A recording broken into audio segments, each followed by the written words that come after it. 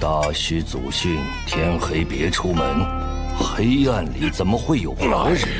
他能活下来，不会是个魔怪吧？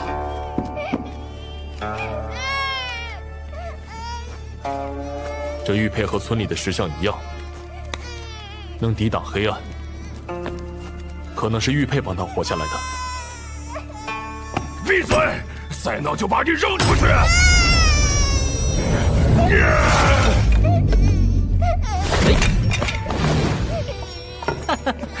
我们这些废人被逼到大墟里，连自己都很难养活，怎么养孩子？送人得了。不如毒哑他，等不哭了再给他解毒。老娘捡到的小孩，谁敢动？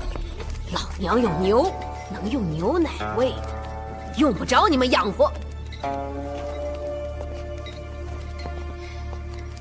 村长，您怎么看？咱们残老村终于有个健全的人了。既然村长也同意养他，就给他取个名字吧。就让他姓秦吧，名字就叫做木，秦木。长大了便叫他去放牧。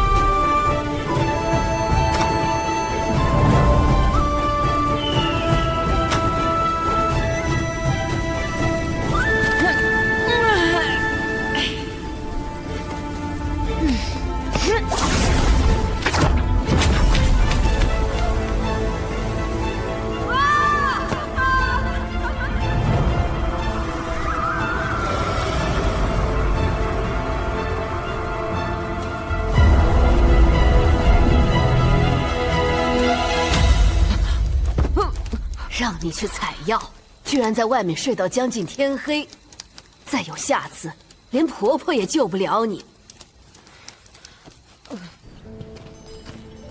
村长爷爷，你们总说天黑以后有可怕的东西在黑暗里活动，会吃人。那些东西到底是什么呀？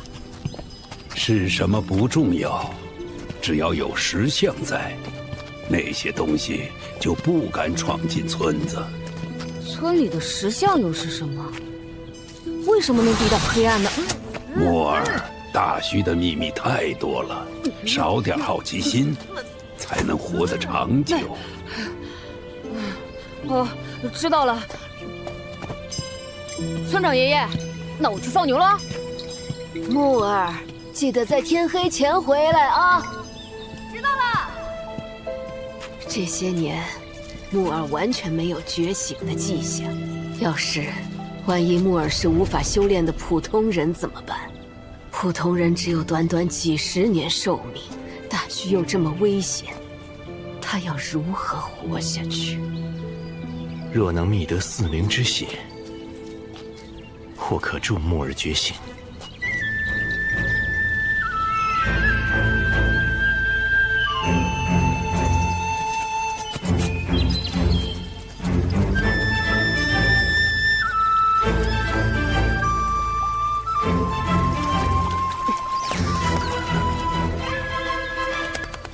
黑暗里到底有什么呢？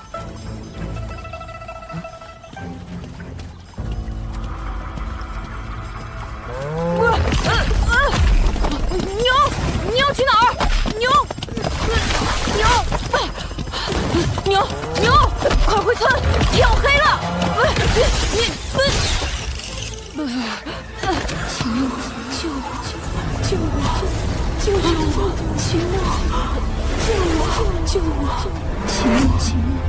救我！是你在说话，木儿，你是用牛奶喂养大的，我算你半个娘，你要救我出来。救你？怎么救？取出我颅顶的银针，我花了整整11年，才从体内逼出这一根银针。好像是婆婆的绣花针。木儿，你不打算报答我这些年的不育之恩吗？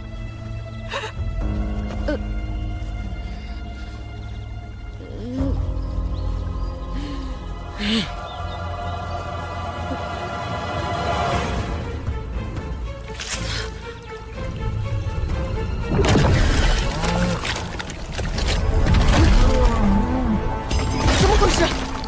牛，你怎么了？牛，你起来啊！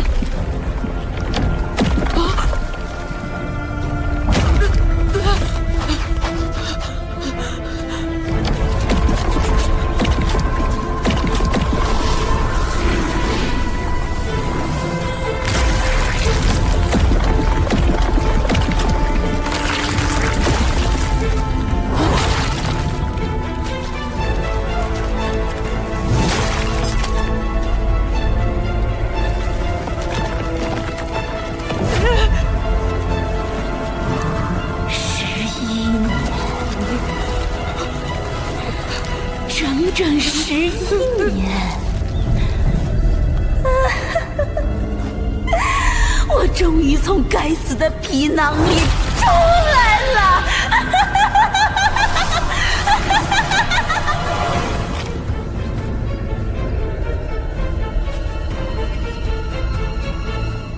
这次就先杀了你，再血洗残老村的恶人！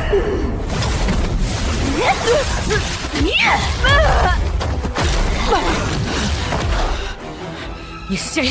为什么要变成牛？我乃堂堂香龙城城主的夫人。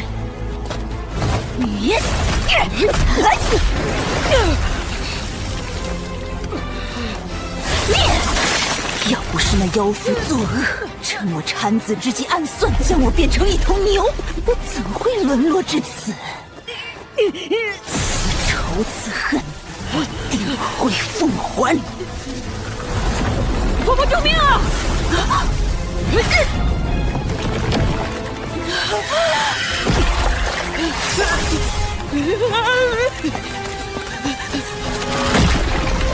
臭小子，耍我！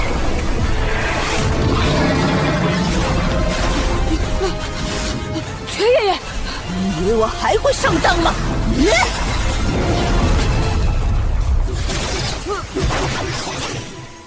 全爷爷居然这么厉害啊！城主夫人，11年前你就该死了。如果不是木耳，你以为还能活到现在？妖妇！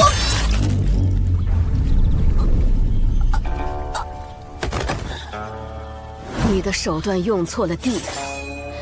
当年不去惩戒你好色的丈夫，反倒记恨那些无辜女子，将她们活活打死。如今又对小儿痛下杀手，真是不知悔改。他死了？你小子，江湖经验还是不够啊！弱肉强食，适者生存，这就是大虚。走，回去。今天可是木儿觉醒的大日子。我觉醒？嗯。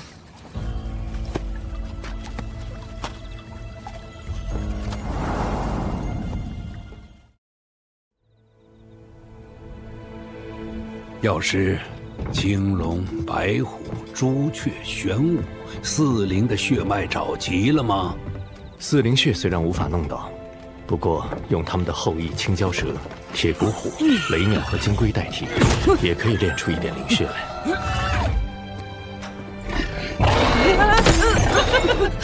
墨儿，没事吧？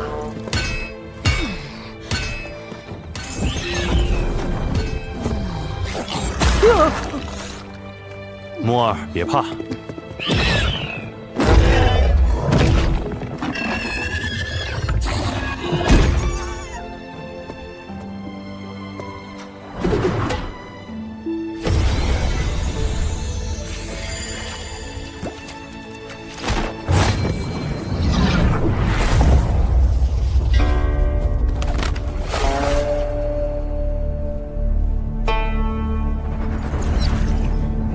爷爷们，这是要干什么？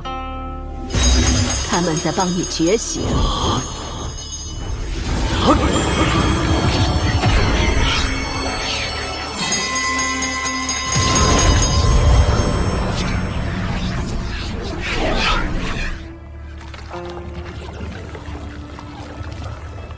木儿，听好了，接下来是你觉醒的第1课。人体内有7大神藏：灵胎、五曜、6合、7星、天人、生死、神桥。他们天生被壁垒封闭起来，需要修炼者自己破壁打开，就像藏起来的宝藏。药师爷爷练灵血是想帮我觉醒，打开神藏吗？不错，壁破不开，便觉醒不了灵胎，无法打开神藏修炼。有的人受上天眷顾，一出生便破了灵胎壁，觉醒灵胎。就像我们9个，天分比普通人高出不知凡几，生来是修炼的苗子。这种体质就是灵体。那我呢？要助木儿的灵胎觉醒，还需要服下4灵血。这就是青龙灵体，主掌青龙元气。看老子的朱雀灵体，玄武灵体，这就是灵胎的元气属性。司老太婆是白虎灵体，白虎元气。别再叫我死老太婆！灵胎对应着4灵，有4种元气属性，因此灵体也有4种。毕竟不是正统的4灵血脉，只能练出这点灵血。喝下灵血，便会激发元气的属性，让灵胎觉醒。是不是青龙灵体？说不定是白虎灵体。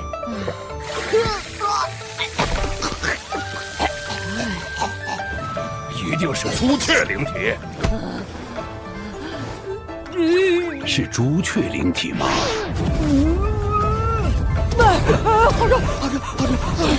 不是，玄武灵体，一定是玄武灵体。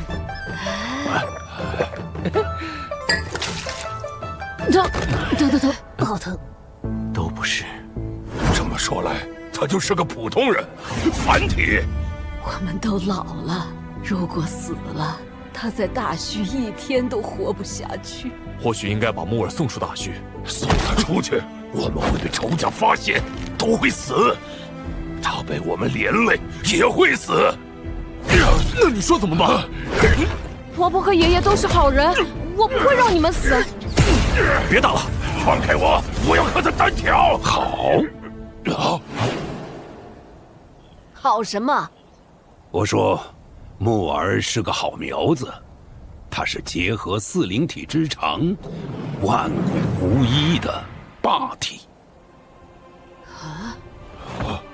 霸体，霸体，我也没听说过，但村长见多识广。普通灵血很难激发霸体的灵胎，必须集齐真正的4灵血。你们继续捕捉4灵的血脉后裔，练出灵血，喝得多了，自然能让霸体觉醒。好，明早咱们就去打猎。好，包在我们身上。对了，还得盯着木儿训练，消化吸收灵血，别让他喝成个大胖娃娃。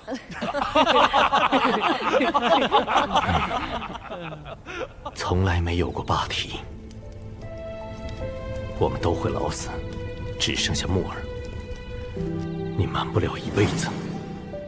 所以我们要木儿相信，他就是独一无二的霸体。你会害死他的，他只是个普通人。我想看看，一个普通人在无以伦比的信念下，会不会超凡脱俗，做出我们这些灵体也做不出的事情。或许将来他真的能够走出一条凡体及霸体的道路。凡体会成霸体？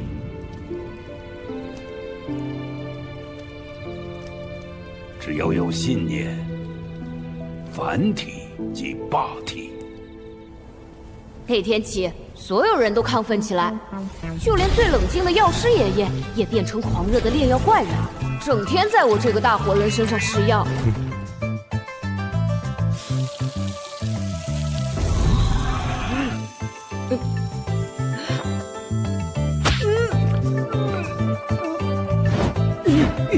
一定要喝这么多4灵血吗？霸体就需要这么多。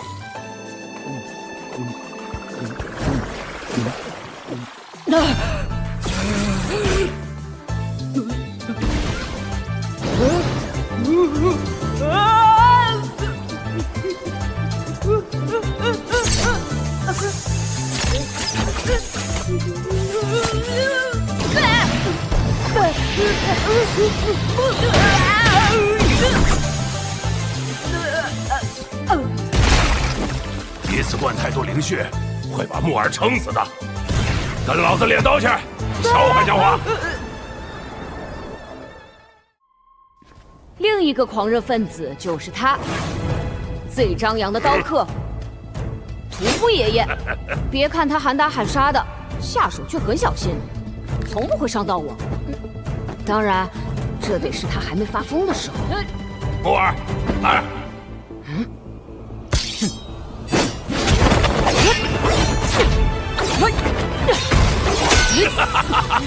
太慢了，你是霸体，你的杀猪刀还可以更快。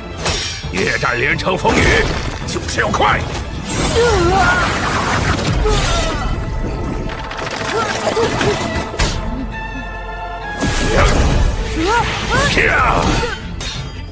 快得像是黑夜中的风雨一样，洒遍全城。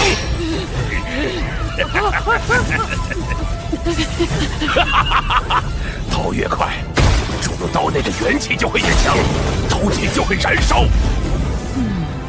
给我再快，让你的刀燃烧，让你的气燃烧，让你的精神燃烧。燃烧之后就是武道的极致，就是神通。老子早晚要劈开这天，杀回去！老子被斩断的是腰，丢掉的是双腿，但不是脑袋。老子要杀！这就是刀法的极致，神通。屠夫又懵了。走，练拳。看上去马爷爷是古板阴森的棺材匠，但我知道，其实他是最热心的老好人。只是训练时，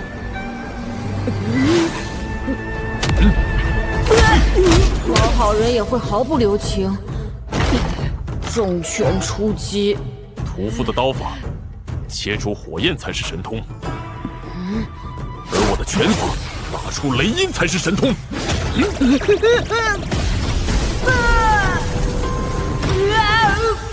从前爷爷们教的是基础的刀法和拳法，现在都提到了用元气属性将刀法拳法推到极致的神通，这才是霸体的修炼。一只手也可以练拳，一只手也是1000只手，这就是雷音8式中的第8式——千手禅尊。来，攻击我！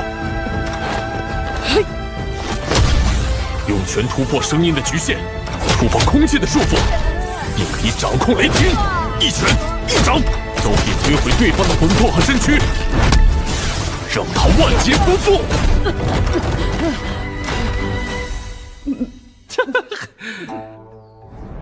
沙漠儿打不过怎么办？跑啊！嘿，生活不只有远方，还有苟且。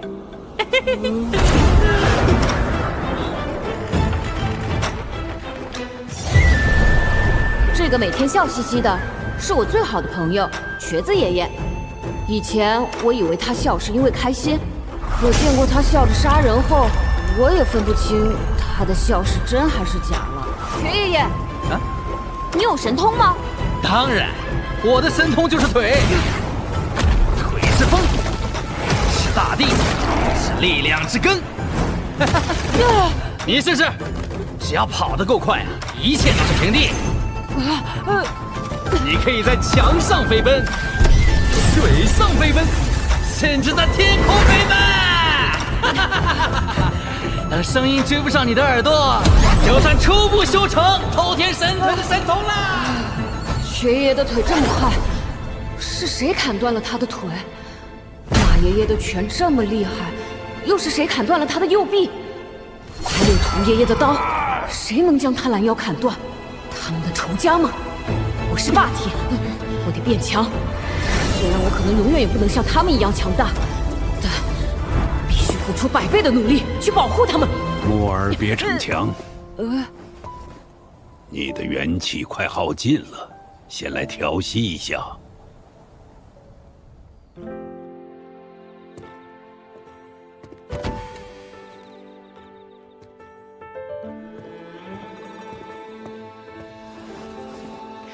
这是我们残老村的老大，最博学的村长爷爷，无论他说什么都是对的。你从小练的这门导引功，就是专门训练霸体运转元气的功法，叫做霸体3丹功。霸体3丹功听起来好厉害。只要觉醒灵胎，凭借霸体和霸体3丹功，你定会成为万古无一的强者。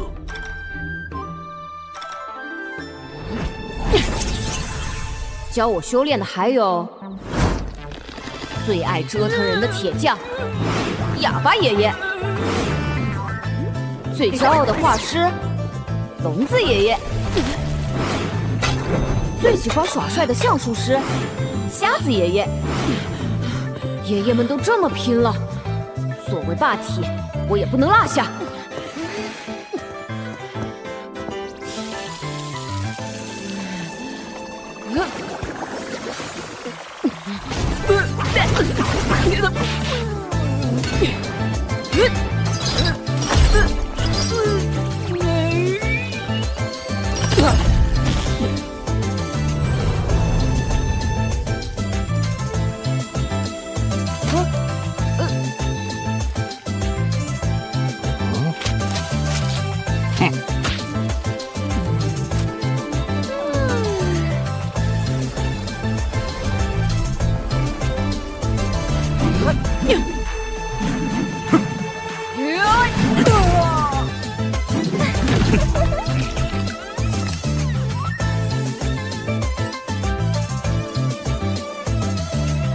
霸体三单功，村长，你教他的好像是旧时代最普通的导引功吧？木儿的元气没有属性，只能修炼最简单、最初级的功法。这种小孩子打根基的低级功法，很难有什么成就。我原本也这么想，但木儿自幼练导引功，再加上每日服用4灵血。现在他的元气已经强得吓人，只是没有属性，发挥不出威力。有多强？几乎有你灵胎神藏的5成功力。什么？5成？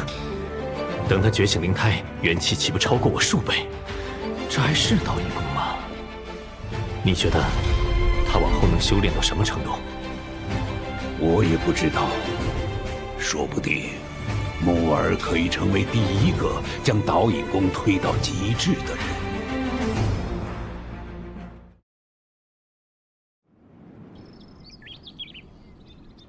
经过爷爷们的疯狂训练，我能明显感到身体比以往更强，元气也更充足。只是究竟要修炼到什么程度，我的霸体才会觉醒呢？木儿，木儿。这位就是最疼我的司婆婆了，也是村里最多变的人。她有时是裁缝，有时是接生婆，有时又变成了商贩。这可是上等的。我总觉得婆婆还藏着更神秘的一面。木儿，和婆婆去村外，我教你一个裁缝真正拿手的东西。裁缝拿手的不就是做衣裳吗？今天做的是一件很特别的衣裳。每个生灵都有2件衣裳，一件是靠魂魄气血维持的躯体外形，另一件则是依附躯体而生的影子。外形，影子。婆婆这就做件衣裳给你瞧瞧。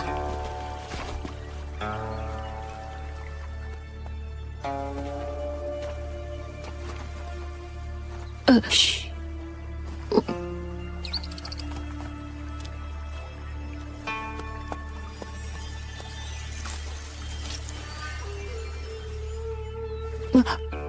第一步，定魂魄。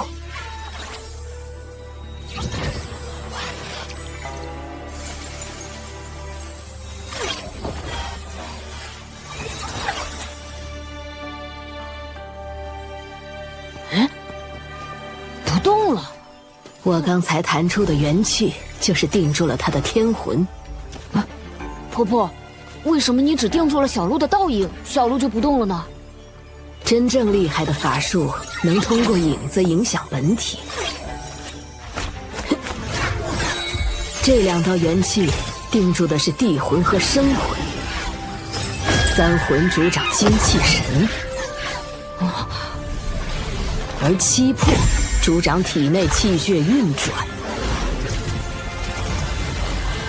定住3魂7魄，就能锁住这个生灵。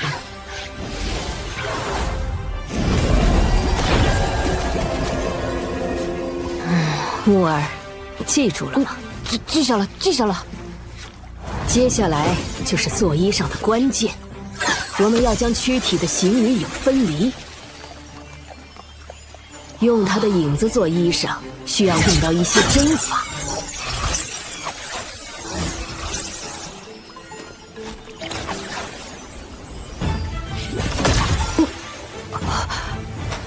太神奇了，这就是婆婆的神通吗？这才是我们裁缝应该做的衣裳。那小鹿怎么办？她没有影子，会不会有事啊？我们只是借用一下影子，等婆婆拔出针，影子就会自己去找主人。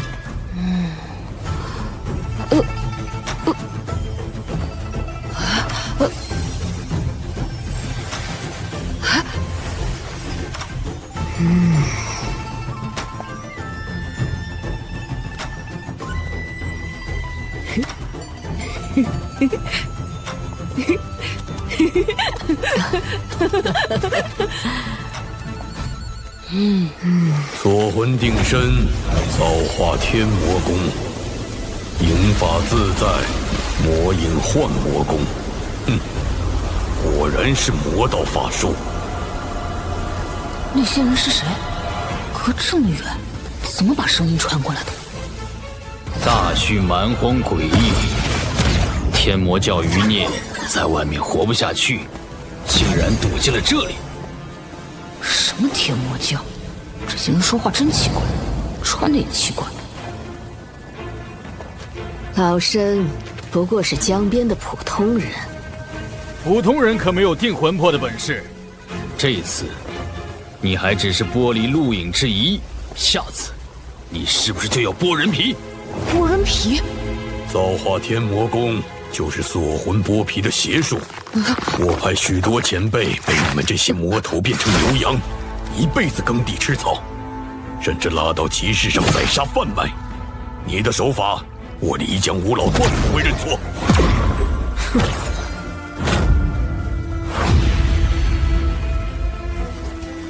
木儿，别怕，这世上披着人皮的禽兽太多，我们学着法术，就是将他们打回畜生样貌，让他们不能再骗人害人。原来是漓江派的5个老鬼。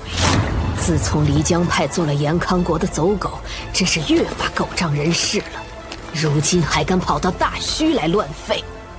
延康国是奉神谕建立的国家，我们漓江派身为南疆第一剑派，辅佐延康乃是顺应神意的正道。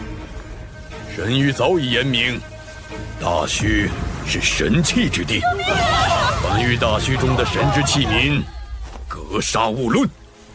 你这魔头不仅违背神谕，还将邪术传授器民，简直罪孽深重。不诛杀你，不知道还有多少生命葬送你手。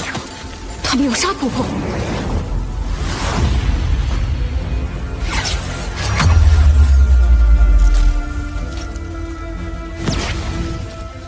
木儿，这几个老杂毛奈何不得婆婆，但你在身边，婆婆便会分心。快跑！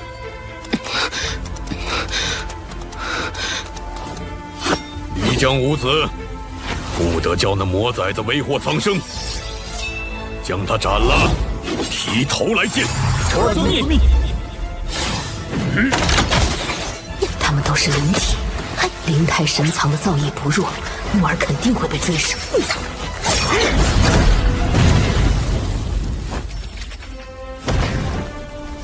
魔头，在我们面前你也敢嚣张？老身好久不曾活动筋骨了，你们5个老鬼，莫非也想被我做成衣裳？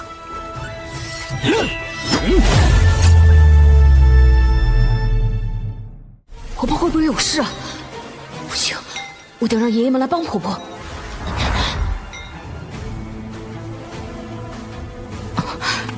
桃林这2个速度稍慢，只能从他们这边突围。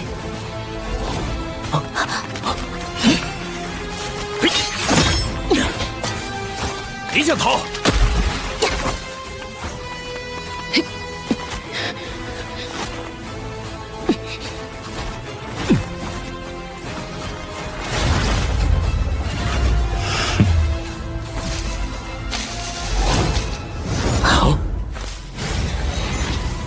那魔崽子混入了鹿群，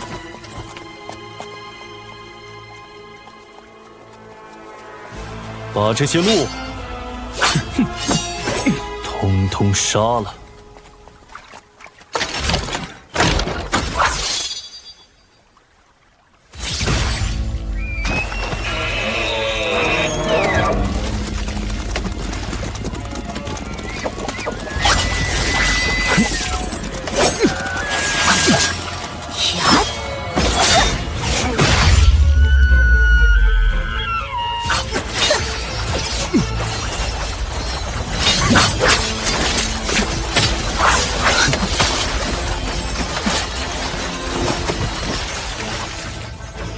鹿也是一条生命，你们这样滥杀生灵，到底谁才是魔？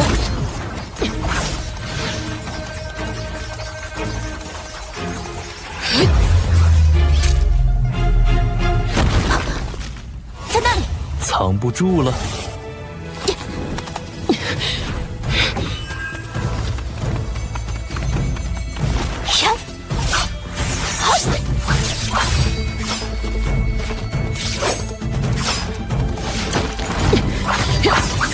他居然能凭空操纵剑！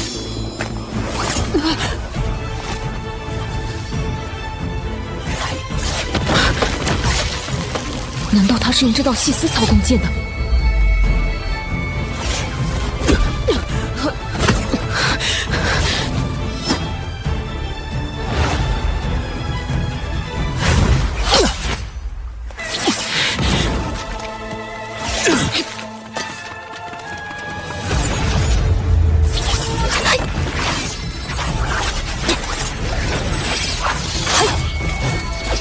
效率虽快，毕竟不如自己的身体灵活。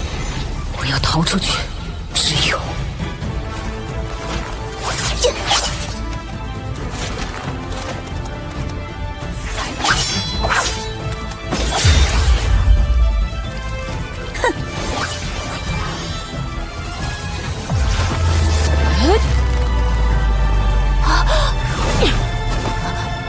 什么？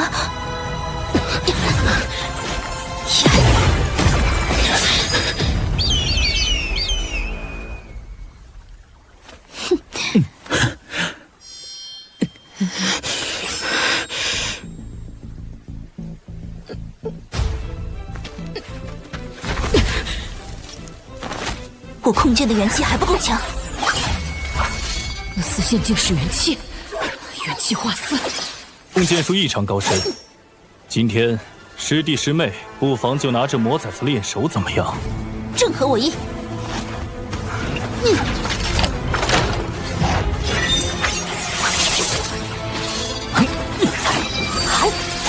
他竟能同时操控那么多把剑，好厉害！不能让他们跟去伤害村里人，我要带他们去那个可怕的地方。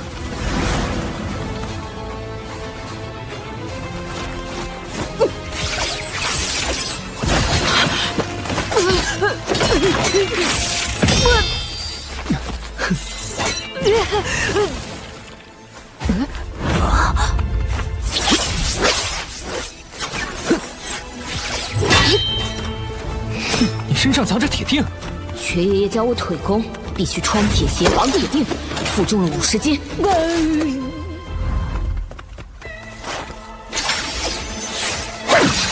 让你们见识一下我亚爷爷的锻造手艺。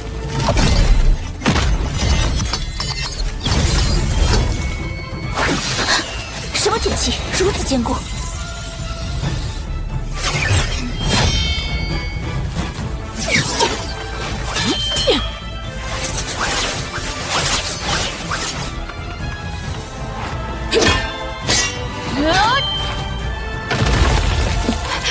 身体突然轻了好多。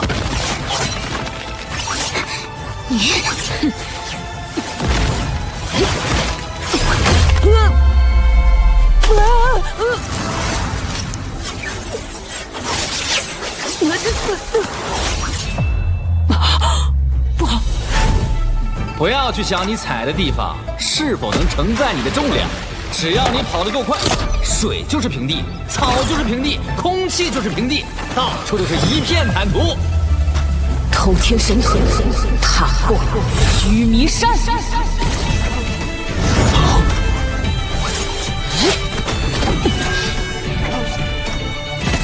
这家伙跑得好快！这小子元气虽然深厚，却毫无属性威力，可见他没有觉醒灵胎。屈师兄已是灵胎境巅峰，他死定了！小魔崽子，哪里逃？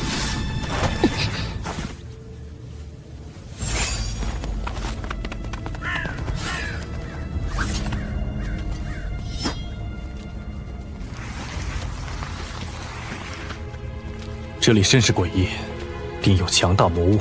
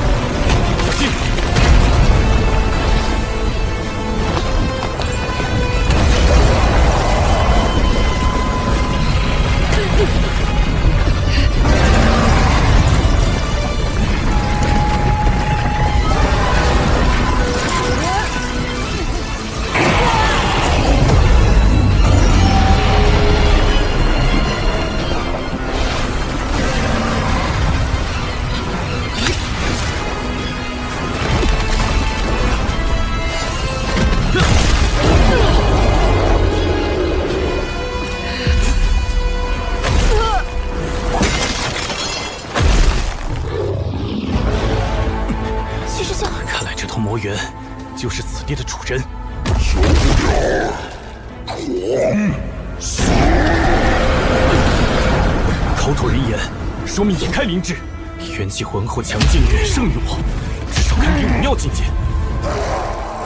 我们不是对手，难道就这么放过小魔崽子？连屈师兄都被魔猿重伤，小魔崽子肯定死了。受不了！死！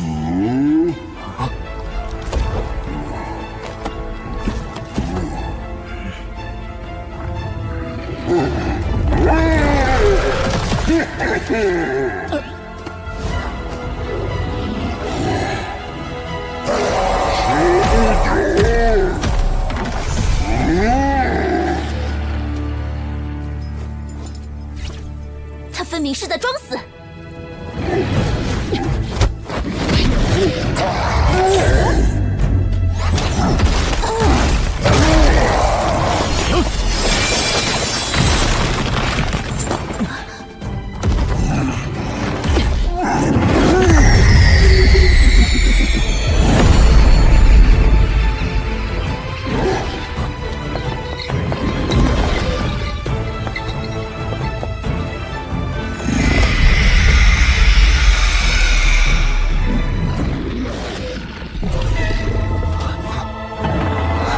不行，该死！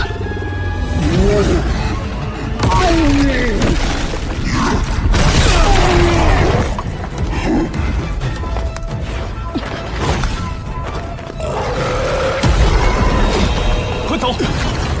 怎么偏偏杀了这山谷里的鹿？小魔崽子一定是故意的。他对小鹿们的感情，就像爷爷和婆婆他们对我一样。不知道婆婆怎么样了。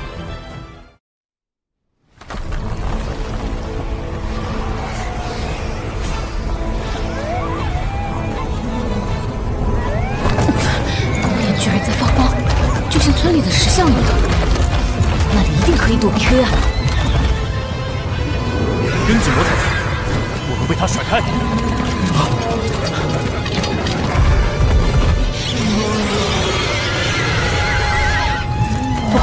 黑暗燃烧好快，得赶紧躲进宫殿里。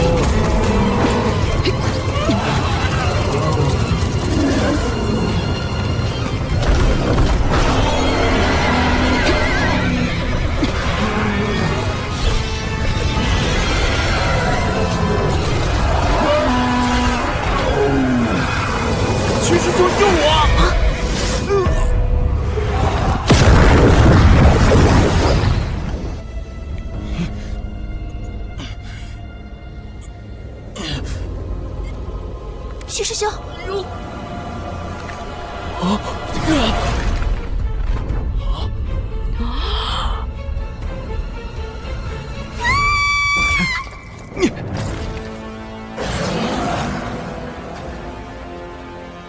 秦师妹莫怕，两位师弟因除魔未到而死，死得壮烈。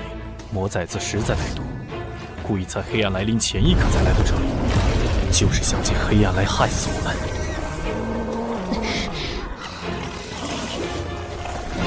明明是你们平白无故追杀我，结果追到天黑，自己把自己害死，与我何干？徐师兄，杀了他为师兄们报仇！别动！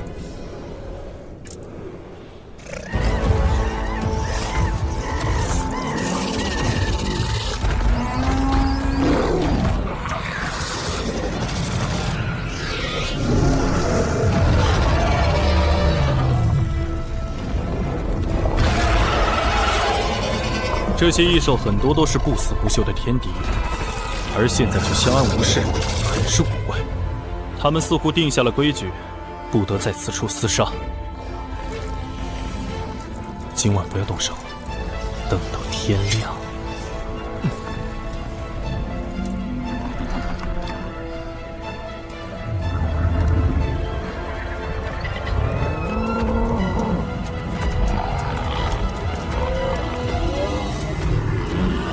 大虚祖训第2条，在躲避黑暗的地方，所有生灵都必须和平相处。爷爷和婆婆说的没错，若兽真的有灵，他们也会遵照大虚的规矩行事，甚至比人更安全。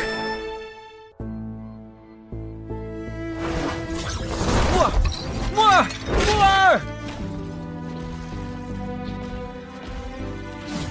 糟了糟了，木儿不在村子里，他怎么还没回来呀？我背着石像去找。你们不知道他的去向，现在再出去找也没有用，天已经黑了。可是，该教他的我们都已经教给他，他只要学会，就能够在大虚活下来。木儿，你一定要聪明啊！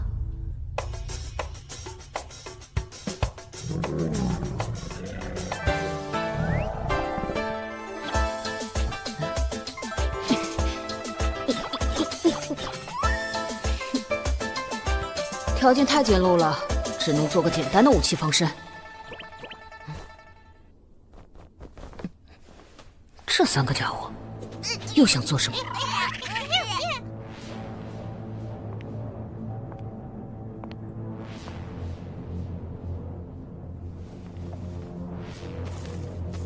徐师兄，你看，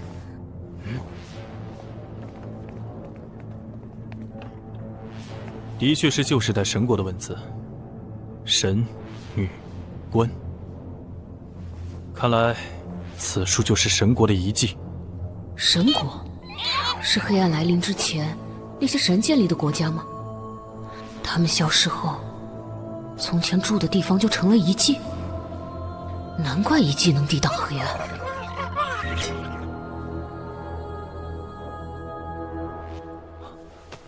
师傅们四处探寻的神机秘宝，说不定就藏在这里。仔细搜。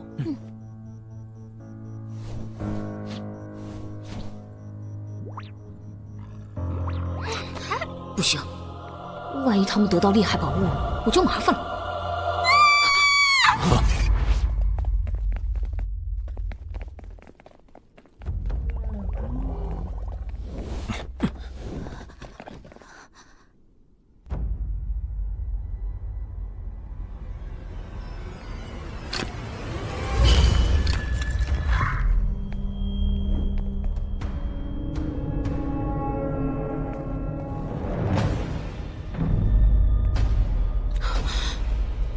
怎么有这么多尸骨？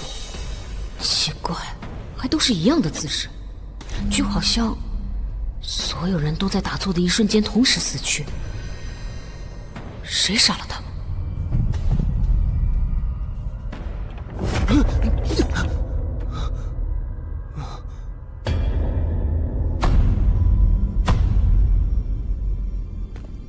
徐师兄，你看，他们手里都是了不得的异宝。尤其是这枚神珠，全离间派的宝物加起来也不及它的1/1000。要是得到这些宝贝，我们甚至可以自立门户，自成一派，随便拿出一点献给延康朝廷，皇帝和国师定会给我们封个大官。上天待我们不薄。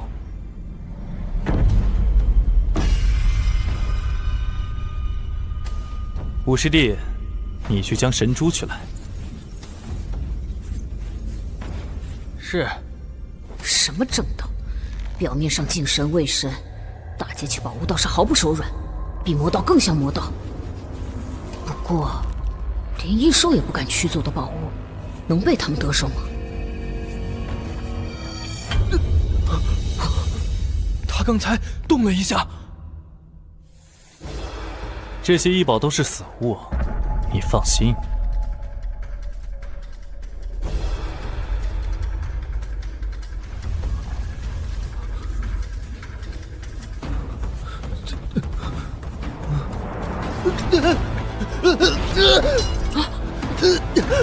救命！救我！不好，异宝已经通灵，不是他们的主人，也会反遭其害。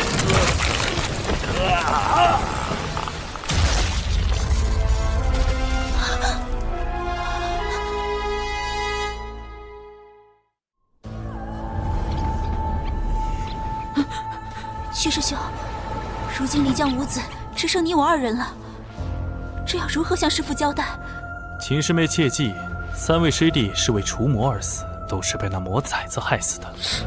明明是你们贪图宝物，还想陷害我，这2个人绝对不会让我活着离开。可恨性驱得太强，我打不过。要是能破壁觉醒就好了，我的元气有了属性攻击力，肯定会实力大增。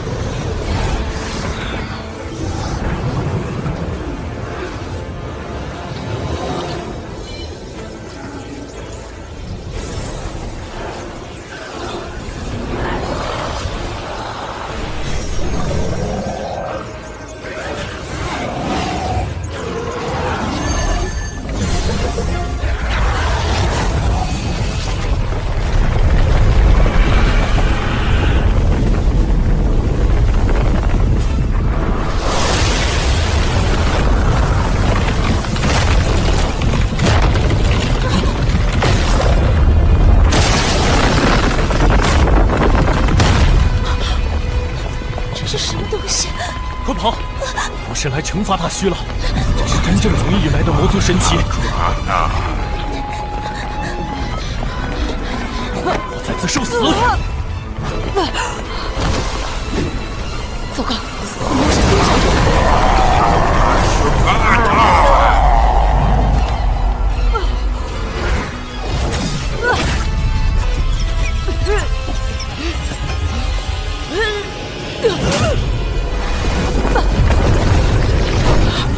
好恐怖的魔音，我快要被撕裂了。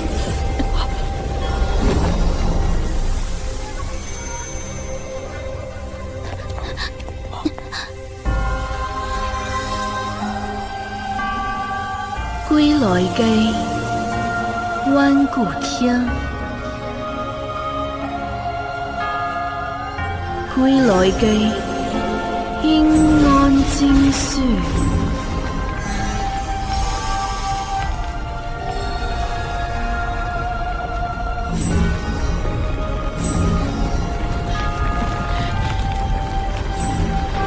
尸骨活过来了，他们是神女。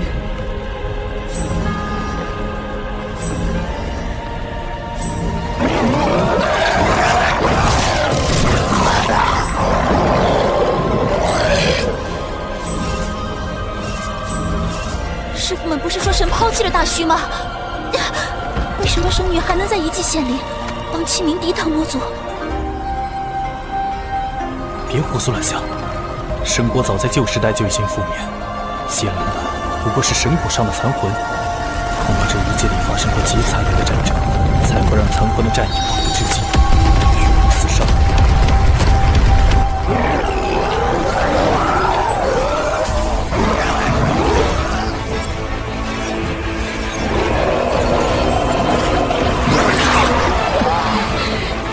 谁在用生命交战？东兵端去，无需更名。这声音和阻挡我破壁的声音好像。难道我的灵胎壁是被神音封印的？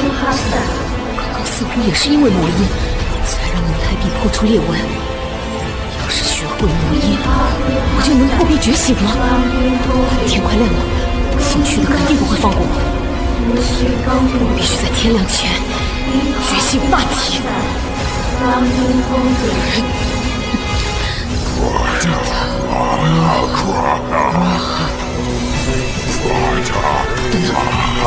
最要我的是神的身份，这岂不是说我是被神封印的魔了？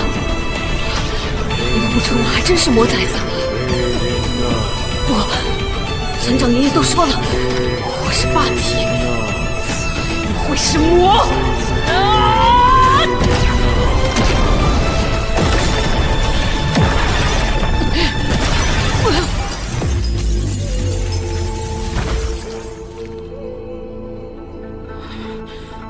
再来！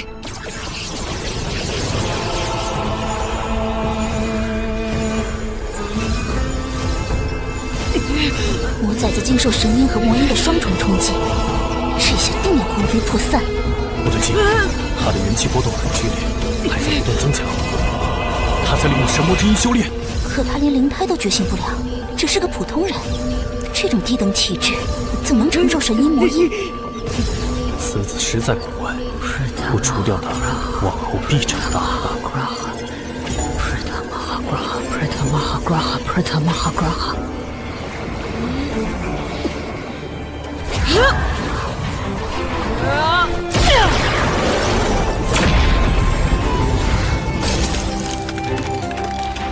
灵胎壁裂了，好精纯的元气，这就是灵胎神藏的力量吗？天虽赐给为人呐，天虽赐给为人呐。什么？竟然还能愈合？我还是不够强，不能一鼓作气完全破除灵胎壁。不过，吸收灵胎神藏的元气之后，我的力量又提升了不少。要不了多久，我一定可以彻底破壁。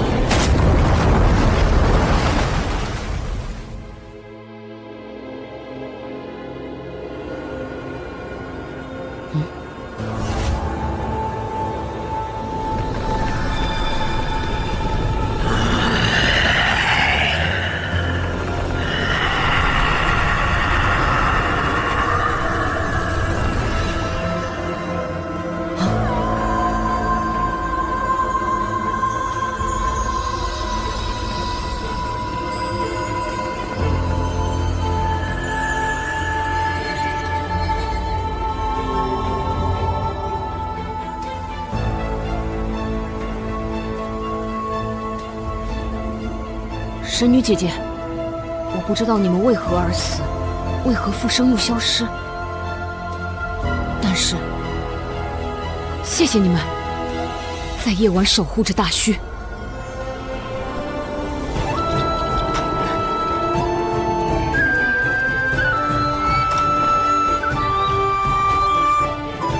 小魔崽子，你这副有情有义的模样，装给谁看？天亮了，你的死期到了。遗迹里不能动武，你们想和所有异兽为敌吗？异兽天亮就会离开遗迹，他们保护不了你。我没觉醒霸体，很难同时对付他们两人。没了异兽保护，他们会立刻杀了我。我得在异兽离开峡谷前，借他们掩护逃离追杀。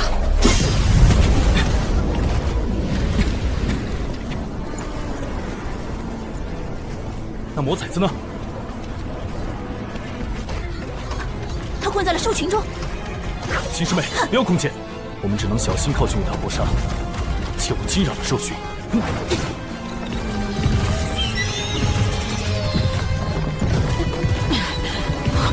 他们出来了。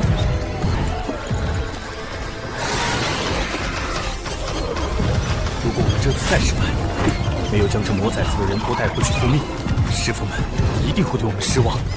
你先近身攻击缠住他，我跑到前方拦截，将他打出兽群。巨师兄，你放心，这次我拼命也会将他给宰了。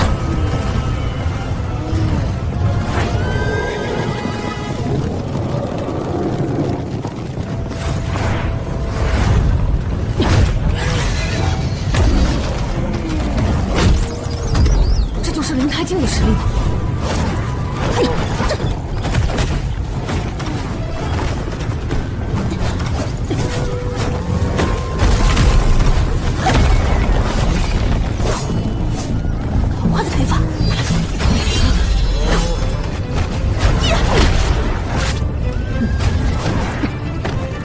说过，偷天神腿从不惧任何头法。我的腿被他踢中，立刻就会泄了锐气。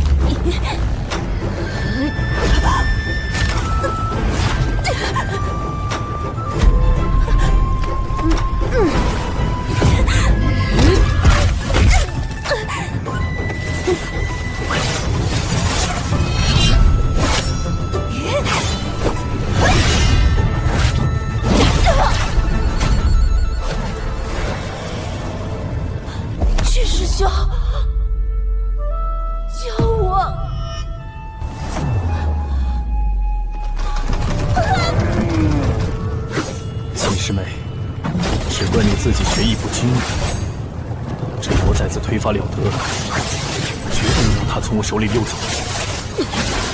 小魔崽子，受死！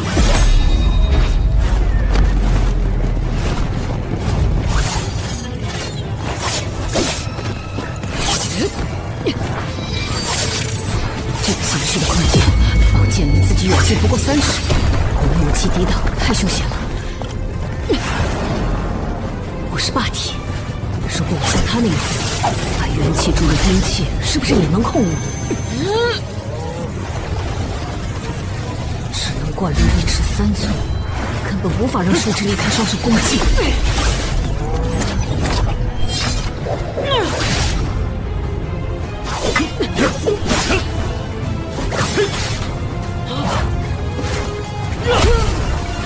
结束了。什么？一夜之间，这魔崽子的元气居然增长那么快！我的元气增强了小木棒的坚韧度，这个长度刚好能施展杀猪刀法第一式——夜战连城风雨。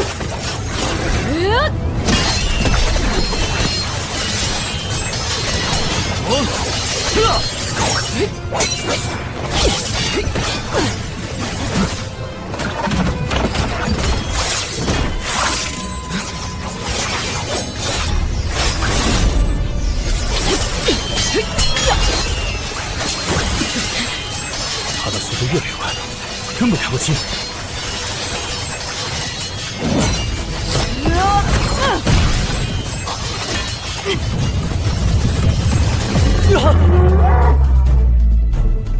护着！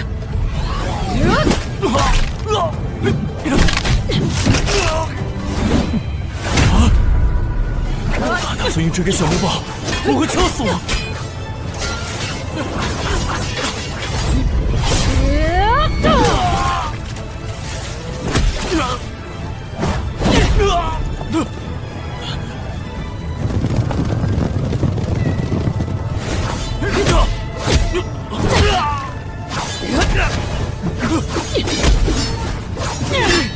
我快坚持不下去了，这小子没力气了。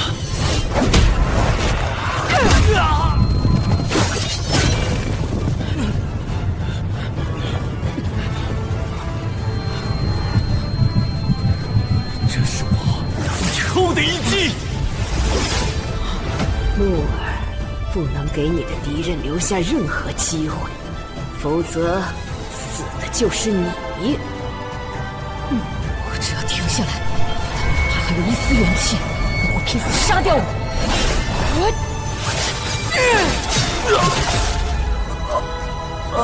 不应该会这样。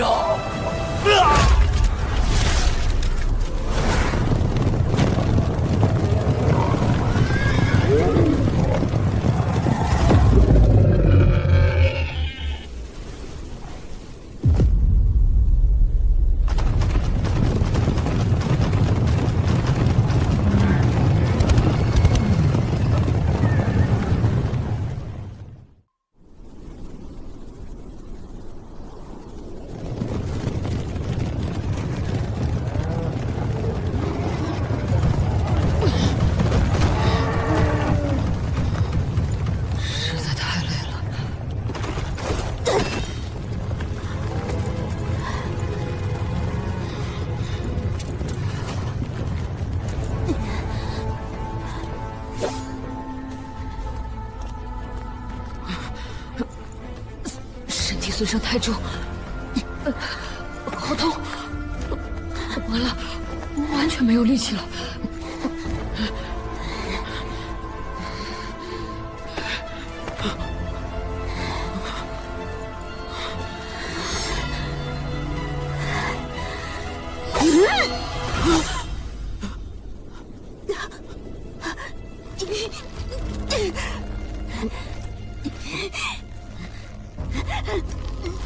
好可爱的小姑娘，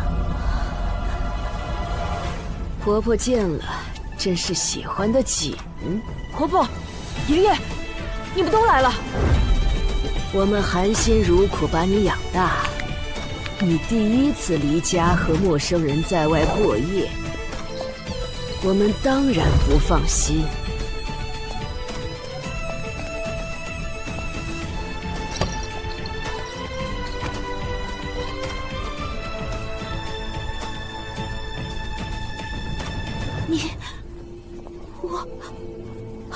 师父。哦，你问那5个老鬼呀？我把他们5个一起变成衣裳。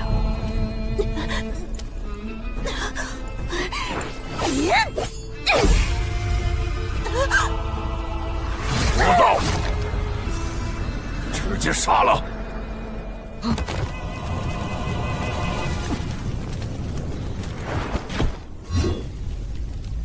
胡爷爷，你们来多久了？你们在兽背上大打出手时，我们便到了。看来你的训练还是少了，用了5476刀才将人砍倒。哼！你们早到了，却还让我自己打生打死，险些丢了性命。你可是超越灵体的霸体，居然被打成这副惨状。鸭爷爷，你在这里。莫尔，杀猪刀法属于战技流派，与那少年的控剑流派还有些渊源。战技需要双手掌控兵器，让元气最大程度涌入兵器，增强攻击威力，但招式单一。控剑术也曾是战技的一种，后来自成流派。它的特点是用元气丝隔空控剑，双手可同时攻击，招式灵活多变，但缺少力度。这2个流派都需要利用元气的属性力量。我发挥不出杀猪刀法的威力，也是因为没有觉醒霸体，元气没有属性吗？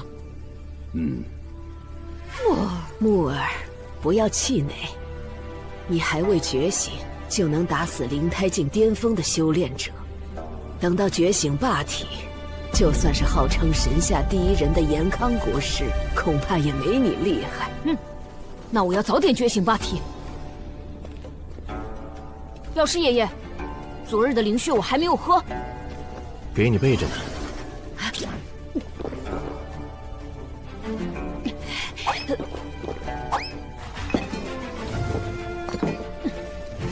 霸体3单弓。木儿，你……村长爷爷，我发现了一个用霸体3单弓的好办法，那就是跑着修炼。得越快，元气恢复的也就越快。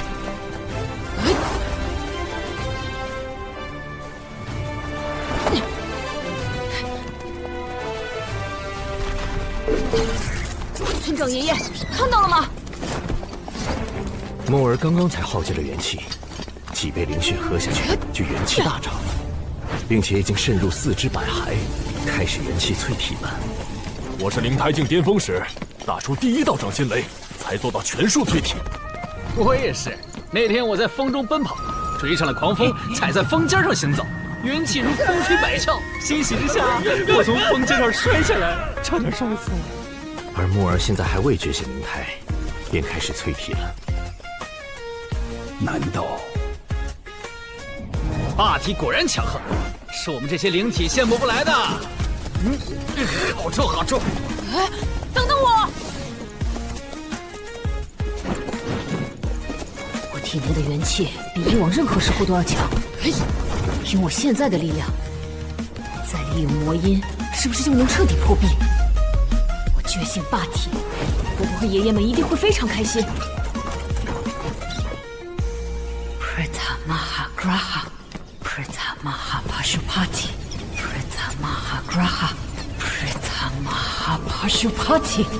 上次我是借神女关的神魔之音，加强了我本身魔语的力量，才能把灵胎壁破出一丝缝隙。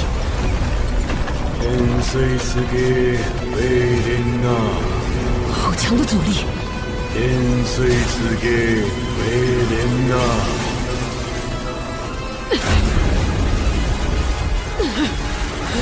现在光凭我自己的魔音还不够，我的元气比原来更强。要是能让元气不被冲散，一鼓作气冲击灵胎壁就好了。啊，对了，运转霸体3段功能聚集元气，那我就用它将散开的元气重新凝聚起来。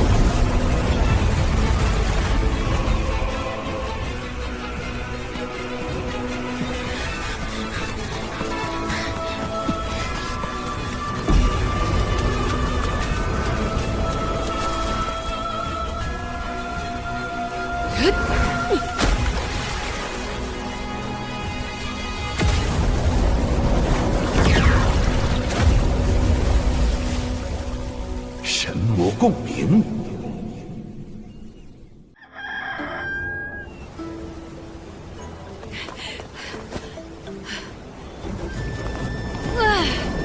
我终于可以一个人出门历练了，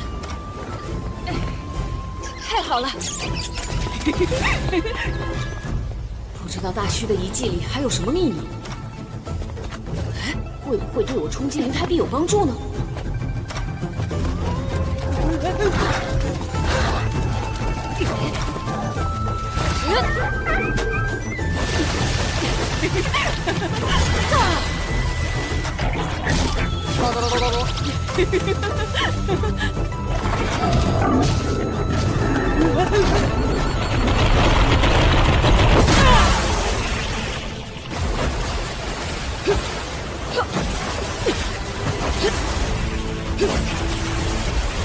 阴八世第1式，只身东海，挟春雷。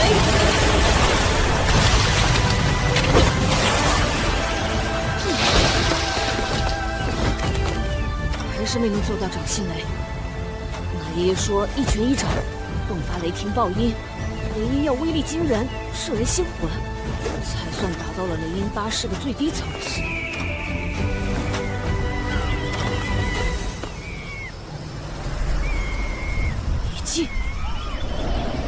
这里是永江下游，我不知不觉竟然跑了这么远。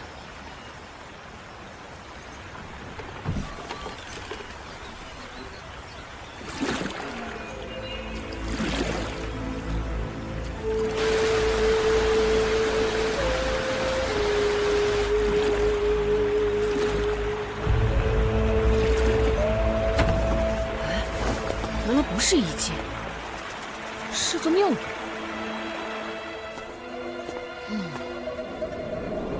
这些链条锁住了一个铜像，奇怪，大墟里多是龙王庙，这座庙里的铜像却不像龙，也不像神。点像传说中普度众生的禅尊。瞎爷爷说，进庙烧香拜禅尊是规矩，我没有带香，只能在庙前歇脚。小生残老村人，家住在永江边，借宝地歇脚，惊扰了此地主人，心中不安。还有，木儿，你要是在荒郊野外落了单，千万记得说一句话。啊！夏爷爷是老江湖，他说的话肯定不会有错。小生自幼体弱多病，庙里若是有神女姐姐，莫要来害我。嘿。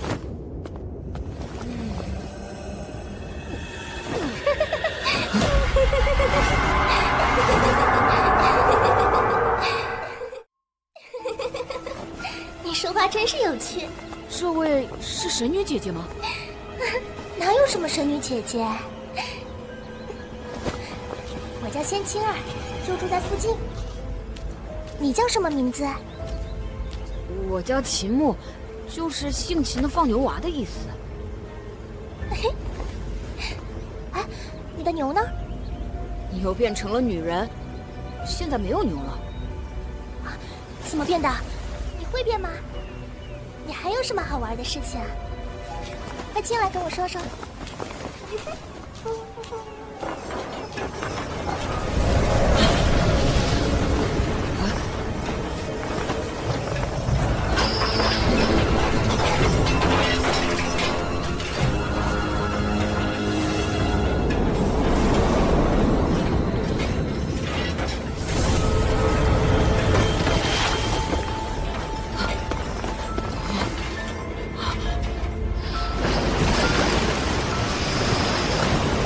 带香不能进去参拜。你想知道好玩的事情，出来便是。进来嘛，你不是想找个地方歇脚吗？进来休息一下嘛。进来嘛。我自幼体弱。你进来呀。不。进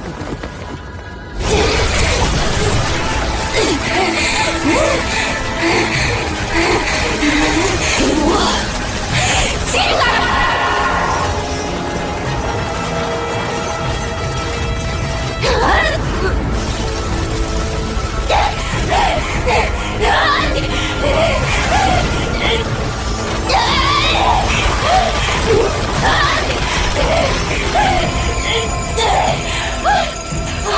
原来这是缠在铜匠身上的铁链，一端沉入永江，另一端就锁在这个怪物的身上。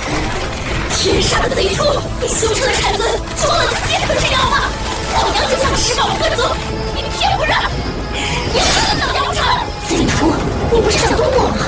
我饿死了，谁不饥不得？谁也去修禅？送上门的肉，送上门的肉啊！那些白骨都是人骨，到底有多少人死在这庙中？虽然不知道妖怎么修成的禅尊，但这尊铜像可以镇压怪物，或许也可以助我破开灵胎壁。Kreta Maha Graha Kreta Maha Kashfata Kreta Maha Graha Kreta Maha Kashfata Kreta Maha Graha Kreta Maha Kashfata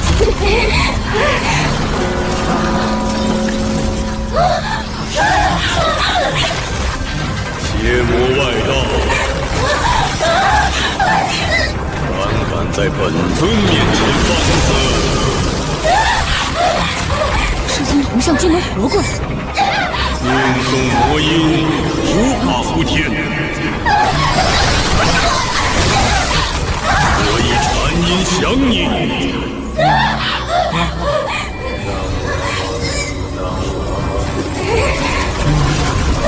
贼徒，你要再见！我修禅就是要我痛苦痛痛的。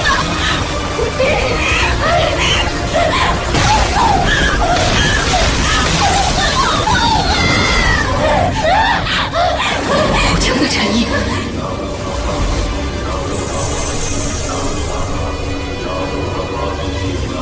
魔音有效果。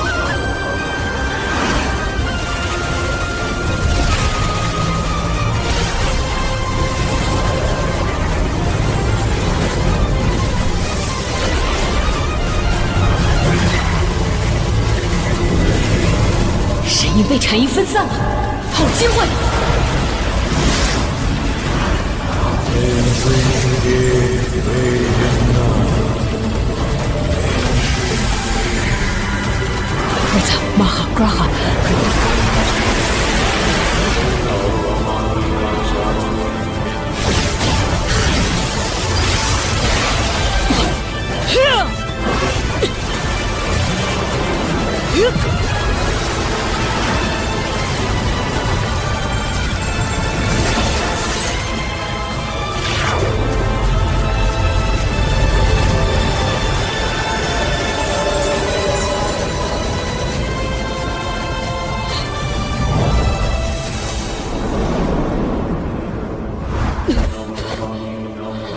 成功了！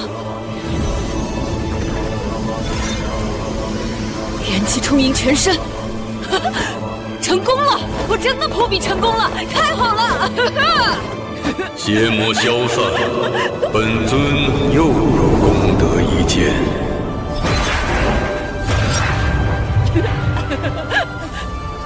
太好了！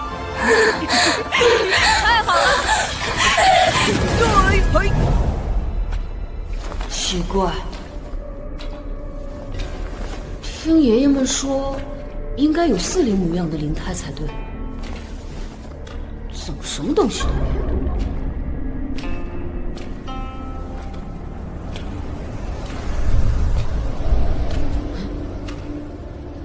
那是什么？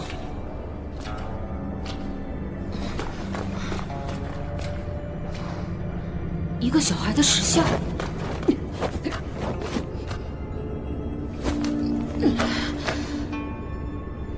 难道这个石像就是灵胎？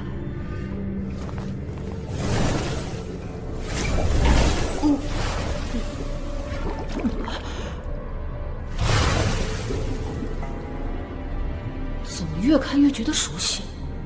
这不是我小时候的模样吗？谁雕了个我的像，藏在我的灵胎神藏里？好神奇啊，晶莹剔透的。还有点柔软。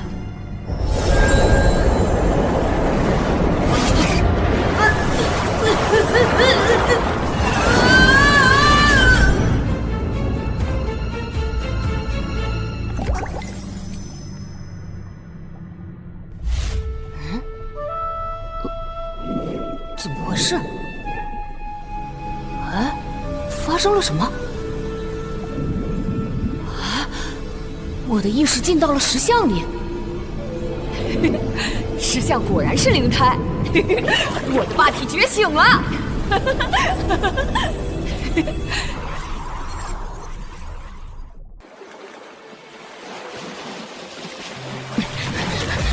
神魔禅3阴共灵的冲击与日俱增，即便是霸体也会损坏星魂。村长，你一定有法子，对不对？你当年乃是……我只是个老残废罢了。不过，有个人或许能帮他。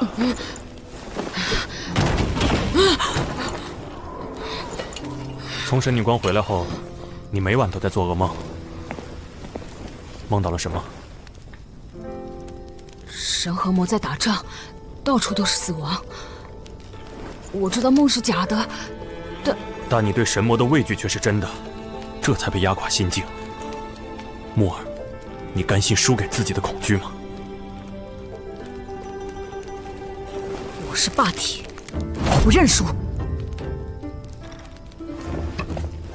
好，夏爷爷教你一门不需要元气属性的统法——直面神魔。木儿，你觉得石像为什么能抵御黑暗？因为石像会发光。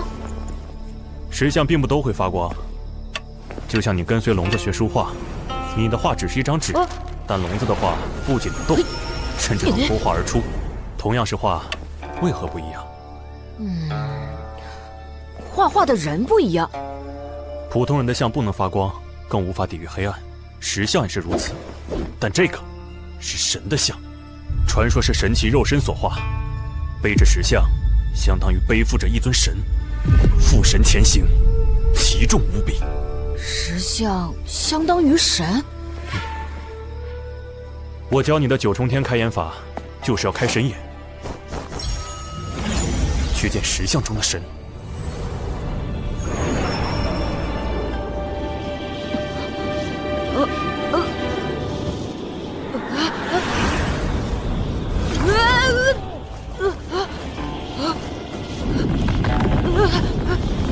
这两个是我的眼睛吗？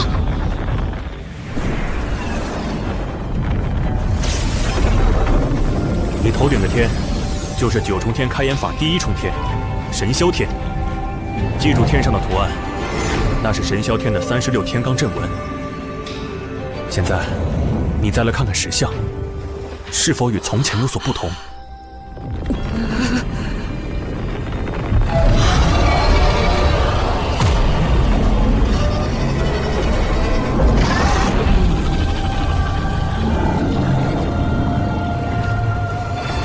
继续看，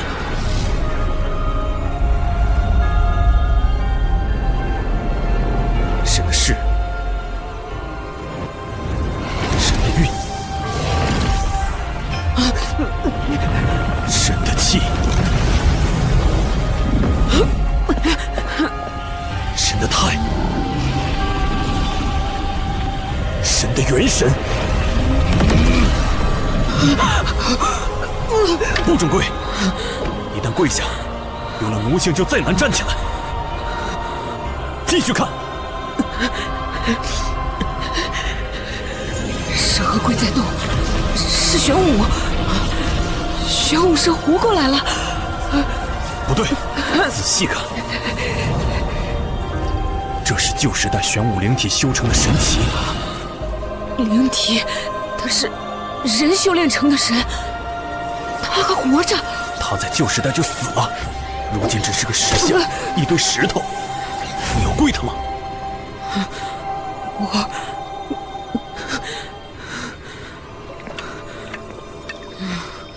你小时候还爬到石像上吃喝拉撒，为何长大了反而要跪？修炼之道重在修心。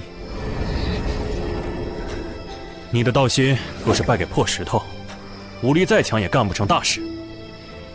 延康国当朝国师，那位神下第一人，他曾说过一句看似大逆不道的话：破庙中神易，破心中神难。心里的神，压在你心上的都是伪神，假神必须突破。任何让你跪下做奴隶的，哪怕是真神，也绝不能跪，绝不能跪。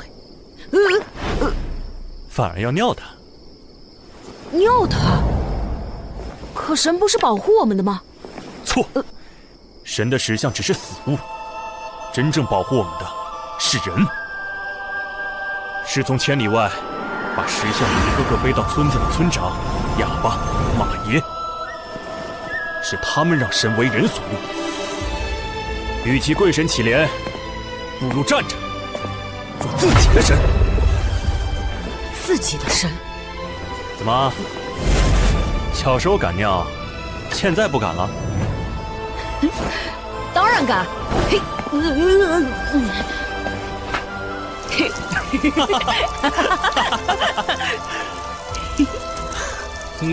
这世上谁也不比谁高贵。去他的神！去他的神！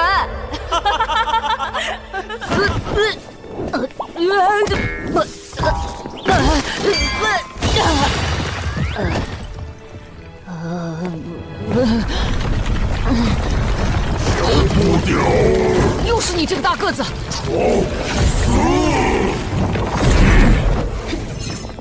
去！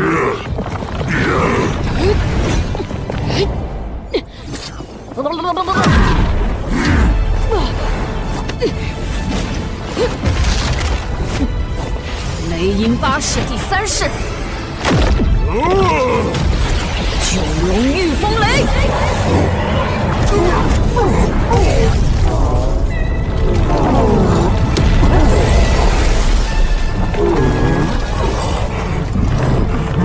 逃不掉！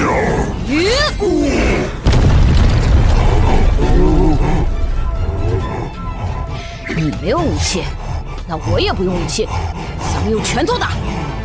打拳。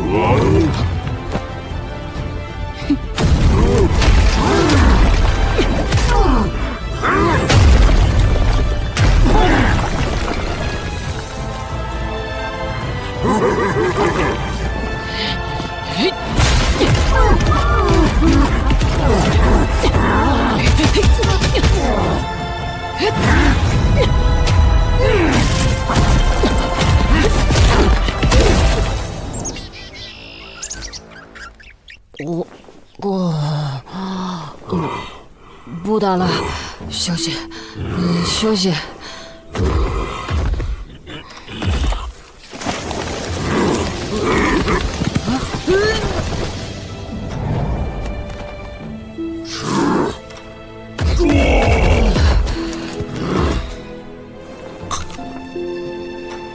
练，撞，迎接打。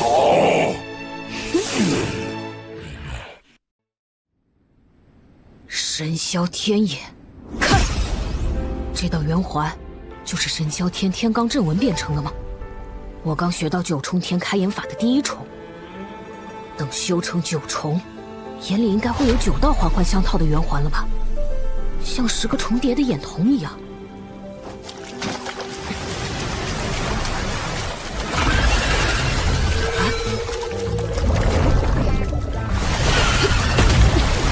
夏爷爷的眼法好厉害，第1重就能看到万物体内元气的走势，嘿，太好了！哼，大个子，哎，我学了个新招式，咱们来打架吧！消不掉。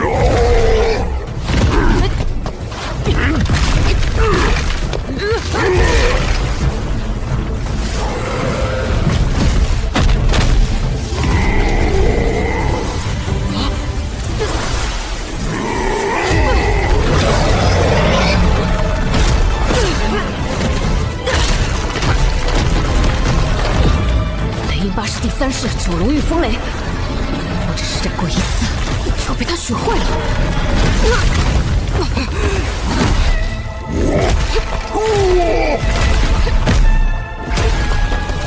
神霄天眼，开！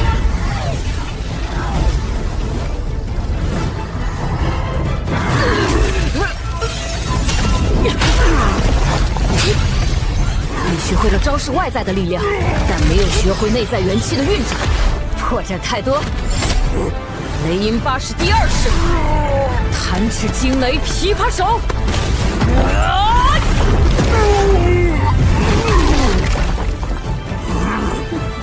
我哥，你弟，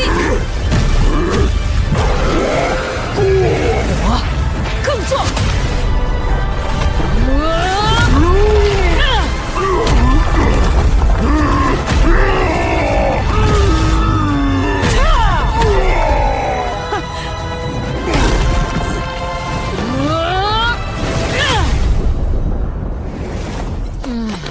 神霄天眼对元气的消耗太大，已经没有力气了。哎，大个子，我教你一个恢复元气的功法，叫做霸体3弹功。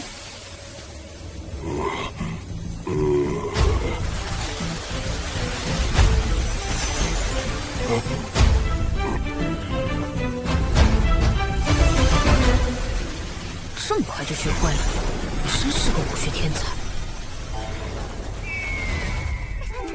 你把元气运转的方法运用到拳法里，就能发挥出雷音巴士的真正威力了。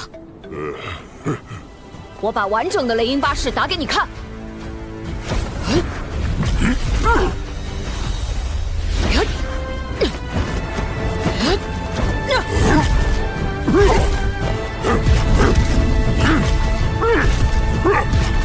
大个子，好好修炼，明天我教你偷天神腿，咱们接着打。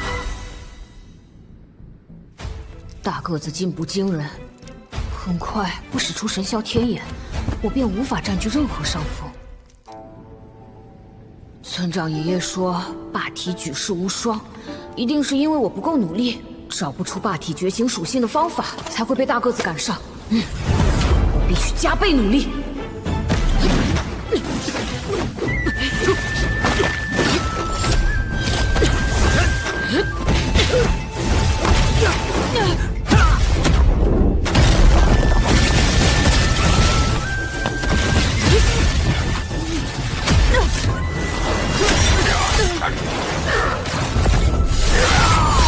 没想到，最终帮我觉醒属性的，竟然是雅爷爷。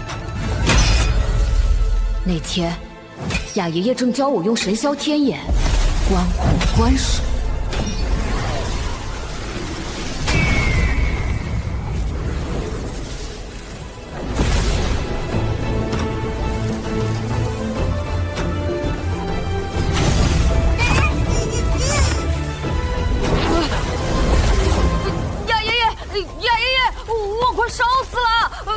木儿，心神守一，用灵胎吐纳，把火属性元气收回去。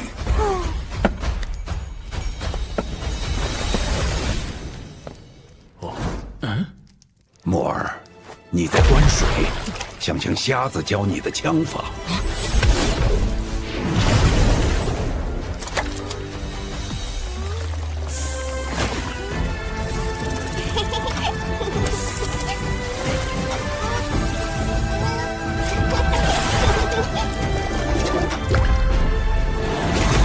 出来！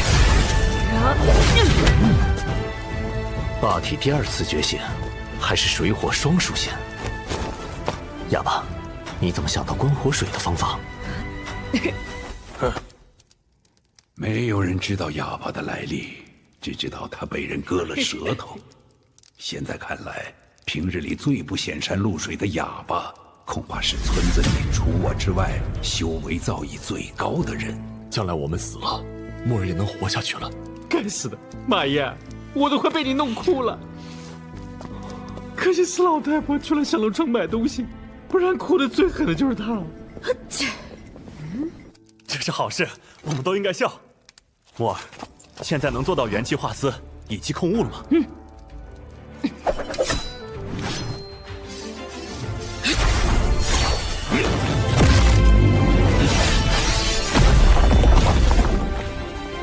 这么粗的元气丝，叫元气胳膊也不错，打架也很威猛。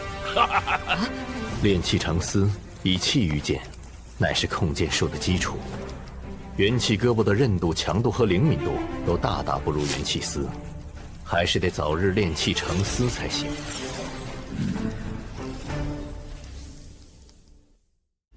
偷天神腿，踏破须弥山。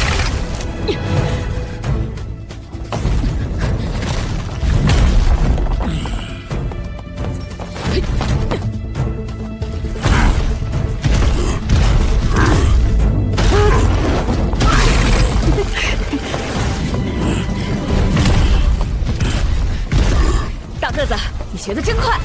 来，接着练霸体3单功。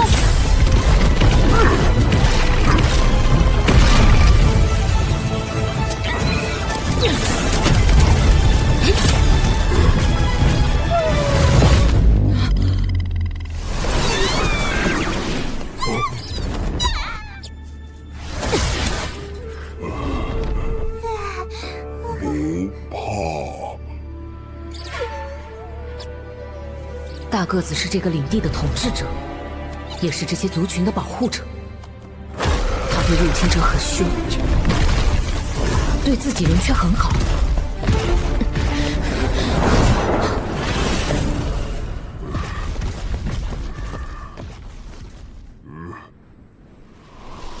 看来这里就是大个子躲避黑暗的遗迹了。好雄伟的宫殿！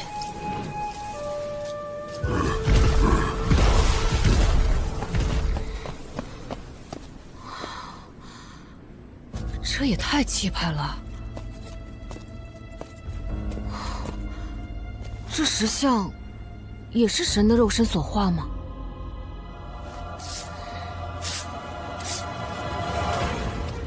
神霄天眼，看！神灵气魄非凡，这位神是什么灵体？跟爷爷们说的4大灵体都不一样，我从没见过。难道旧时代不只有4种灵体？小不点来了。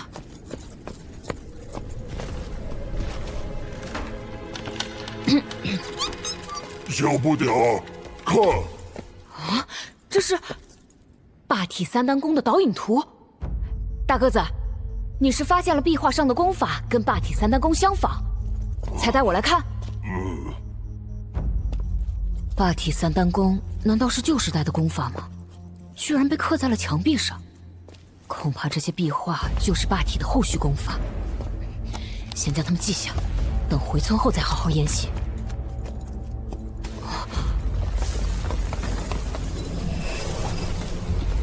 这座宫殿如此破败，不知道上面的壁画还能保持多久。不过没关系，哪怕壁画被完全毁掉，也会在我这里流传下去，交给下一个霸体。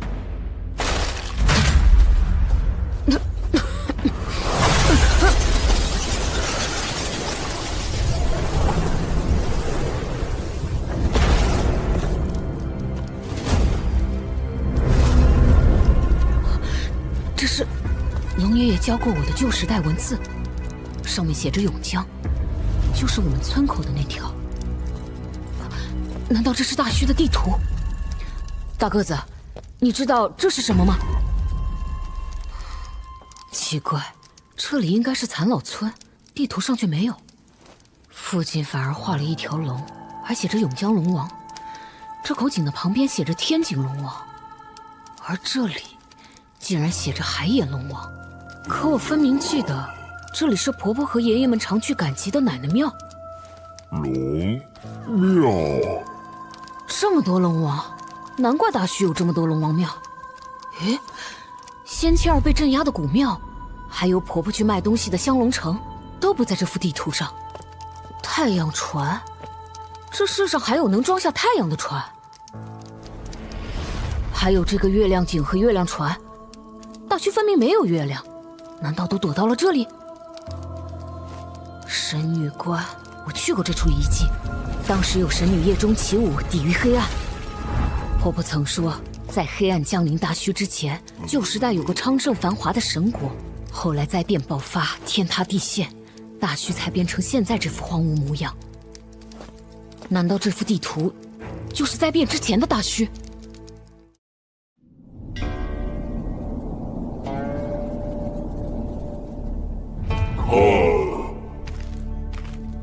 原来你住的这片山谷叫镇妖宫。龙爷爷说过，殃是殃的谷字，由戴家的犯人象形而来，是灾祸的意思。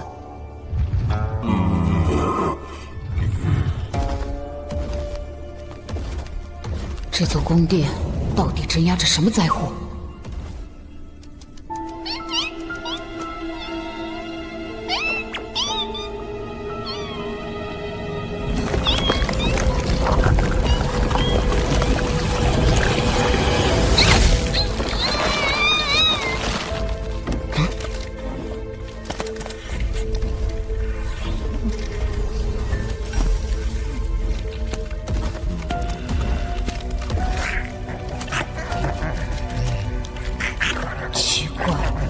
这里没人啊，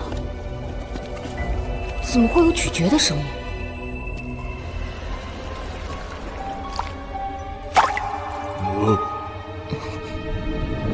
我们的影子都好好的，哪来的第3个影子？他是谁？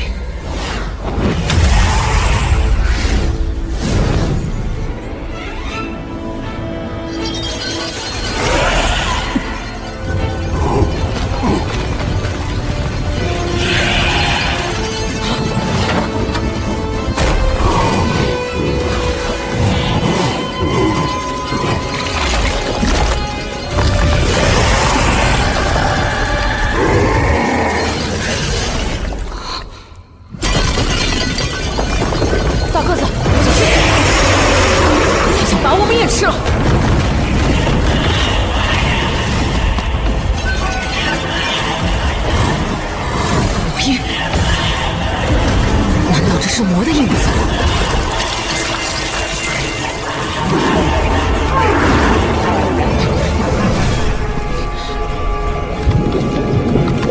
算了，管他是什么，现在逃出去才是关键。他妈哈瓦呀！大个子！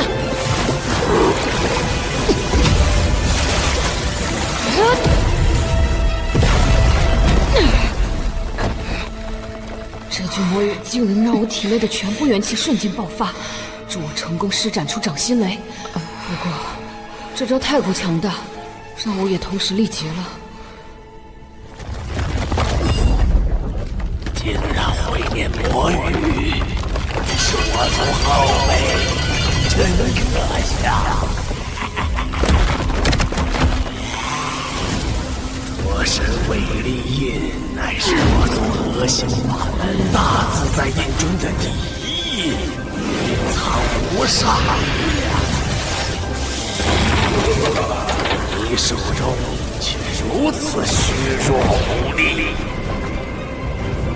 原来这招叫做魔神尾力印，晚辈愚钝，只学了些皮毛，没能发挥出它真正的威力。一知半解，当然无法发挥出法门玄妙。大自在印共有4印，让这猴子退开，我将余下1把传授给你。是，滚！这位前辈与我同族，不会害我。别担心，你先出去等我吧。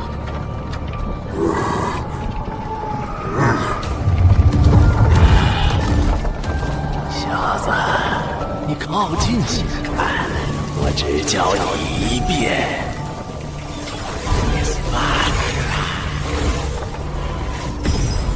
这是第2天魔自在。伊斯瓦赫拉，伊斯瓦赫拉，伊斯瓦赫拉。这天魔自在印竟有夺魂摄魄之效，印系何在大，令人防不胜防。小子，你看见殿中的长亭了吗？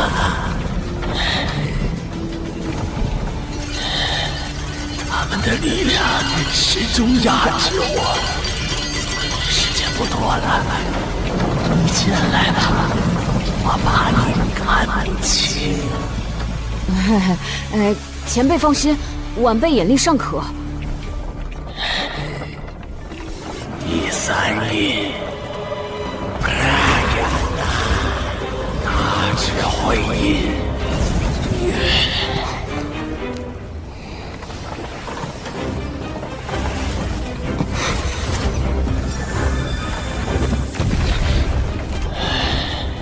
现在只剩下第4印，大自在天魔印。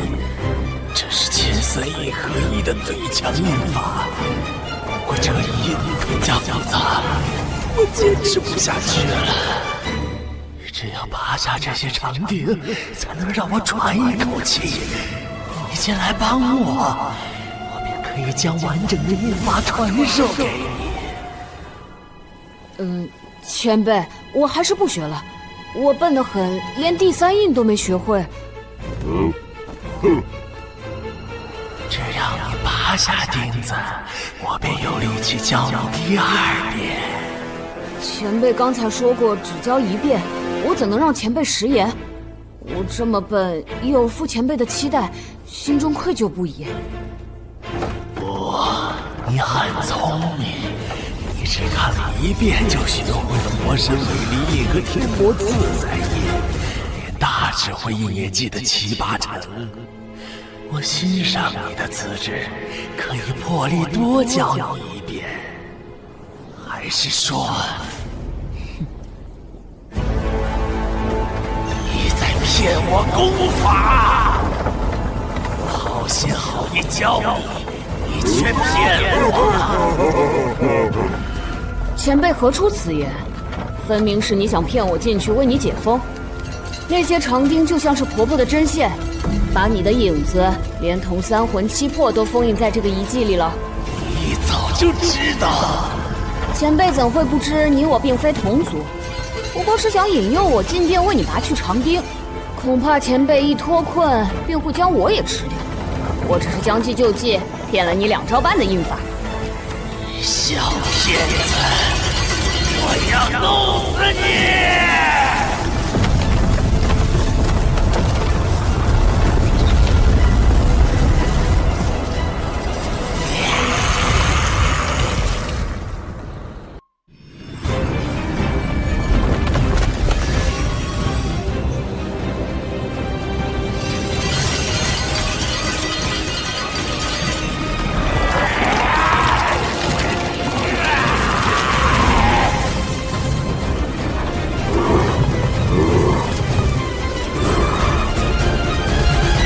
还想骗我？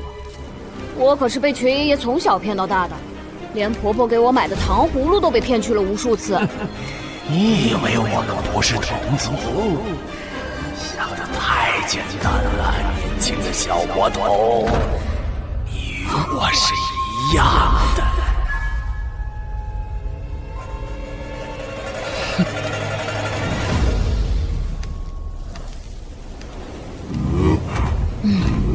对我们这种忠厚老实的人而言，大虚实在太危险了。是鬼，大鬼，小鬼。里面那个确实是大骗子，我可不是什么小骗子，不过是从小吃亏才勉强学得机灵一些。大个子，这个地方你怕是不能再住了。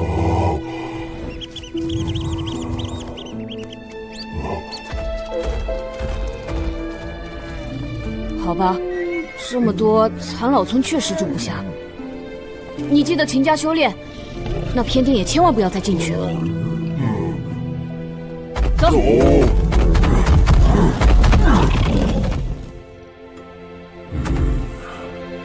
这是你留下的掌印，也是你作为领主的标志。你带我来这里做什么？大个子，你。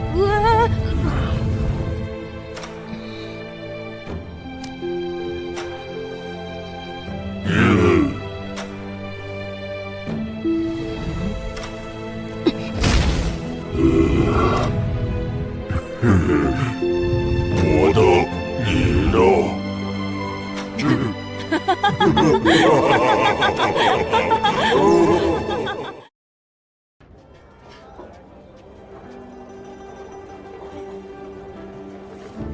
我要在这里打擂台。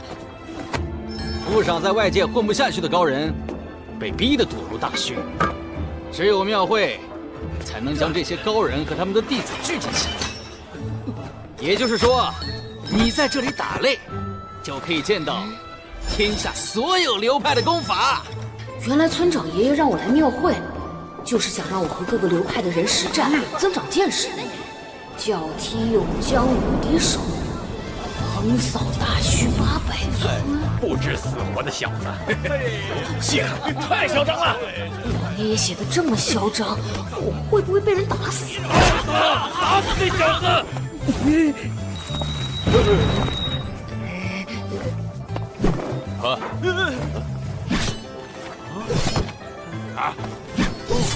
不是要打擂吗？爷爷们在干什么？聋子，快写个批注，境界高的必须自封神藏，可不能真把木儿打死。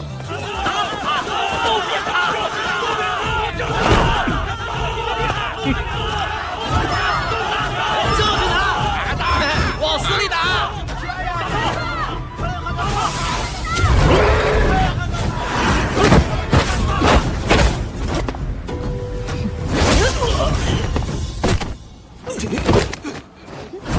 下一个，打擂对赌，对付他了。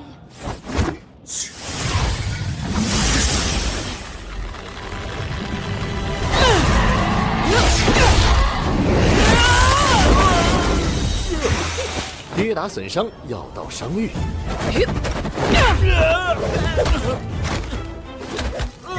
拐了，上等拐杖。他们说的没错，缺乏历练，其他村的武者都有着独到之处。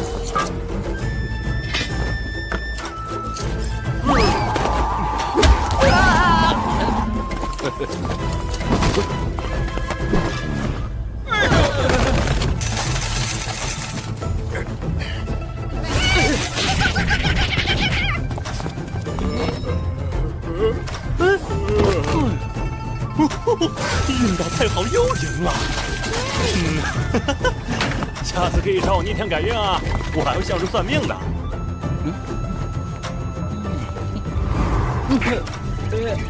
原来爷爷们的打擂生意是这么做的呀！下一场我来对赌。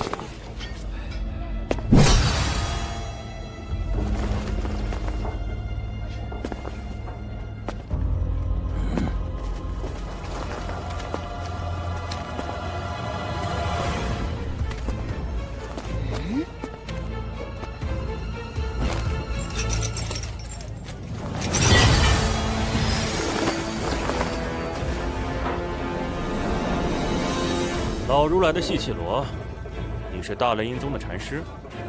大雷音宗天龙院首座，景明。马爷，你来。景明，马师弟，当年你自断一臂，归还大雷音宗神通，也归还了如来为你炼制的细气罗。断绝师徒情分，而今却将我宗神通雷音八式外传给擂台上那个大虚器民，出尔反尔。哼！老如来已经答应我还俗，你管我做什么？马爷爷曾是大雷音宗的禅师，小时候他给我玩的那些灵明珠，原来就是禅珠。如来又是什么？听上去很厉害。既然违反了还俗的规矩，你就还是我大雷音宗弟子，跟我回去吧。当初你若不打下须弥山还俗，而今大雷音宗如来的位子就是你的了。哼，无见众生，怎见自己？谁稀罕做什么高高在上的如来？我还俗有了妻儿，你们就一个个找上门来。为了妻儿安危，我自断手臂，然后呢，你们继续追杀我，让我家破人亡。既然执意要我死，为何我不能将大雷音宗神通外传？我们并非要杀你，以马师弟的造诣，做一个棺材匠，埋没了你的机缘。如来是要渡你脱离红尘苦海，重拾禅心，回到大雷音宗，以成正果。狗屁的禅心！杀我妻儿的时候，你们心里有禅吗？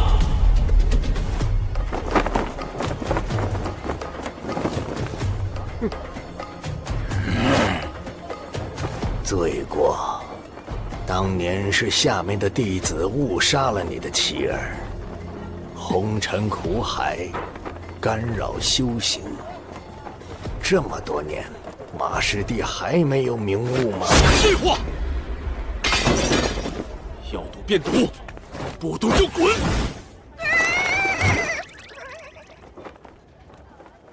也罢，我与你对赌。这是我徒儿明心，他也是灵台境。马师叔，这次由他来与你的弟子打擂，如果他赢了，你跟我回宗；如果他输了，细气罗归你。我输了，你拿我的脑袋回去见如来。那可是你的命！脑袋没了，你妻儿的仇谁来报？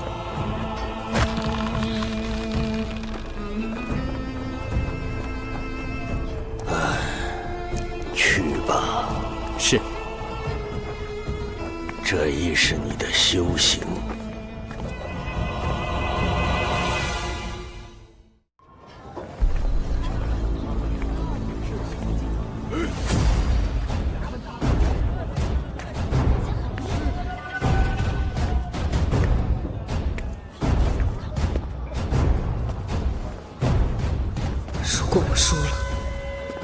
会死。木耳，霸体无双，绝不可能会输。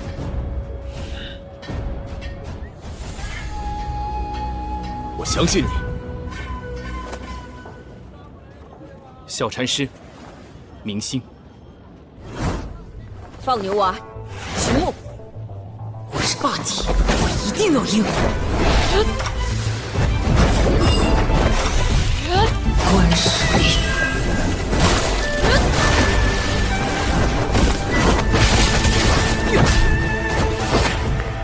雷音八式第3式，九龙御风雷。雷音八式明明是禅宗拳法，在他的手里却充满了愤怒。金钟罩。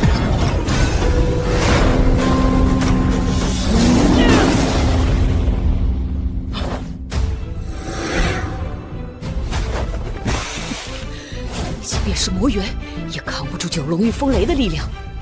小禅师竟能不躲不避。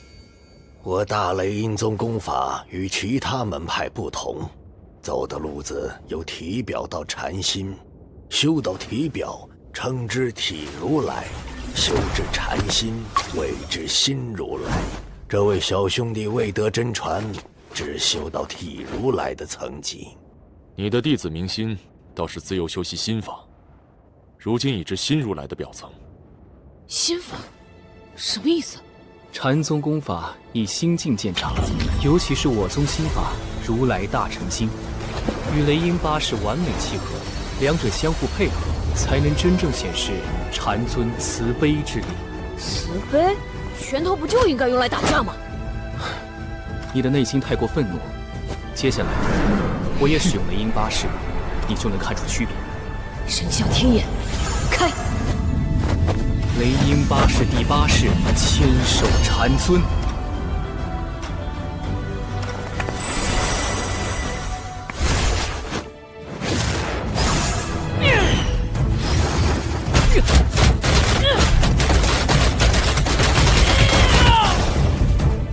你未修禅心，照时充满愤怒，千手禅尊尽是愤化身。小禅师的心法确实厉害，和拳法结合后，有种很柔软的威力。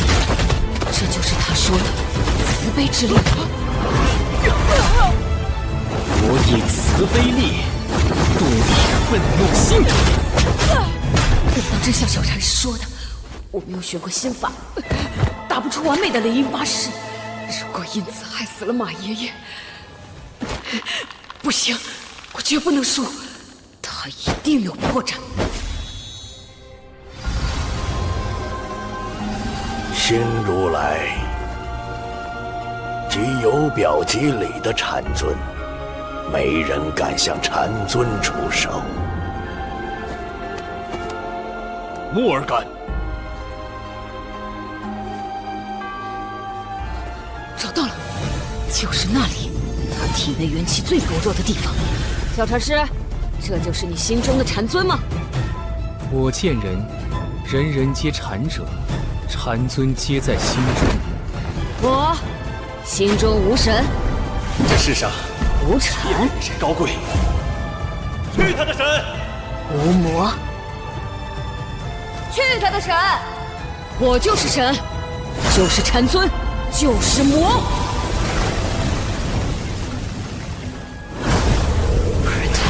瓦雅赫，他玛哈瓦雅赫。魔神稳灵音会让我力竭，也会让我体内的全部元气瞬间爆发，助我打出最强的雷音八式。这一击必须分出胜负。雷音八式第5式，日照阳魂，空中炼。我的破绽被他发现了。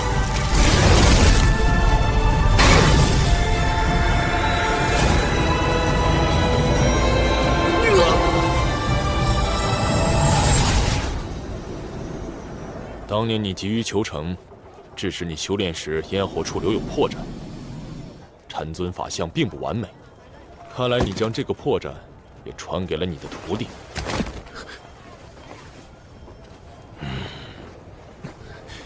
没想到你竟能用魔道功法催动禅宗威能，跨越禅与魔的界限。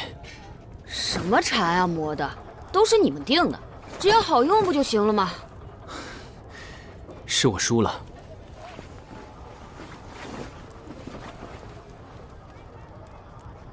多谢秦施主指点，明行受教。傻孩子，别什么都学。马师弟，细切罗没了还可以再造，但头颅只有一个，你输了一次便是全盘皆输。你先赢了再说。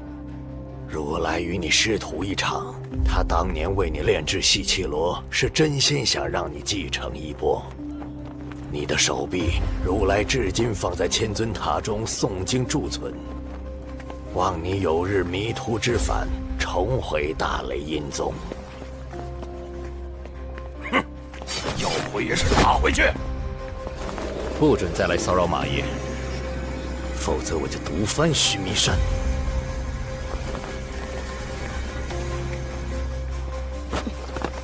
马爷爷，婆婆，既然担心老禅师再来骚扰，我们为什么不杀了他？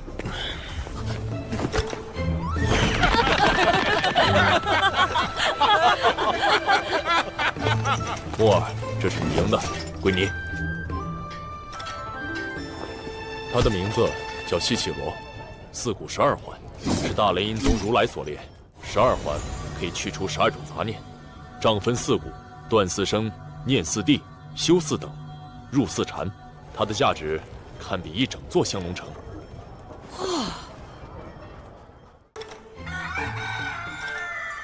木儿，木儿，你打擂得来的那只鸡婆龙下蛋了，快去鸡窝里把鸡蛋捡来。好。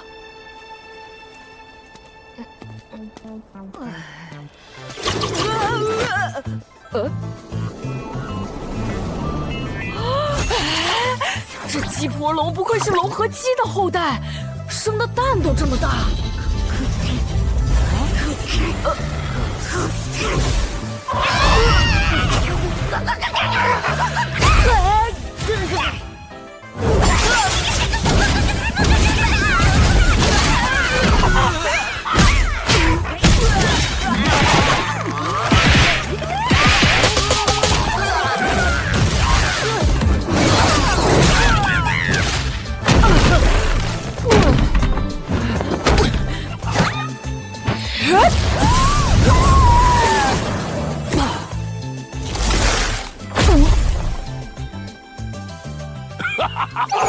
木儿，你连腹肌之力也没有吗8梯巨石无双，我不应该输给鸡婆龙。我要再去找些别的旧时代功法来好好学习，迟早要一雪今日之耻。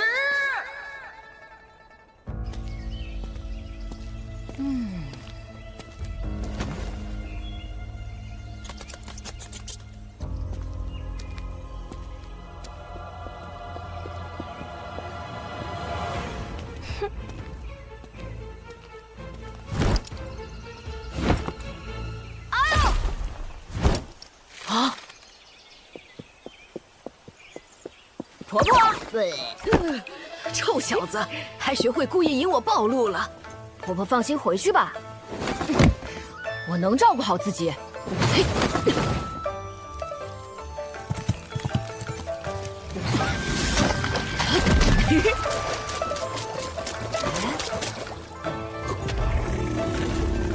我真的能照顾自己，婆婆不必跟着。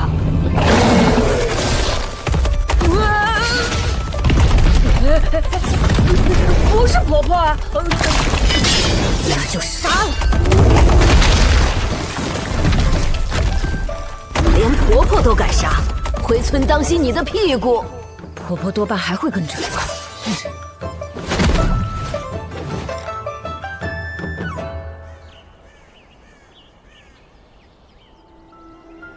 天圣教执法长老前来求见教主夫人。这里没有什么教主夫人，进了我们残老村，便与外界无关。又见面了，你当真要一直与外界无关下去？我们这一代的人还活着的寥寥无几，我还活着，就必须为我叫寻得司婆婆讨要一个欠了40年的交代。原来是找司婆婆，那可不巧，她出门了。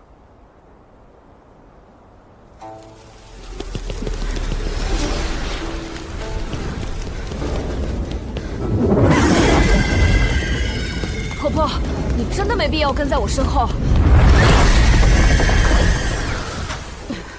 可恶，婆婆就是欺负我不能飞。瘸爷爷说过，只要找到风尖儿，就可以踏风而行。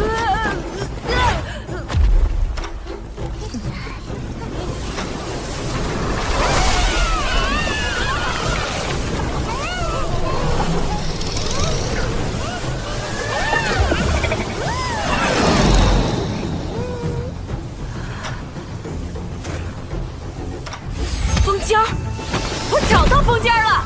嘿，耶吼！嘿，婆婆，你追不上我了，回去吧。臭小子，又跑哪里去了？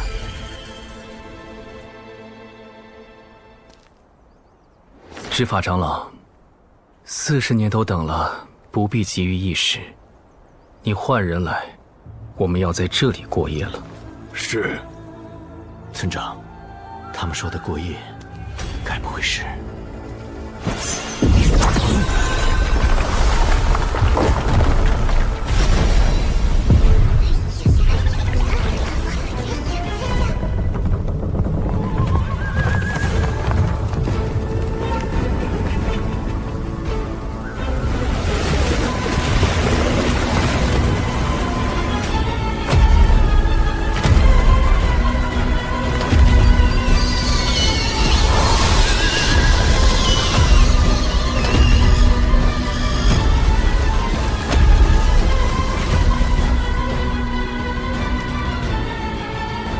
圣教360堂，静待教主夫人归来。没想到天魔教360堂都进入了大虚。死老太婆在哪儿啊？这些人为了找她，都快把整个教派搬到我们隔壁了。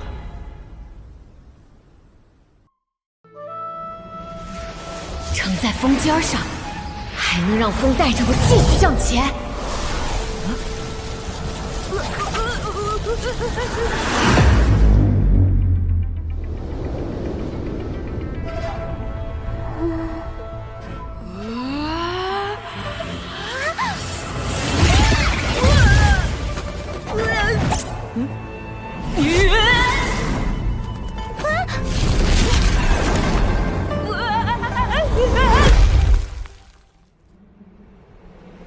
你没摔着吧？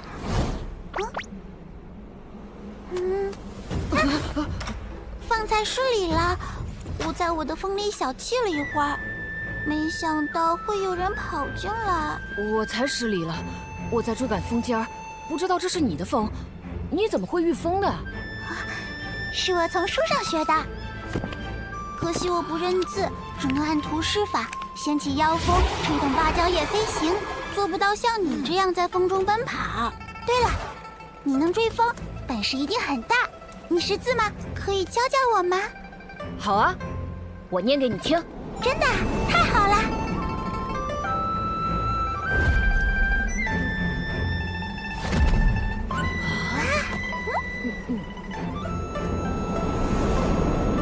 我从前按图修炼，总是一知半解，多谢公子为我解惑。方才忘了，我叫胡灵儿，敢问公子名姓？我不是什么公子，就是个放牛娃，叫秦牧。这卷古籍你是从哪里得来的？我也想学些新的功法，对付我们村子里的恶霸。是从那边的遗迹里找到的。遗迹？可以带我去吗？可以是可以，但我只能带你到外围。遗迹深处有恐怖的东西，我不敢进去。不怕，我会保护你的。带我去看看。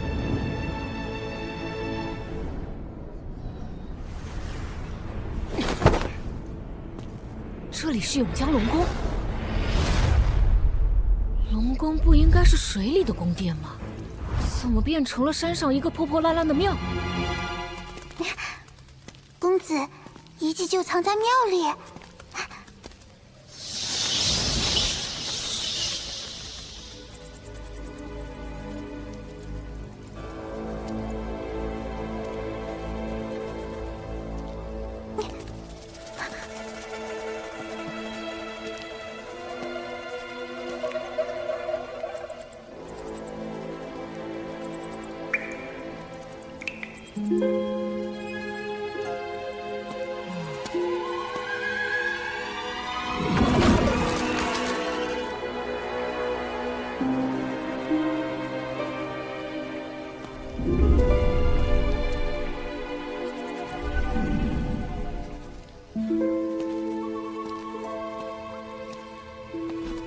好像走了很久了，还没到吗？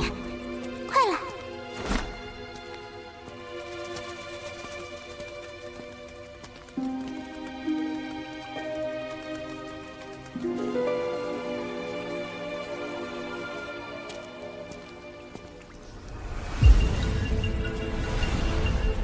到了。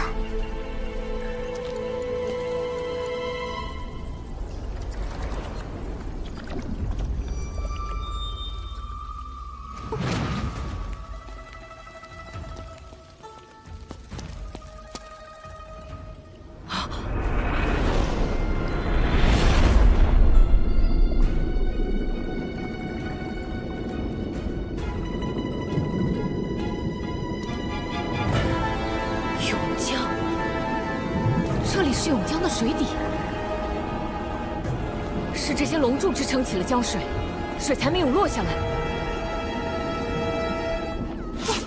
快一点！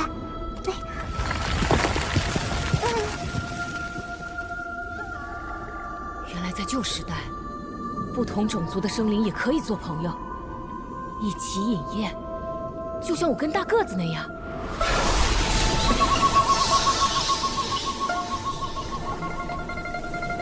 恐怖的东西就在那后面。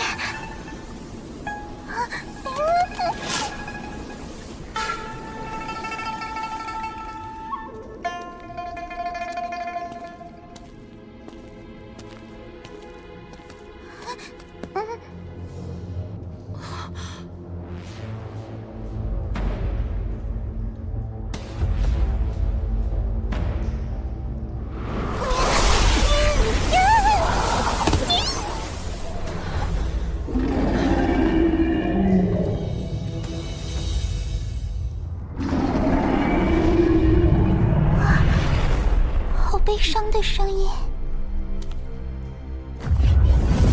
迷雾之后有一个心碎的母亲，正在向我们求救。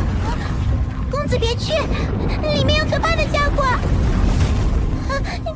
神霄天眼，看！永江龙王，是永江龙王。别怕，只是一具龙骨。死的。死的，但是就像活着一样，他是真正的龙。对了，马爷爷说过，九龙御风雷的全力是模仿真龙驾驭风雷的势头。我要观龙，学真龙在雷霆万钧间搏杀。成了，我观龙成功了，霸体觉醒了新的雷属性元气。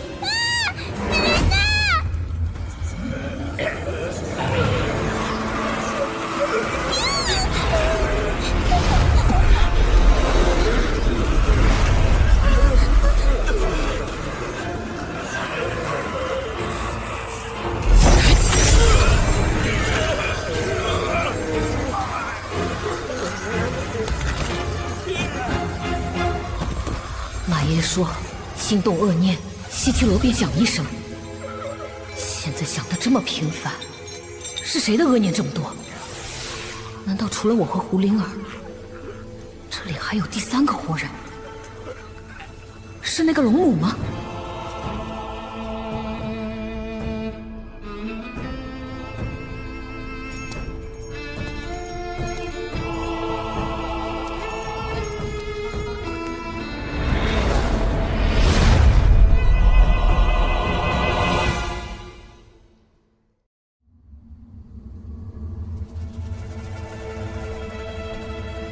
西岐罗对恶念的反应越来越大，到底是谁的恶念？公子好像越来越冷了。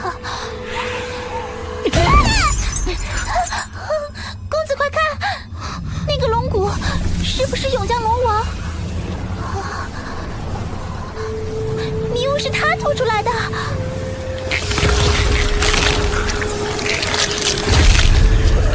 别怕，迷雾好像是永江龙王操控干尸的法术，他想要保护什么东西。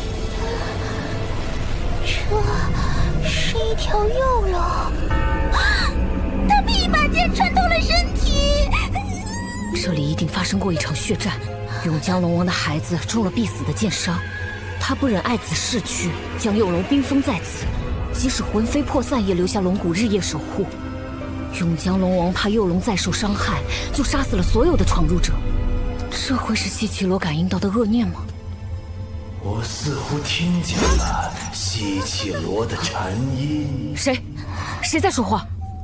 来者可是大雷音宗弟子，老夫顾里暖，延康国太子少保。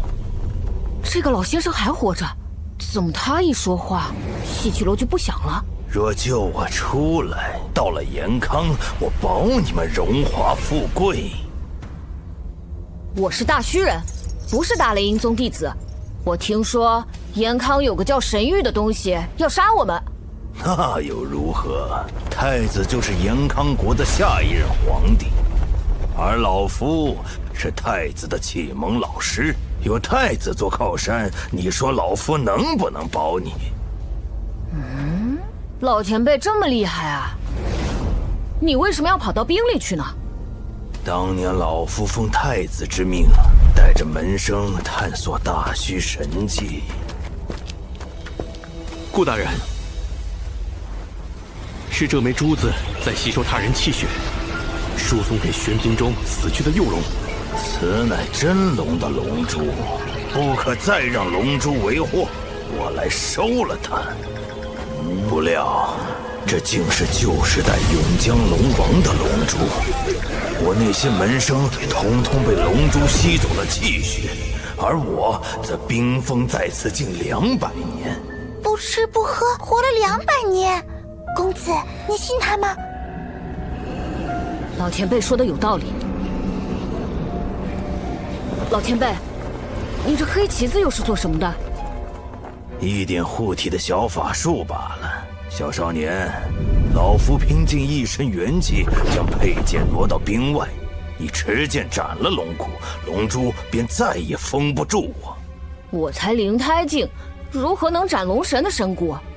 你不能，用了我的剑便能了。延康国集结能工巧匠，用尽天才地宝，锻造16柄一品佩剑，对应朝廷16位一品大员。我这柄是从一品佩剑，名叫少宝剑。和西岐罗比呢？大雷音宗一派之力锻造的，与倾国之力锻造的宝物岂可相比？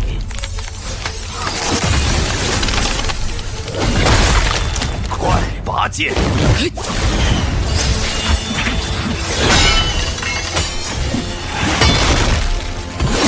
用剑斩断龙骨！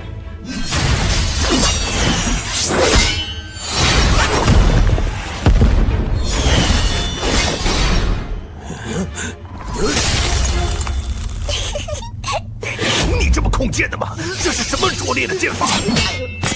我不会空剑术，也没学过剑法。老夫教你。不学。药师爷爷说，会有人教我最好的剑法。如果跟别人学了，那人便不教我了。天底下最好的剑法就在延康国。延康有很多剑宗吗？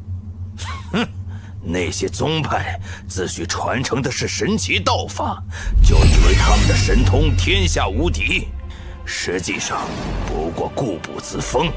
延康早在200年前就已经开始变法，国师排除门户之见，无视门派之别，搜罗天下剑法，召集天下剑客，共创新式剑法。集合天下人的智慧所开创的，是不是最好的？远胜过宗派数千年如一日的旧招式。这样的想法，这样的眼界，简直无法想象。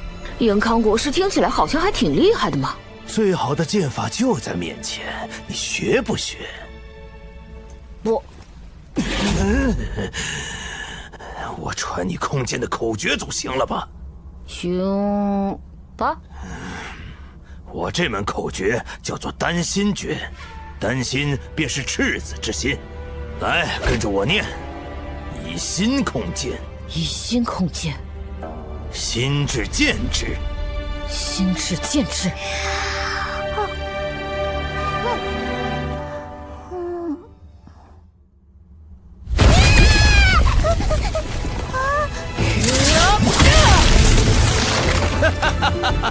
快快斩杀永江龙王，救老夫出来！这7名憨厚老师真有些不忍杀他，可谁让谁也说了，神之器灵必须要死。待我杀了他，抢了细绮罗，连同龙珠一起献给太子，也算是立功。公子，细绮罗又响了，恶念又来了。一定是永江龙王见你要斩龙骨，又起了杀机，得尽快除掉他。老前辈，你在撒谎！永江龙王的龙珠只将人变成干尸，可这里却有很多枯骨。干尸和枯骨是2种不同的死法。那些枯骨身上的衣服和老前辈很像，应当就是你死去的门生吧？门生既然不是永江龙王所杀，那他们是如何死的？难道？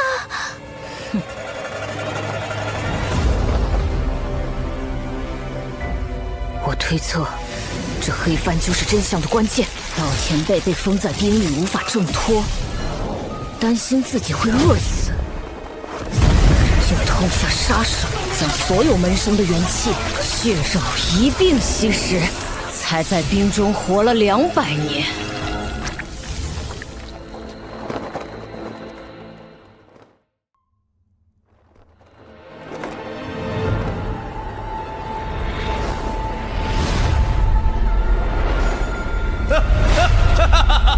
都是瞎猜，做不得数。小狐狸，你帮我斩龙骨，我传你更好的功法。胡灵儿，你还记得吗？老前辈一呼救，细绮罗就不响了，恶念消失了。可刚刚他以为能脱困，恶念就又出现了。哇，原来恶念是他的。没错，他饿了太久，想要吸食血肉，却见我们有细绮罗守护，索性骗我们帮他，然后杀死我们。臭小子，你进了这里，就注定再也无法离开。危险！快跑！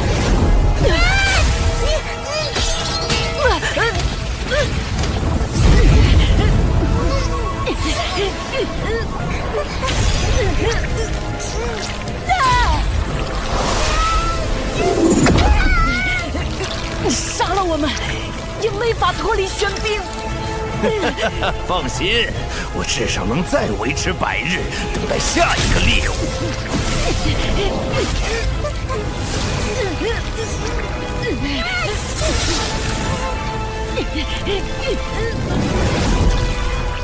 休想！八级3弹弓！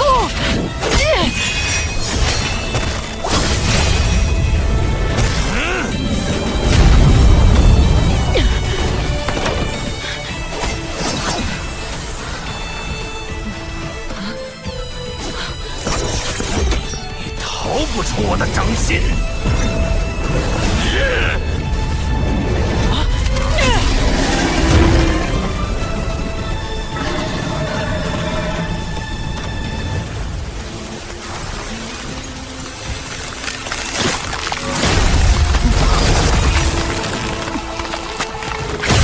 胆敢见死不救！我乃堂堂太子少保！公子真的不是老狐狸修炼成人吗？嘿嘿，好厉害，好聪明！那是因为我从小被爷爷们坑蒙拐骗，婆婆还骗我去鸡窝捡蛋，那可是鸡婆龙，很凶残的。婆婆辛辛苦苦等你，你居然说婆婆的坏话。婆婆，看我新得的少宝剑，它比西奇罗还厉害吗？两个差不多，都是足以镇派的宝物。小狐狸帮你得了宝贝，咱们得感谢她。婆婆有本秘籍，能让你修炼时少走些弯路。可我不识字。倒是实诚。念在你梅雨杏顾的合谋，婆婆便不骗你了。若你真按照秘籍修炼，定会走火入魔，死得凄惨无比。公子说的没错，他们全都是坑蒙拐骗的行家。哎，什么时候对面多了一个镇？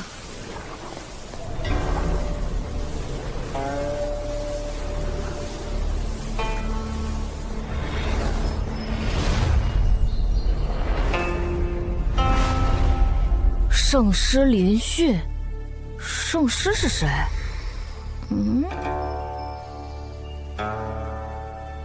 婆婆，你的手好凉，脸色也变得好差。发生什么事了吗？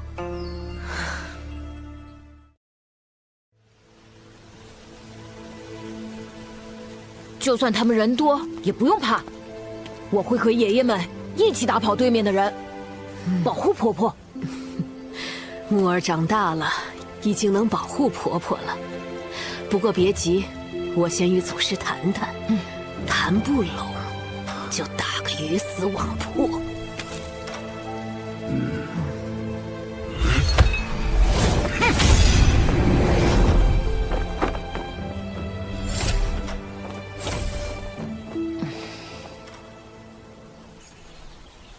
悠悠，你本是我教圣女，厉天行要娶你的时候，我其实是不同意的。但你没有阻拦。当初是你让我拜厉天行为师，他身为师父强娶弟子，身为教主强夺圣女，我杀了他。他却连死也要化作心魔纠缠我。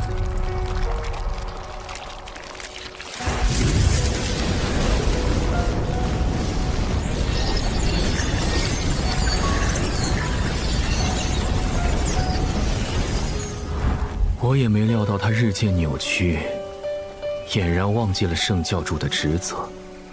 祖师如此英明，应该自己收我为徒才是。我第一眼看到你，便知道绝不能收你为徒。你太美了，即使不作恶，也会有人因你而作恶。世俗根本容不下你这样的红颜。哼，我要生存下来，就只能做司婆婆。除了真容，连声音也不能显露。既如此，你为何还让我做教主？不怕红颜祸水，不怕毁了圣教？这40年，我找了很多天资卓越之人，都不如你。见过了最好的，再看其他好的，始终觉得差了点意思。我藏在这副丑陋皮囊里的40年，是我最痛苦，却也最肆意的40年。不用做任人审判的物品，不必忍受令人作呕的目光。祖师，我是不会回去了。不过我可以还给你们一个教主，这个人天性纯然，不拘泥于神魔正邪之分。我相信他能引领圣教走得更远。什么？司老太婆要把木儿卖给天魔教做教主啊？怎么不卖我啊？天魔教是魔道第一大教，声名赫赫，当魔道老大一定很威风。威不威风不打紧，能保住婆婆才最重要。明天他们要先验个货，3天之内，木儿需一次性挑战天魔教360堂。堂主们会自封其他神藏，只留灵胎神藏与木儿对战。若木儿全胜，才算通过考验。360堂的堂主都是360行中的顶尖人物，身怀绝技。3天的车轮战，时间仅剩无重。木儿还是个孩子，他的身体根本扛不住。我已经不是孩子了，为了婆婆，为了残老村，我跟他们打。好，好，木儿。药师，你去准备补药。哑巴，你去帮木儿把武器打磨一下。7人连夜特训，把木儿调整到最佳状态。这疯魔般的刀法，令我想起一个人——天道。那个发狂向天出刀，杀入苍穹，被诸神拦腰斩断的天刀，他不是早就死了吗？这些老残废，藏在大虚一个看似破落不堪的村落里，到底都是什么来历？能得到幼优信任的，每一个都惊世骇俗，哪怕他们放弃了自己曾经的身份。我知道那个独臂人是谁了，大雷音宗弃徒，后来名动延康大理寺的马神卜。如来也老了，想请马神卜回宗坐镇。我们这一辈即将消亡，延康国势却正年轻。若新一代领路人迟迟不出现，各大宗派终将被延康国兼并，不复存在。希望教主夫人选中的人，未来能与国师匹敌。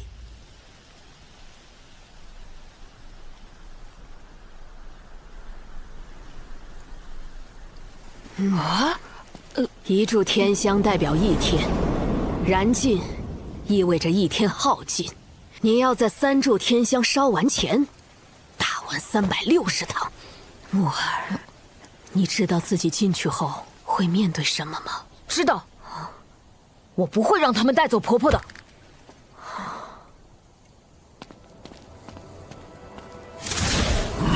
得在第1炷香燃尽前打赢120位堂主。我要快！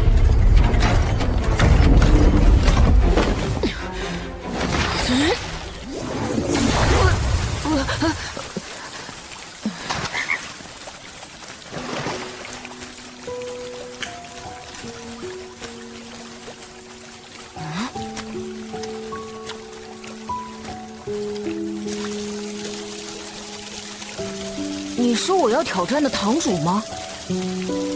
你的屋子里哪来这么多雨水？我幼时便行走江湖，为农民们做法降雨。他们称我为小雨师。承蒙厉教主看得起，封了我做雨堂的堂主。原来施法降雨也能作为行当，可惜这种法术我还没学会。教主夫人可是法术流派的顶尖人物啊，比我还厉害很多。所以当年她被选为圣女，而我落了选。你跟着她，竟然没学会法术？法术也是修炼流派吗？我只听过控剑术跟战技这2个。啊？你怎么什么都不懂？法术和战技是最古老的2派，后来延康国师将控剑术推到巅峰，才变成了3大流派。为什么要区分流派？集3者所长不是更好？唉，一个人钻研一派，即便耗尽一生的光阴和智慧，也难以修炼到极致，哪里还有时间钻研3派？瞧好了，这24节气鞭便蕴藏了我从24节气中悟出的法术。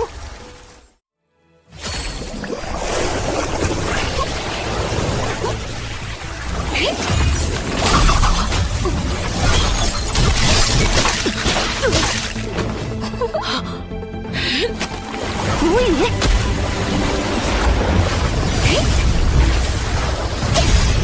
好神奇！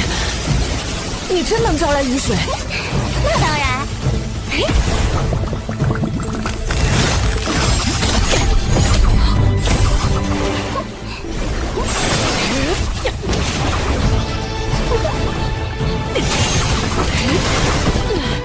推法挺快呀！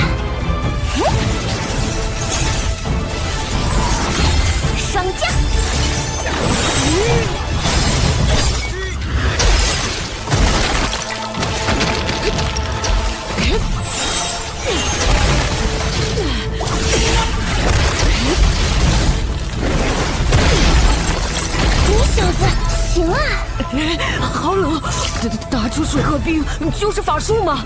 我也可以。灌水。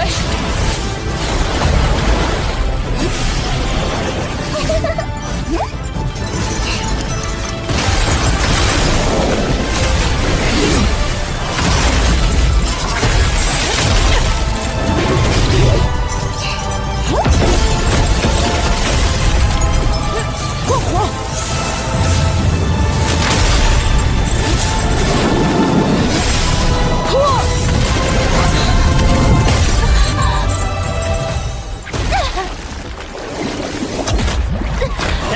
于堂，你这么快就输了？这小子不知道学的什么野路子战技。农场，这小娃娃精得很，一招暗藏几10种变化，你们当心阴沟里反转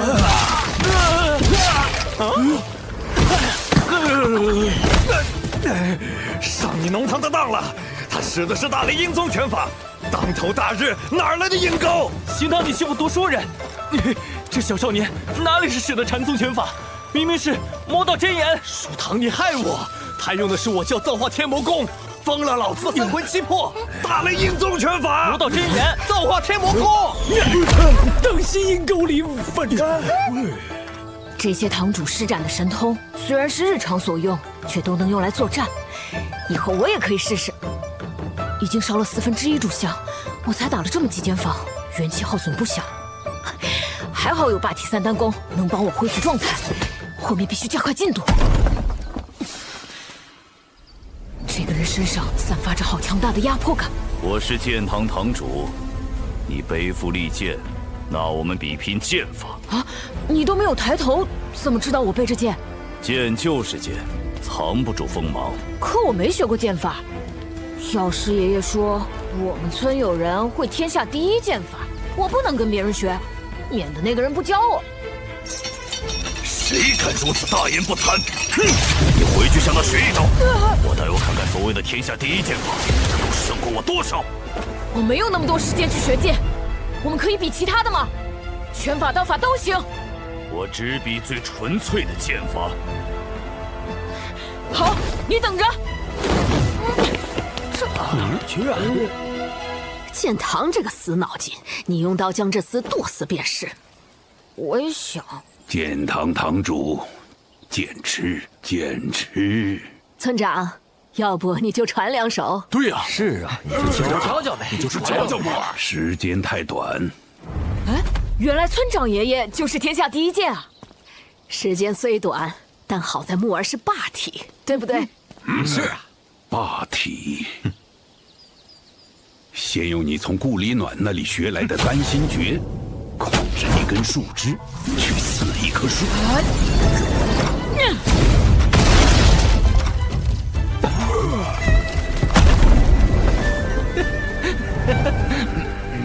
我忘了，这小子虽然剑法糟糕，但元气深厚。再次杀猪刀试试。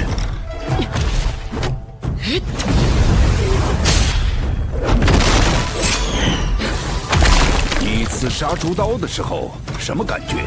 我的元气丝太软，承受不了我刺出的所有力量。这就对了，因为你没有掌握剑法最基本的剑式。刺，只要你学会了刺，天下间灵胎境的剑法高手能够胜过你的也是寥寥无几。刺，这个动作，用剑来刺，灵胎也要握剑。元气扎根在剑中，元气是你身体的一部分，剑也是你身体的一部分，都是你的身躯。再次，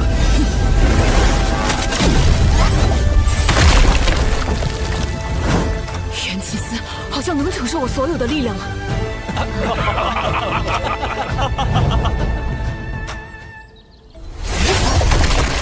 不够，要控制所有力量。腿的力量，腿是力量源泉，用瘸子教你的腿法向大地借力。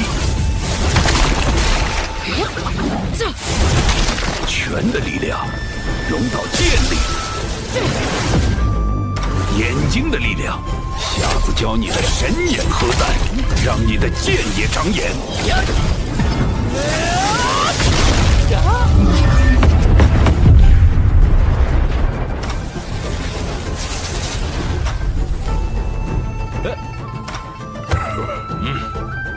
现在可以去见剑堂堂主了。等等，用这口剑吧。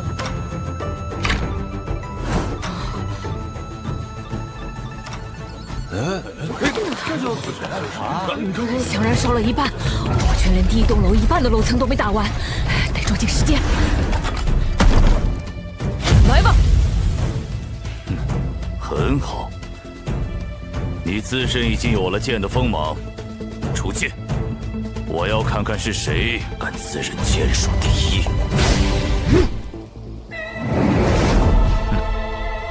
之前那把剑呢？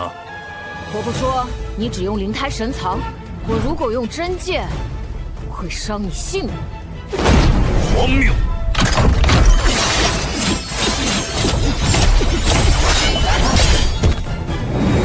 这就是天下第一剑法，平平无奇。我没学到剑法，村长爷爷只教了我一个动作，刺。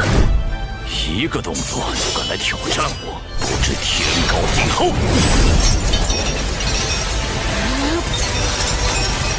这剑是……我的剑尚未触及到他的木剑，就被他的剑锋斩断。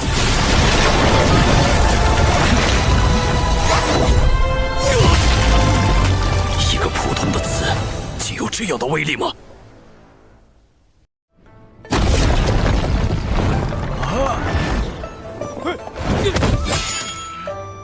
剑堂，你怎么搞的？比剑还能输给一个小娃娃？他连剑法都不会。我也不知为何，一招便败了。那小子定是用了什么见不得人的手段，否则仅凭一招基础剑士，如何能击败钻研剑道几十年的剑堂？祖师，莫非那放牛娃当真取巧了？不急，且再看看。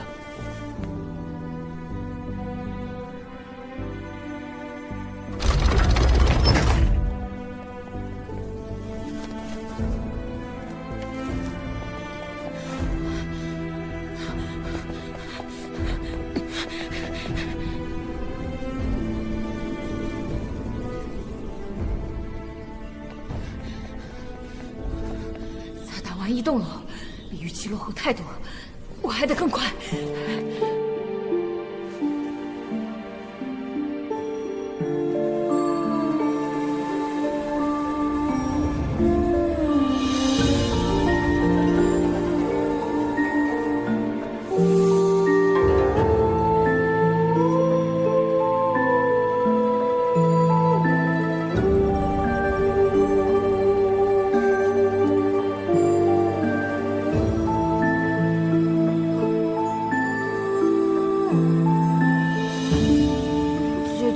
我只放过牛，不懂跳舞的。那你直接认输？不，我要比是跳舞。小郎君，妾身这舞堂不比其他，只考考你的身法。若你能让妾身的舞停下，便是你胜了。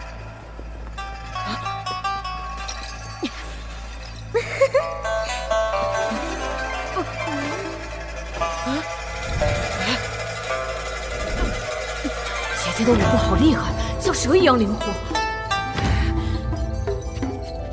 原来这就是身法考验，得先找到姐姐所在的方位。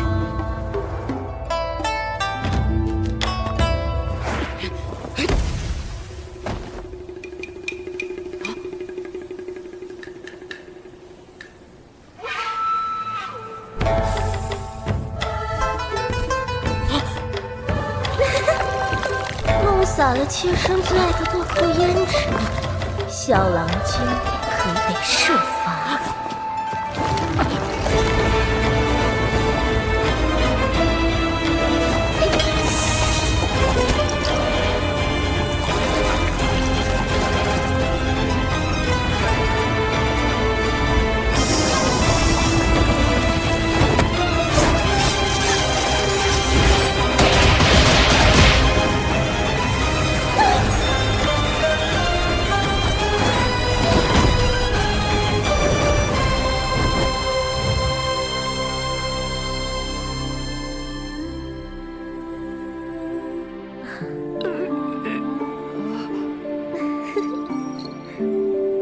郎君身法诡异，妾身输了。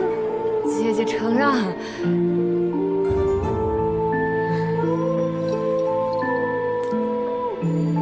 今后若是有难处，到任意一家5方乐坊，说你找傅庆爷，便可以找到姐姐了。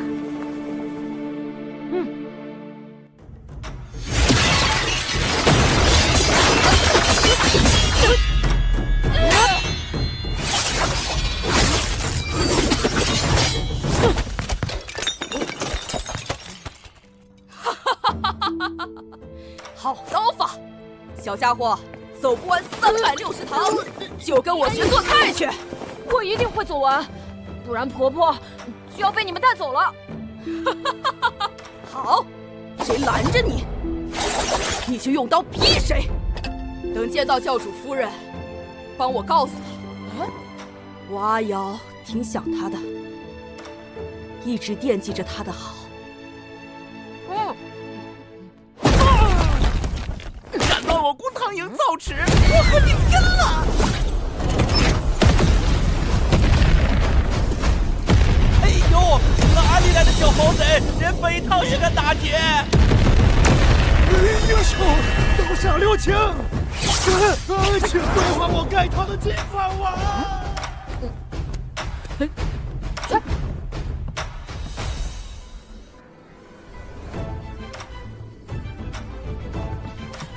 过防的速度越来越快了，他居然真的做到了！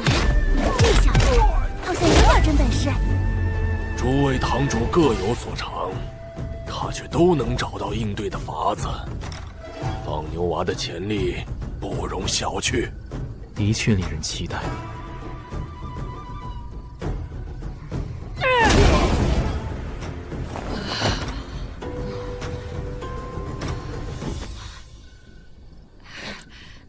最后一炷香，快燃尽了。这少年真是不寻常，可惜，他的时间不够了。我一定要打败他们，婆婆才能留下。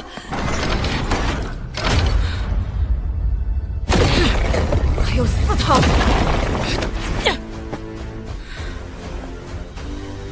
剩下的堂主们，我有一个请求。3炷香的时间已定，我们不会为你延长。我明白，所以我想同时挑战你们4位。他疯了吧？这可是战斗力最强的4堂。不管他疯不疯，这份打破我北堂服。一个人同时挑战4大最强堂主，简直是不可能完成的任务。但如果他能成功，圣教就有希望了。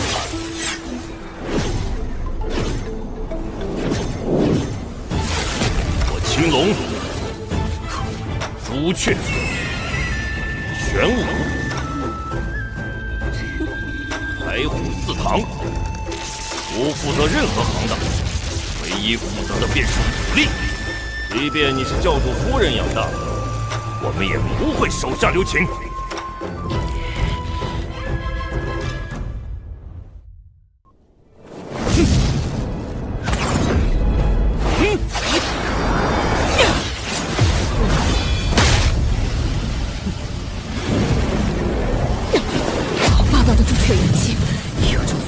的气势。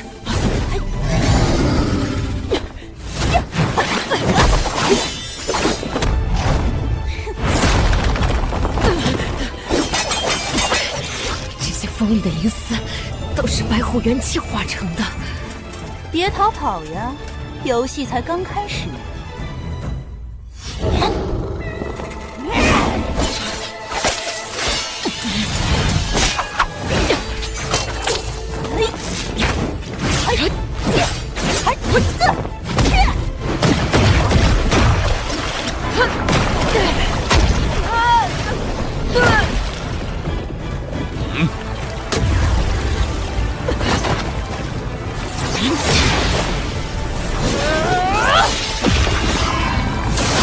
看得动却看不破，源源不绝，这就是玄武元气。你最大的错误就是不该同时挑战我们4人。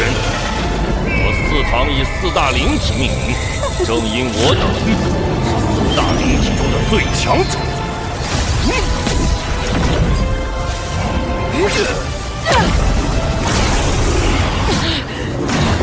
好恐怖的青龙元气，五脏六腑都要被劈出来了。你们是灵体最强者，但我是超越灵体的霸体。好，安火！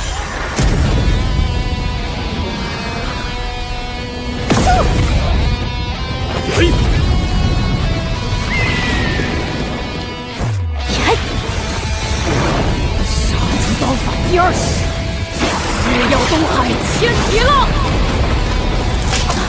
朱雀堂，你伤我的银丝做什么？是他的元气首先变成了火，再向我的朱雀元气借力。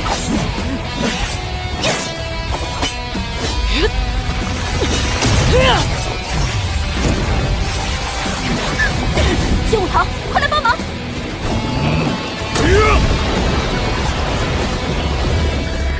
关水！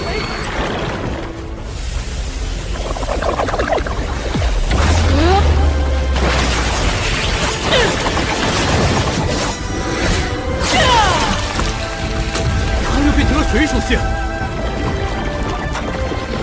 不好，我的玄武元气被他吸纳了。青龙堂，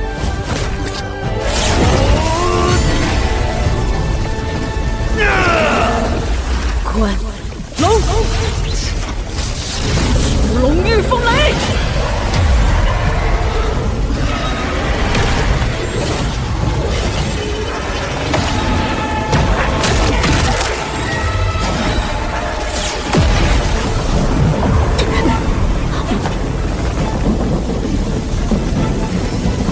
你到底是什么灵体？霸体，独一无二的霸体！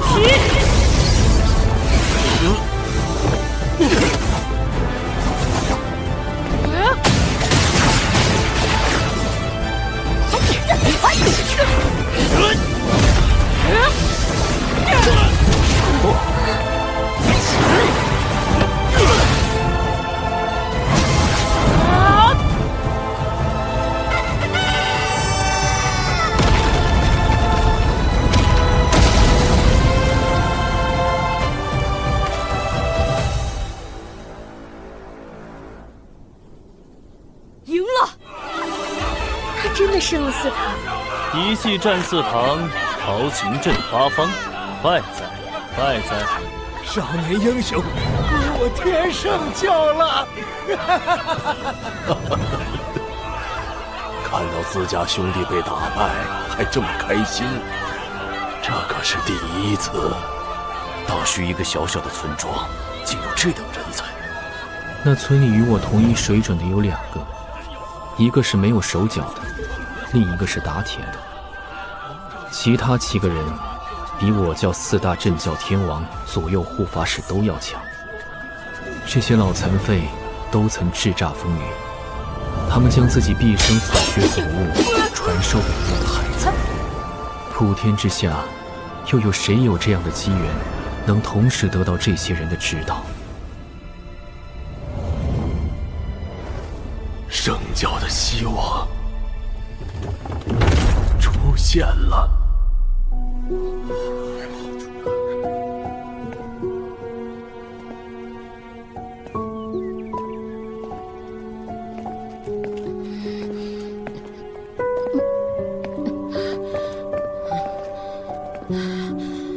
婆婆，不要走了。木儿，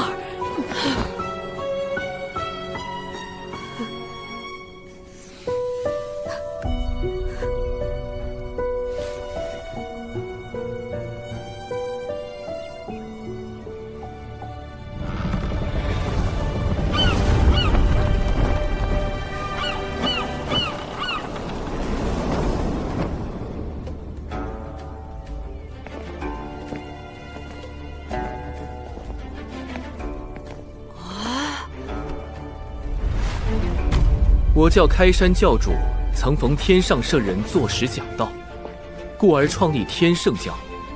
作此实作，应承圣人之志，是教主，亦是向教众传道授业的圣师。请。那么多前辈，婆婆跟走师都站着呢，我怎么能做？木耳，这个石座名为圣师座，是你自己打下来的，做吧。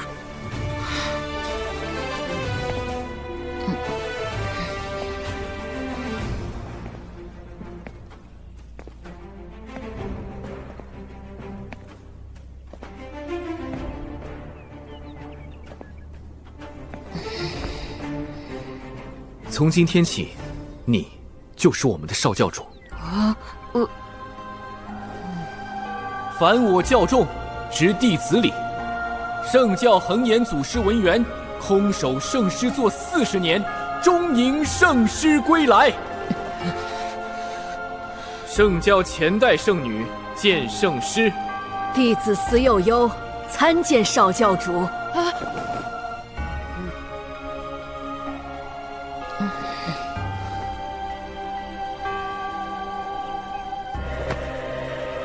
圣教4大镇教天王，左右护法使，8大督察使，12护教长老，见圣师。弟子参见少教主。弟子参见少教主。圣教360堂，见圣师。参见少教主。参见少教主。参见少教主。诸位请起。谢少教主。少教主，往后圣教托付给你了。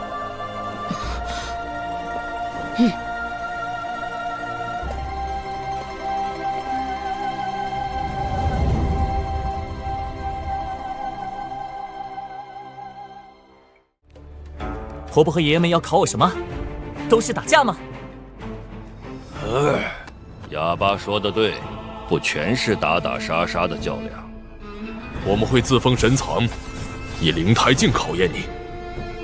管他什么境界，木耳，我可不会手软。你过得了他们，也过不了我这关。就你话多，我家木耳是霸体，能把你打得哭爹叫娘。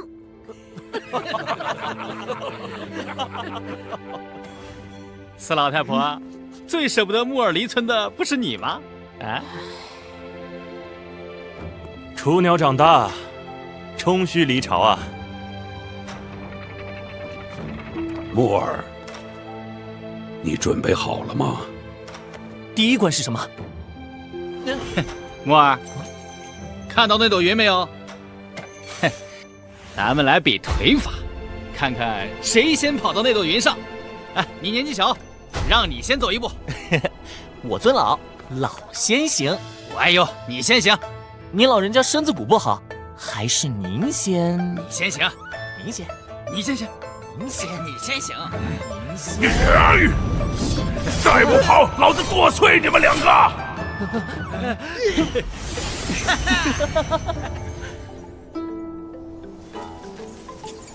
嘿嘿，耶！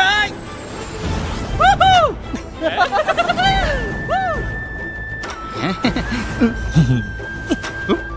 木耳长大了，缺爷爷要跑不过你喽！脚下不看路，逃命没活路啊！查木耳！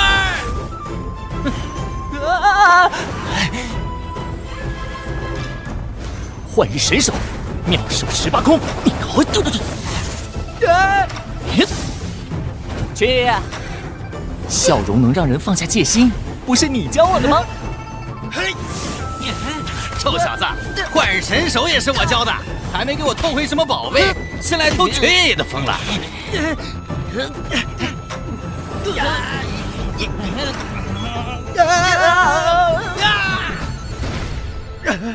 跟谁学的这么损？跟一个坏蛋学的。缺爷爷，是你教我不能走空，你还叫上别人坏蛋了？我问你，做好人会被人欺负，做坏人就要欺负别人。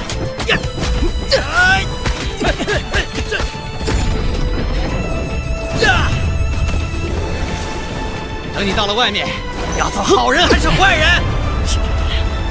缺爷爷向来没个正形，现在看起来却很认真。缺爷爷，我不想欺负别人，但是坏人作恶，好人要比坏人更狡猾才行。我要做狡猾的好人。啊！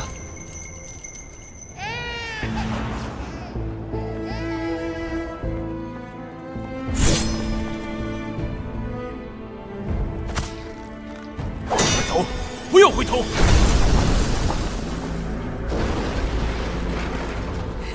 救人啊！求求你们了！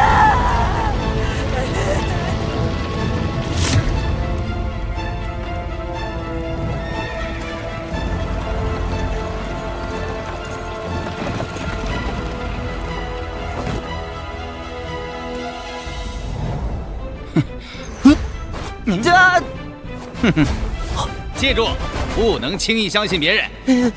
雪爷爷，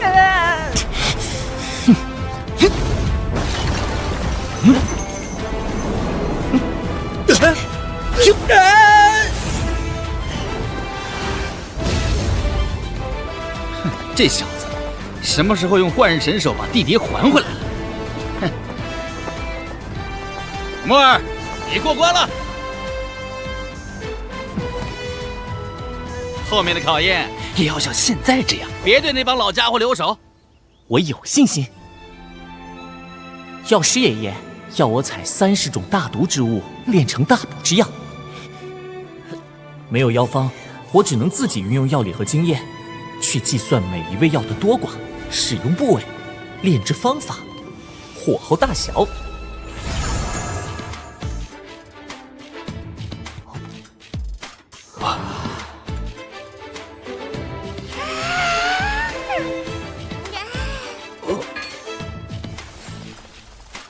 虽然出现了一些小失误，不过也算顺利通关。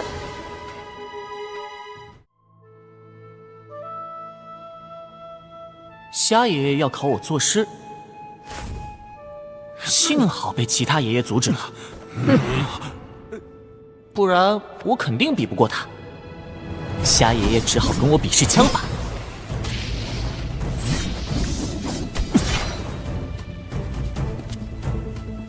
我用神霄天眼去看，却找不到虾爷爷的半点破绽。没办法，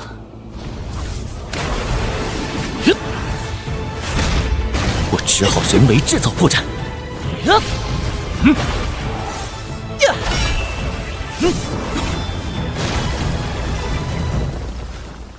臭小子，同时使用2种元气，你这是作弊！你就是仗着霸体厉害欺负我！小爷爷，要不我们重来一次？霸体，嘿嘿，不就是用来欺负人的吗？这是你的实力，我这关你过了。下一个到哑巴了。雅爷爷竟然要我炼化寒铁制成的漓江派剑丸，据说他灵胎境时就能做到，所以我必须比他做得更好。这剑丸的寒气连炉火都能熄灭，看来我需要更强的火力。对了，我可以打造一个小锻造炉。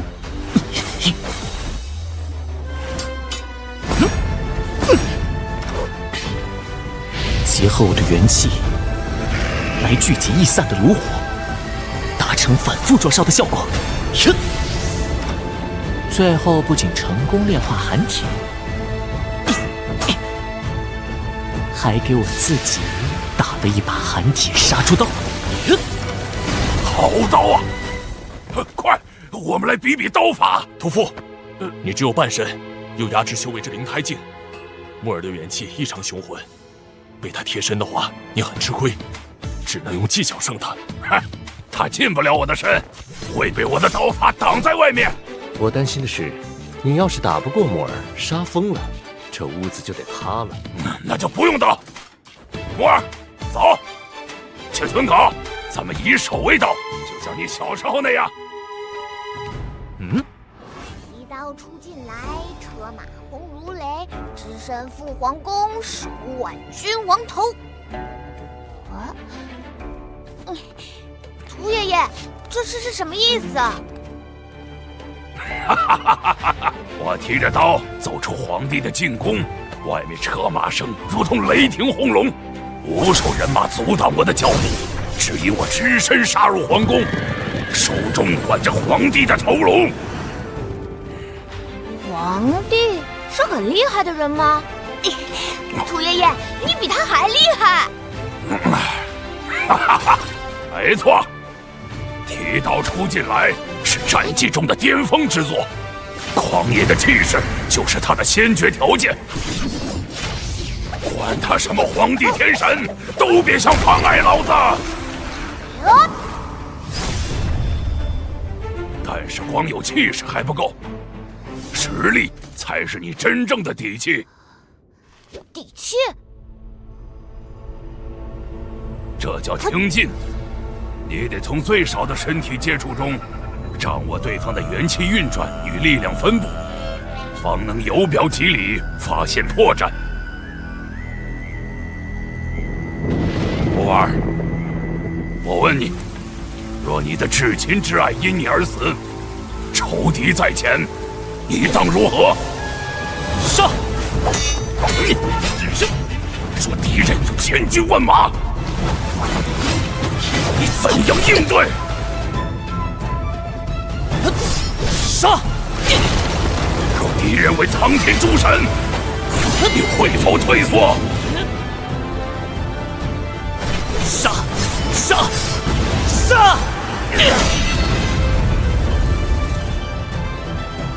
破绽不在表象，而在更深处。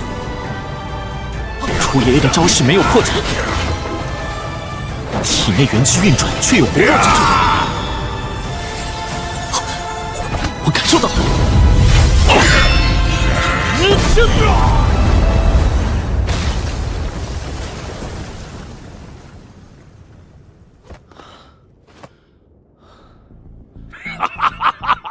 臭小子，元气果然雄浑，虽然刀法上还是不如老子，但你过关了。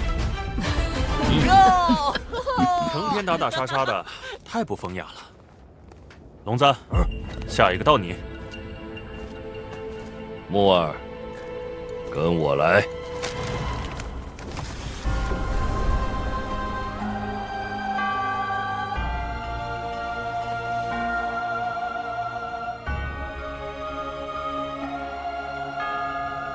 龙爷爷，这两条龙的眼睛呢？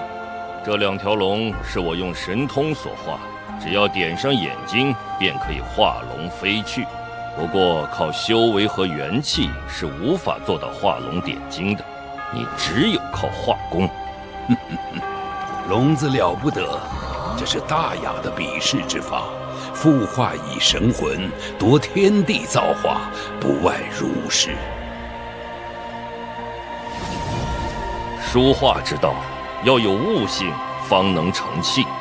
我教过你灵犀一点附神魂，今天就看看，谁能点活它，让飞龙入天。就像你跟随聋子学书画，你的画只是一张纸，但聋子的画不仅能动，甚至能脱画而出。同样是画，为何不一样？画画的人不一样，所以要画龙点睛，必须。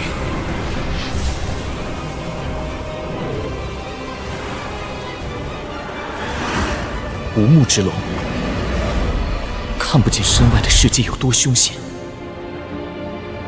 即便如此，你也想打破桎梏吗？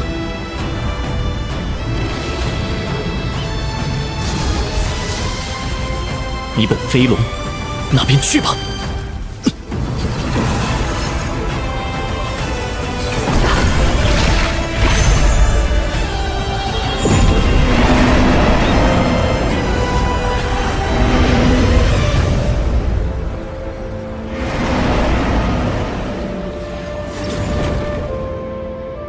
我成功了！我真的点活了一条龙。啊！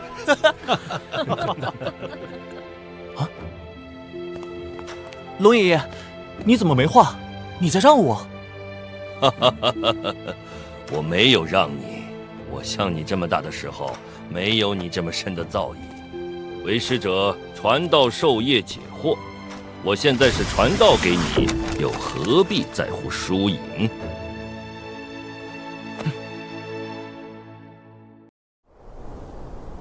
到我了，木儿，你可以施展你所有所学，只要能胜过我，也算你过关。我要以拳法聆听马爷爷的教诲。有志气。方才看你画龙点睛，足见你已见真龙，知龙剑。我们便以雷音八式一较高下。雷音八式第3式，九龙御风雷。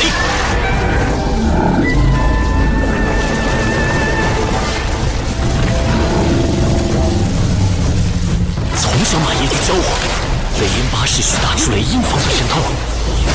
我必须用元气将拳法推到极致，大出雷音，八体3单功。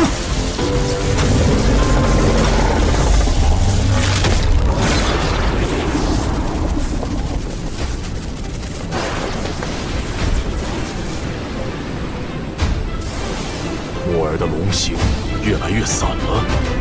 不，这些都是真龙的残影。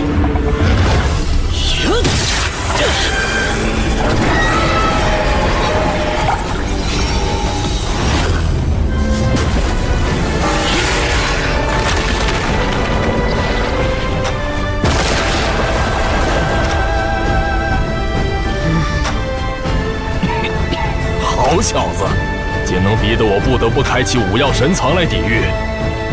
你这4度觉醒的霸体，果真非同一般。你过关了，婆婆，该你了。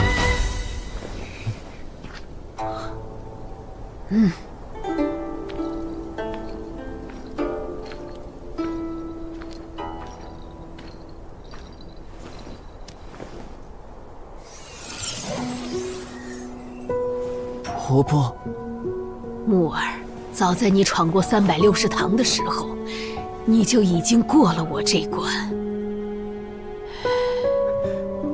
婆婆，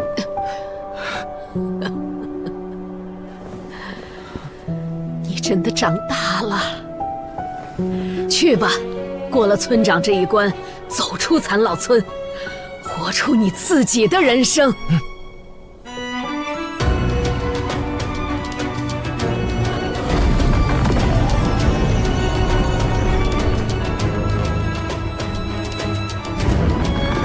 最后一关了，接下来要面对的是村里最强的村长爷爷的考验，请村长爷爷赐教。举起你的剑，剑有4边，朝向你的这边映照你的心，一边是善，一边是恶；朝向你的敌人这边，映照的是你敌人的良心，一边是善，一边是恶。剑就是你的一杆尺，用剑法做标，衡量善恶是非，既是衡量你的，也是衡量敌人的。我现在传授给你我剑法的第1式，学会了，就算通过我这一关。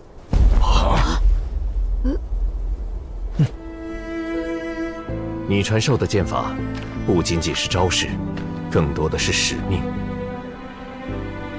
学了你的剑法，便要肩负起你也未曾完成的使命。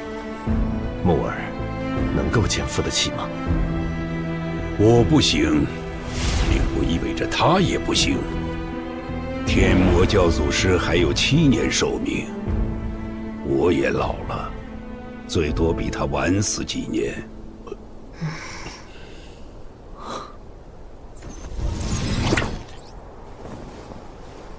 该把剑法传承下去了。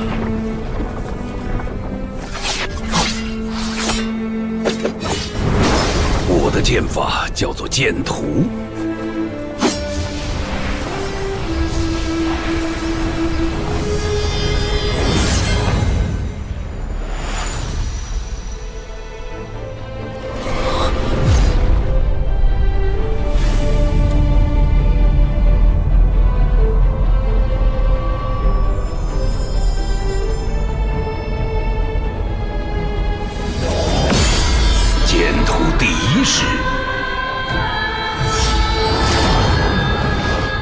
剑履山河，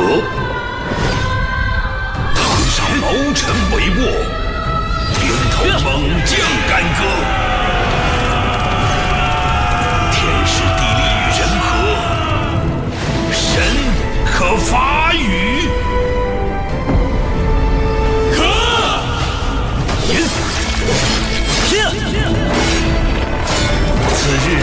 海顶爱，他是剑履山河，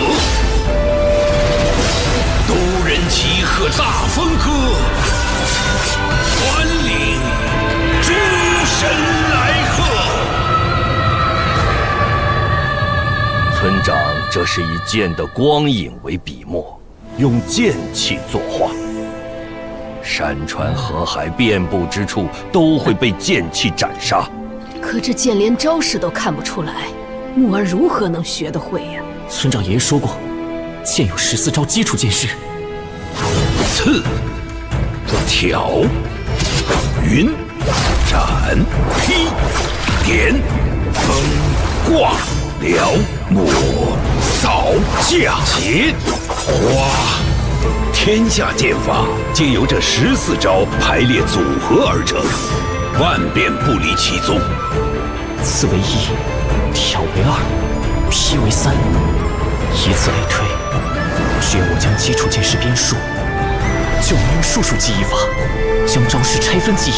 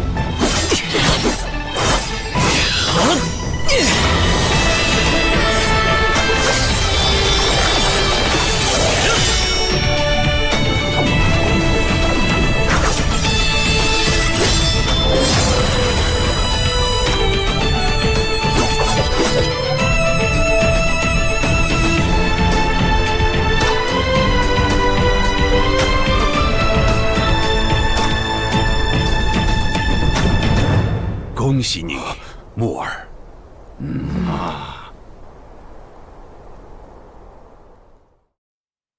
我成功了吗？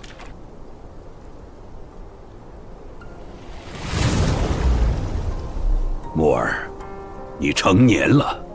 我们这些老残废教给你的，都是让你在这个世界生存下来的本领。瘸子教你逃命法和狡猾，药师教你炼药和救命，瞎子教你看破表象、窥见真实，哑巴教你变通和从容，屠夫教给你勇气和无畏，聋子教你艺术与风度，马爷教给你力量和庄严，婆婆教你智慧和善良。从今天起，你便可以走出残老村，自己闯荡。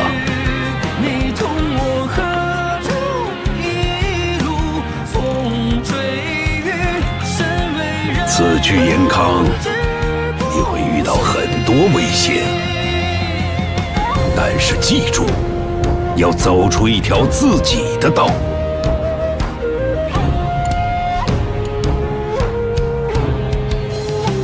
我的道。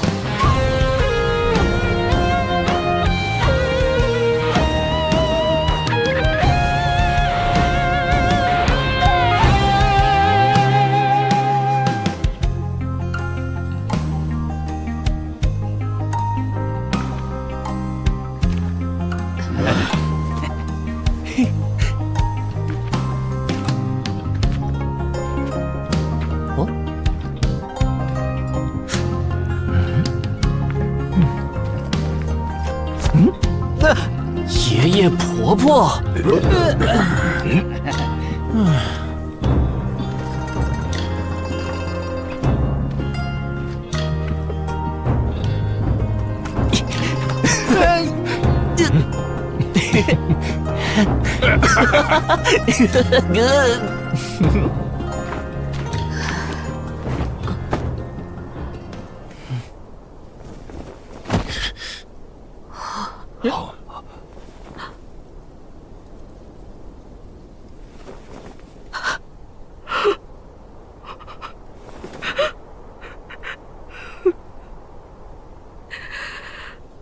木耳，外面的人凶残得很，不比大学人纯良。打不过就跑啊！也可以下毒，谁欺负你就剁了他。小心漂亮女人呐！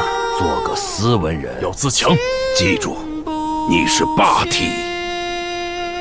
什么是道呢？是像大个子那样用天生悟性寻找的道吗？小不点儿，早归。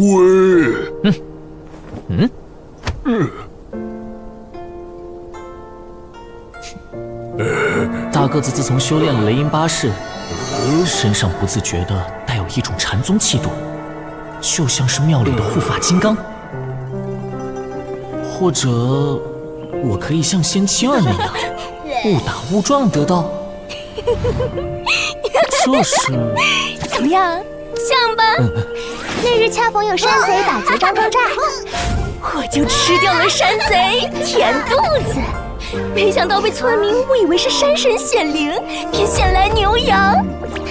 我受了供养，有点不好意思，就顺便住在这里保护他们了。无心为善，却是善举。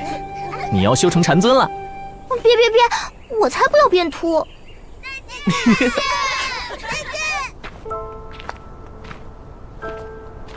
延康国那么大，我该怎么找到自己的道呢？公子，你需要帮忙拿行李吗？你这一路需要帮忙做饭吗？你晚上需要帮忙暖床吗？公子，你带我吧，你就带上我吧，我什么都会做的。我也想多些历练，早日脱去兽胎，修成人形，走出一条自己的道。好吧。公子，我帮你拿行李吧。不用了，这包袱比你都大。没事的，我的尾巴里能装可多东西啦。哎，这是怎么放进去的？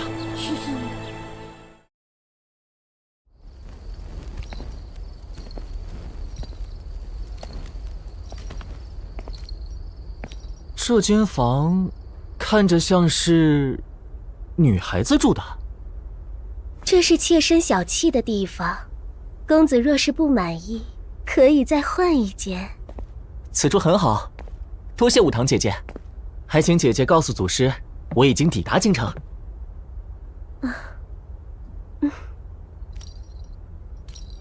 除此之外，公子没有要妾身做的了。没有了。原来公子身边还躲着一只狐狸精，难怪。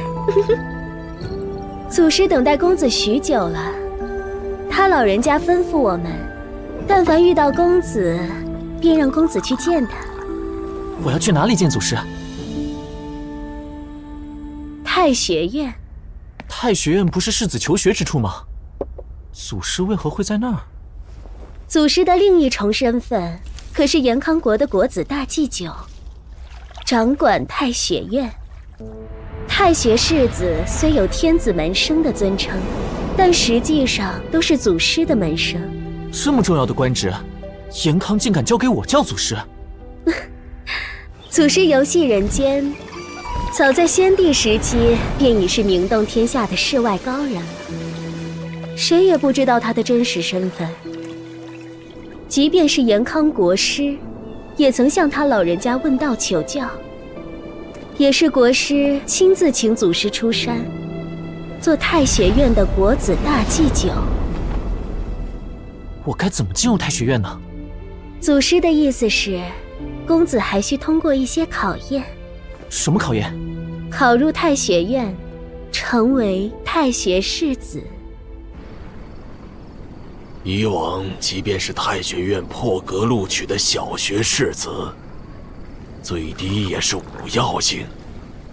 少教主尚在灵胎境，只怕……距离大考尚有3日，他还有3天时间。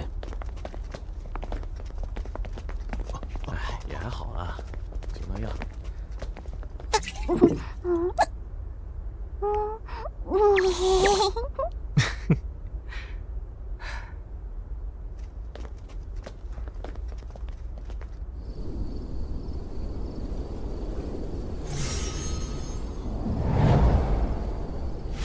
火药乃荧惑之精，水药乃晨星之源，金药乃太白之明，木药乃岁星之灵，土药乃振兴之秀。5药即5行，终于算出了5药神藏的位置。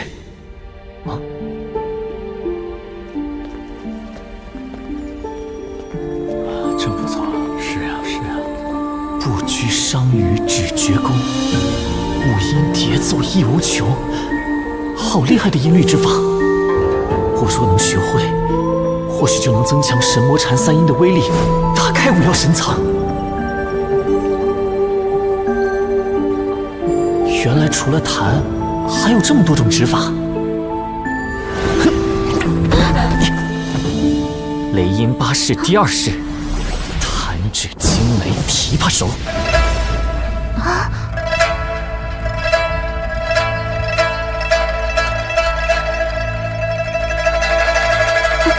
公子竟然用禅宗拳法来弹琴。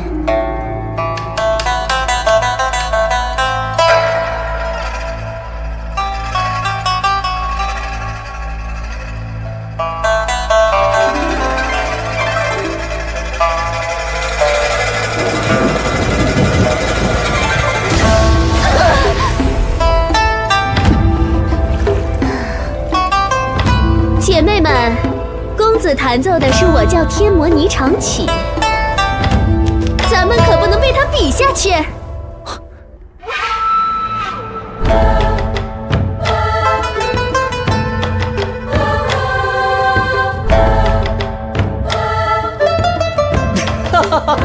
痛快！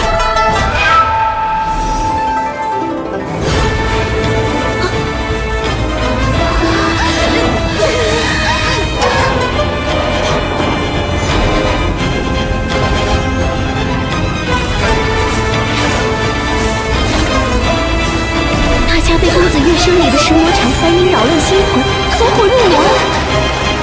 我来助他3音合流。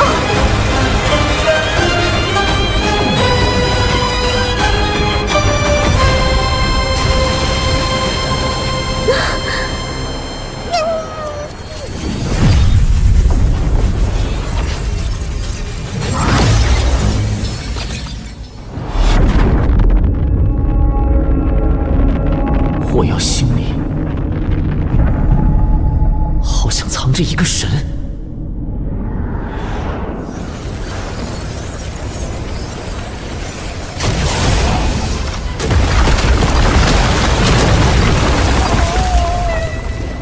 公子着火了！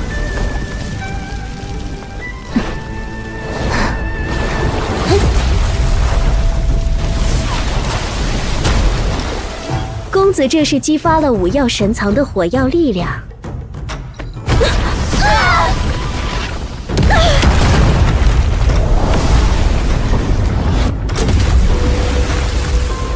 我自封神藏，只以5药修为试探公子的元气而已，没想到和他的差距竟如此大。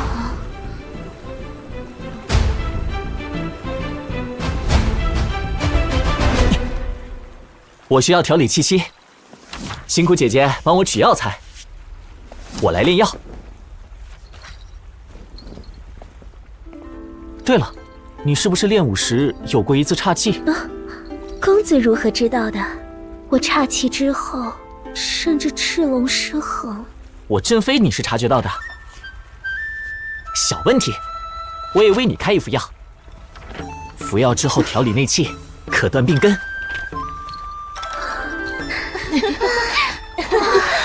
没想到公子还精通妇科。我们都有些小毛病，帮忙看看吧。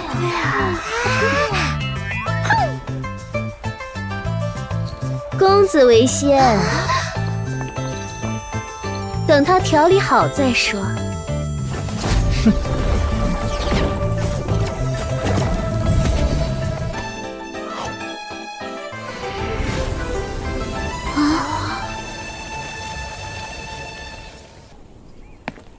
亲兄弟，亲兄弟，咱们以后就要住在世子居了。听说历年破格招收的小学士子都在这儿。弃民这种该当诛杀的贱民，既然住进了世子居，简直有辱门楣。二位师弟，你们知道弃民住哪儿吗？这。与弃民为邻，我也羞愧得很。他就住在那儿。师兄们，随我来。走，我倒要看看这弃民长什么样，给他点颜色瞧瞧。对了，诸位师兄，太学院允许杀人吗？当然不行，律有常刑，杀人偿命。我们只是要教训了弃民一顿。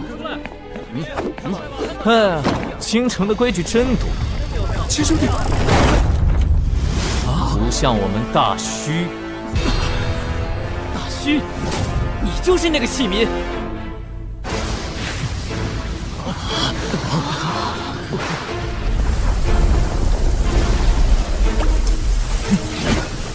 正是。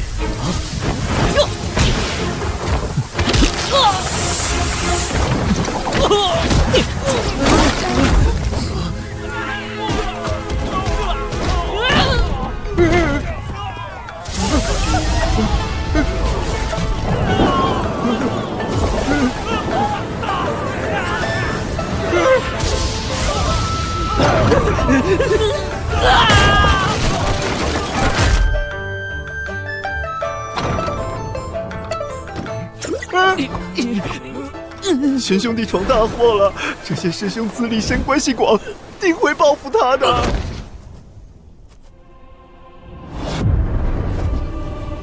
横扫京城无敌手，脚踢800太学士，武要无敌。弃民，你竟敢偷袭我们！再敢提弃民二字，我见你一次打你一次。这位师兄，我是国公府魏家的，与此事无关。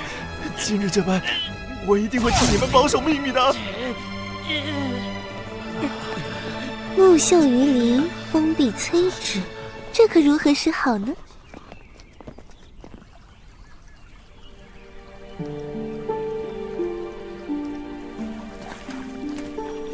祖师，少教主，你终于来了。少教主一路走到延康，感觉如何？我走一路看一路。只见延康国有大兴之兆，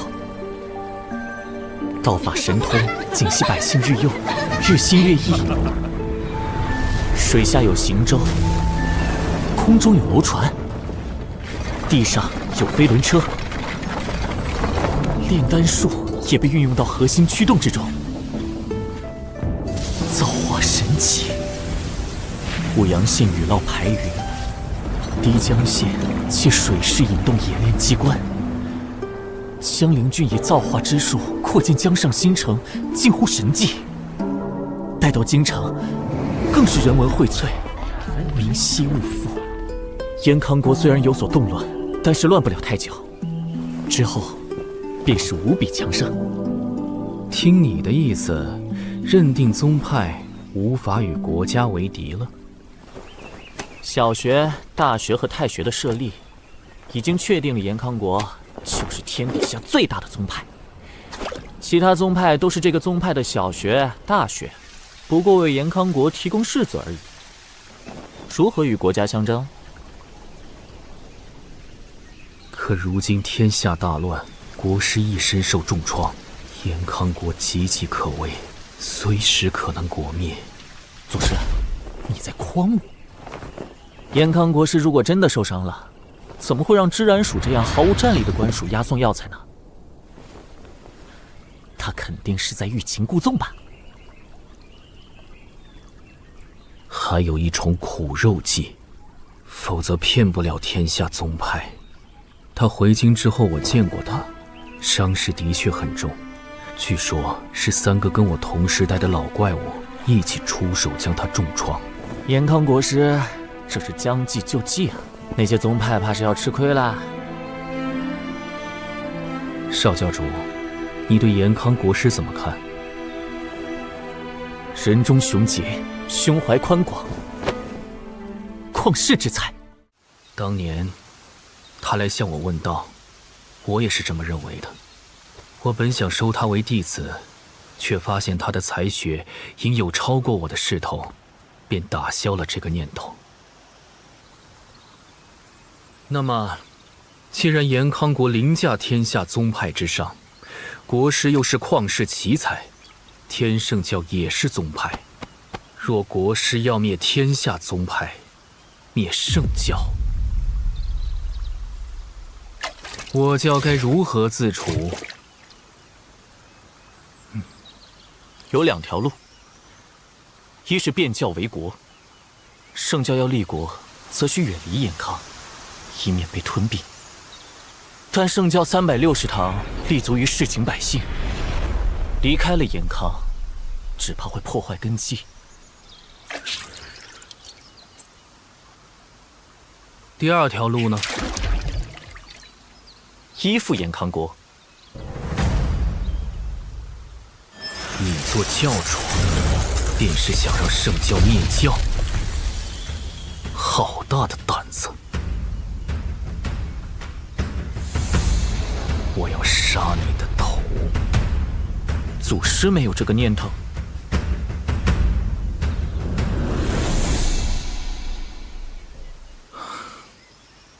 有，头先放在你的脖子上，继续说下去。敢问祖师，太学院中寒门士子占几成？1成。延康国的官员有几成出自太学院？7成2。这便是太学院的弊端。200年后，天下官员都将出自太学院，而太学院中无一名寒门子弟。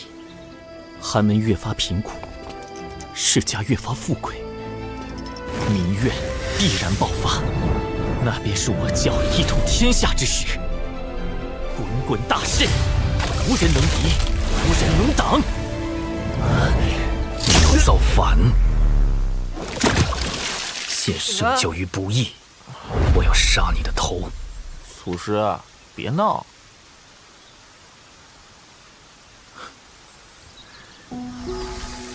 你用200年让圣教成为另一个延康国，再过200年呢，照样会有人推翻圣教。请祖师赐教。我也看不到200年之后的事情啊。不过，我的想法与你有所不同。我想的是圣教教育，圣人之道，无异于百姓日用。延康国师崛起时，我便看出了他的雄心壮志。他来向我问道，我就将这句话告诉了他。他现在做的就是这句话。祖师是想通过影响延康国师，来影响延康国，让延康国成为圣教。倘若延康国做到了圣人之道，延康国便是天圣教。祖师圣明，你已经是圣人了。我做不到圣人之道，延康国师也做不到。诚如你所说，200年后，权势都将被世家把持。我已经失败了，这个担子往后交给你了。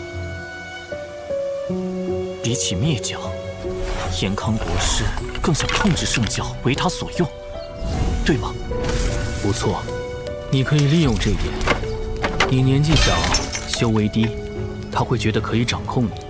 倘若他未来能实现圣人之道，让他掌控你，掌控圣教也没有什么。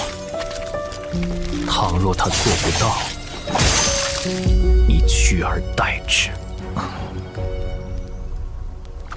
祖师，这是什么鱼？九龙之气聚集在这里，形成了这片湖水。这鱼吸收了龙气，因此叫做九龙鲫。这种鱼一身硬骨头，没有多少肉，只能用来煲汤，但煲出来的汤味道特别鲜美。祖师的意思是让我做一身硬骨头的九龙鲫？想多了吧？做人有什么不好？偏偏想做鱼。你想被人煲成汤，我就是嘴馋了，带你来喝鱼汤而已。你知道我为何要做太学院的大祭酒吗？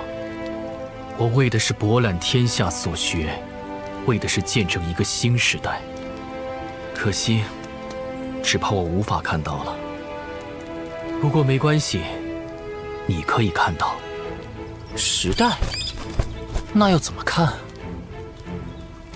站的高度不同，看到的世界也不同。鸡雀低飞，只能看到方寸之地；雄鹰展翅，千里皆是猎场。少教主，你年纪这么小，便能看到200年，已经是个合格的教主了。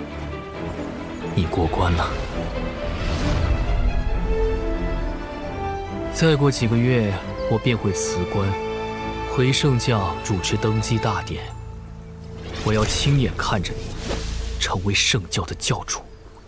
祖师，我知道圣教有个不成文的规矩，有能力杀死老教主的人，就能成为新教主。我目前是5要境，好像能杀我的人，是不是有点太多了？我在，无人敢动你。你需尽快磨砺自身，便无人杀得了你。祖师，你不是说还剩7年？留给你的时间不多了，只靠境界压制，必然是如履薄冰。身为圣师，如果能带领圣教走出一片新天地，赢得教内弟子万众归心，那么没人想要杀你，也没人敢动杀你的念头。而今，已不是凭借1、2门祖宗传下来的功法便可以叱咤风云的时代，切不可固步自封。你始终不会缺少竞争者。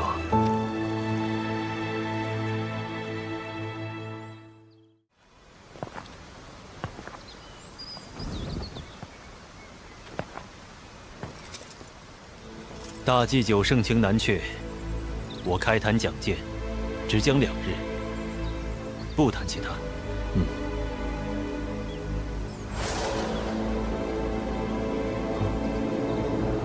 不是3日吗？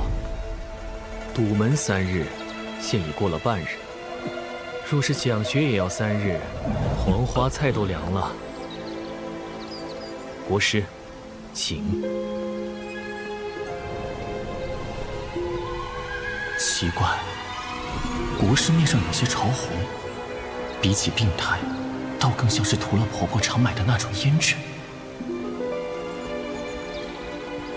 身上还有股若隐若现的血腥气。这么久了，伤还没有好吗？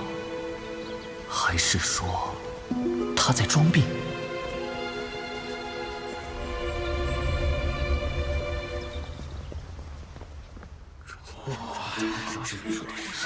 何谓剑？有人说剑有万千招式，也有人说剑只有14招，谬论也。剑若是被固定，那就不再是道。如果不止14招，那么天下所有剑法都将出现新的可能性，必须重写重造，否则就会破绽百出。难道严康国师？我在14招剑式的基础上，开辟出3招新剑式，创造大6合剑法。这2日，我便教你们这3招新的基础剑式。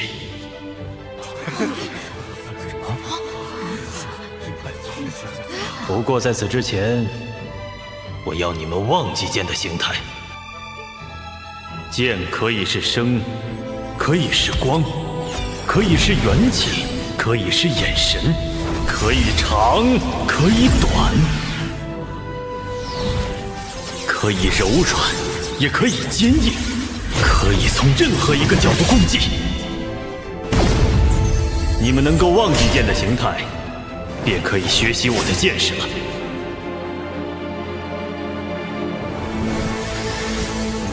第15式。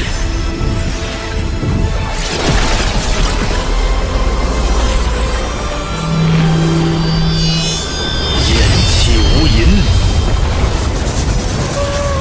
绕剑式。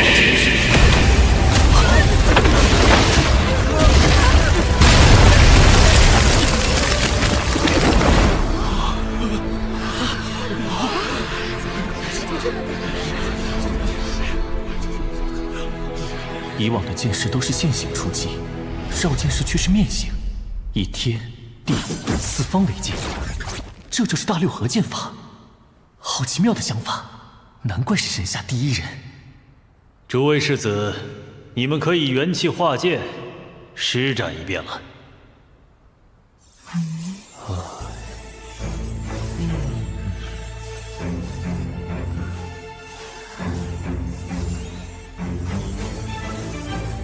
施展，我连看都没看清，更别提学会了。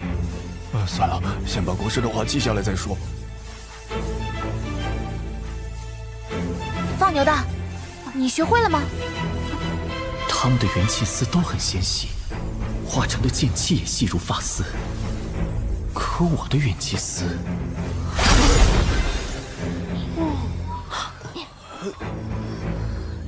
不行，这样粗的剑气太不灵活了，不方便施展。或许我可以试着用绕剑式将我的元气丝分解。这小子鼓捣一根棒子做什么？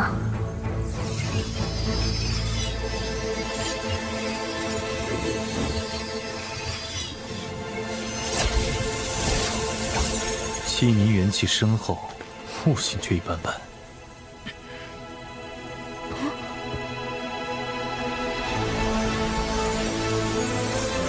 成了，终于成了！我终于练成了元气丝。我终于练成了元气丝！他练成了什么？我是不是听错了？这就是我那位小师弟呀。炼气成丝，是控剑术的基础。那混小子连元气丝都没有练成，是怎么进太学院的？啊！贿赂哪位考官进来了？霸山祭酒刚从前线归来，有所不知。他名叫秦牧，是个大虚器皿。他打赢凌云道人后，被陛下钦点为天子门生。凌云，你放水了！皇帝也受贿了，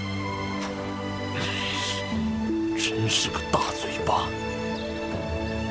师尊也忒无能了些，竟然寻了个呆头鹅，一看就很好欺负。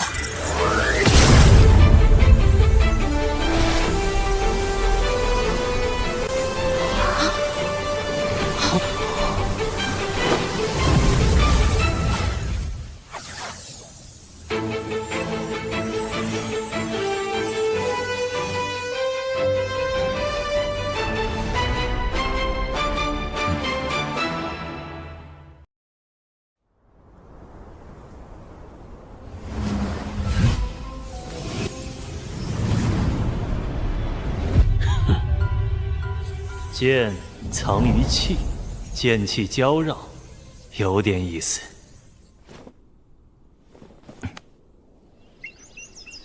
现在，我来传授你们第16式——剑无常形，游剑式。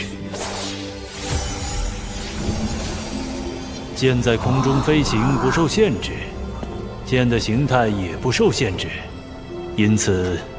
剑可以游，如蛇游，如鱼游，如龙游，如凤凰翱空，如天神倒空。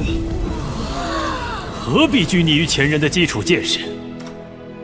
这样的思路，不只可以改变剑法，更能改变天下所有的作战方式。这就是祖师说的新时代吗？太学院，我真是来对了。丹阳子师说，山上讲学的人是延康国师吧？我只隐约听到他1-2句话，便大为受益。或许他治学变法，是真想推动神通道法发展。我们又何必堵门？听其言，还要观其行。延康国师天纵奇才，早年他向道主求学时，道主也期许他会成为500年一出的圣人。只是倘若他没有成为圣人，反倒作恶呢？作恶？他狼子野心，要灭天下宗派，这是其一。其二便是，他竟然推行天魔教的教义。假圣人之名，行魔道之事，实乃我正道大敌。正邪不两立，他与魔道为伍，越有才华，威胁越大。他开设小学、大学、太学，确有益处，但也有弊端。你身为道子，自幼受道主教导，倾道门之力栽培，方有如今造诣。那些学院的奸臣，能有道主的本事吗？能教出道子这样的人物吗？他们的士子大部分毕生庸庸碌碌，只知道学和用而已，无所作为。我与士子们交手时也发现了，看上去人人皆是高手，但招式却如出一辙，就像月饼一样，是一个模子烙出来的。神通道法是天才推动的。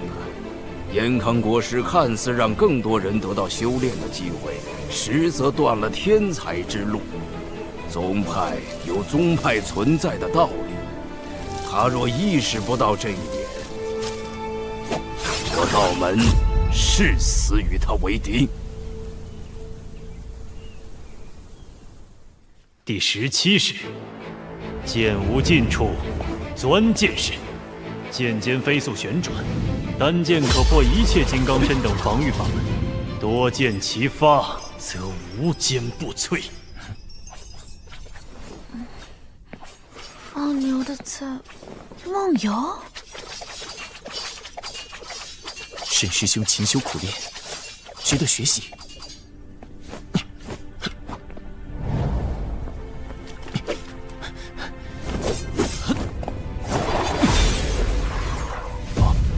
器皿连睡梦中也不忘修炼，值得我学习。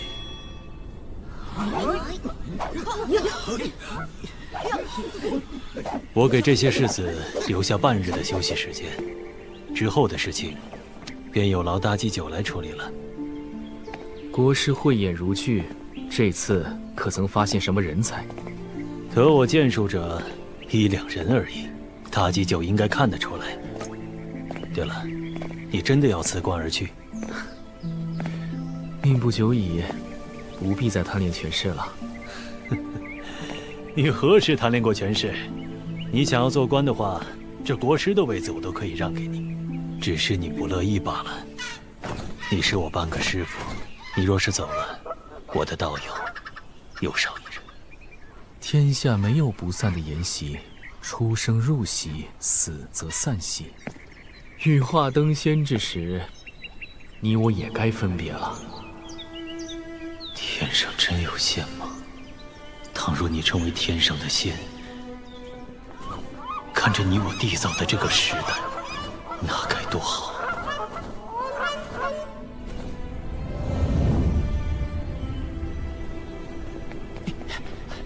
祖师，国师讲学，你有何感想？国师的基础和我一样扎实，但他想人不敢想，做人不敢做。我跟着村长爷爷学剑，以为已经尽得剑法奥妙，没想到还有许多未曾学到的地方。学无止境是错的，唯有创无止境。一之学始终是学生，但是只要创造一招，便是宗师。我请国师来，为的就是给你传道讲法，还不下去？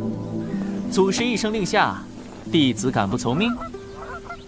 哼，臭小子嘴上说的好听，人家堵门这么久，也不见你动弹。不给你好处，你能这么爽快？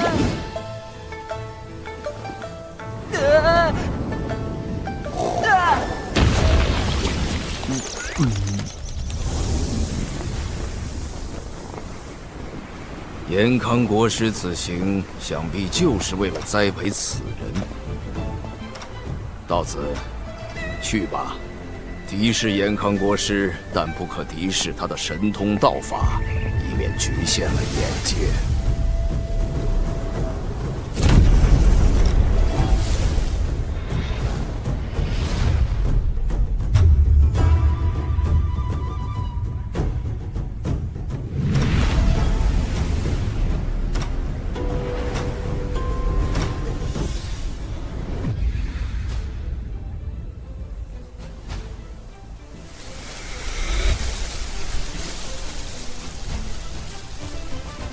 太学院秦牧，见过凌轩道子。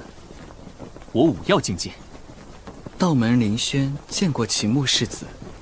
我六合境界，自封六合深藏。用兵器吗？这剑器似乎是一品大员的佩剑，不用兵刃，只用元气。既然师叔这么说，那便不用兵器。秦世子，请。请。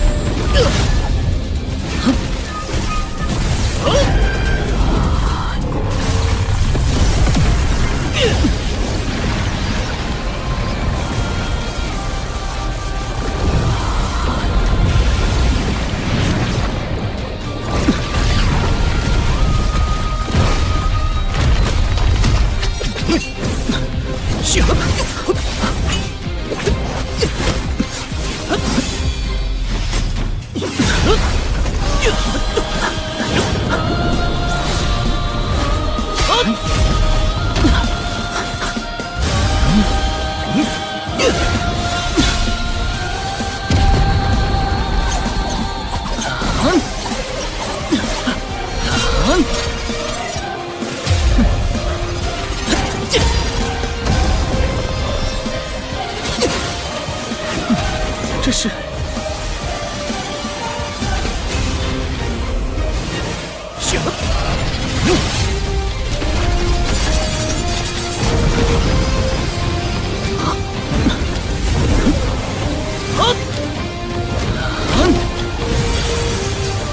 以自己的力量，再加上我的，这次还能化解吗？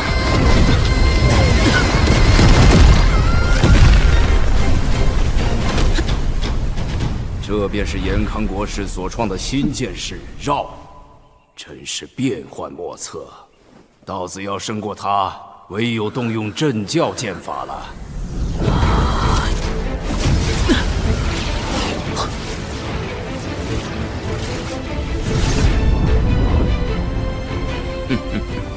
道子毕竟是道子，即便将修为压至五要境，仍能以自身造诣催动神通。我道门镇教剑法道剑14篇，一剑一篇，以浩然剑意握运周天。啊！一点穿连后动，2仪内反复阴阳。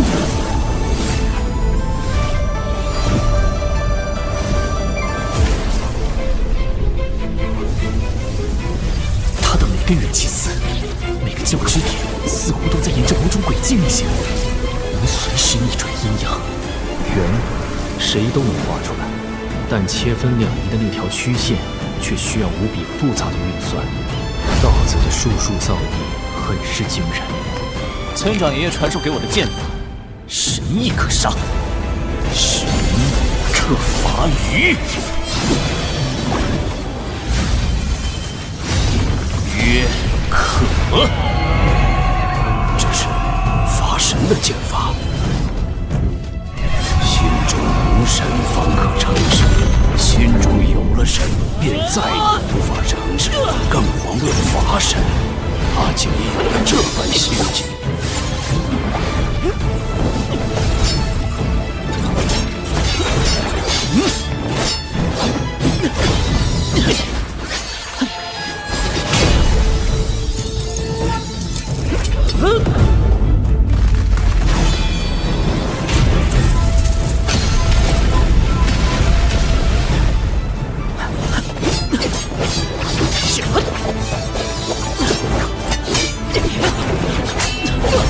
此日楼台顶脉，他时剑履山河。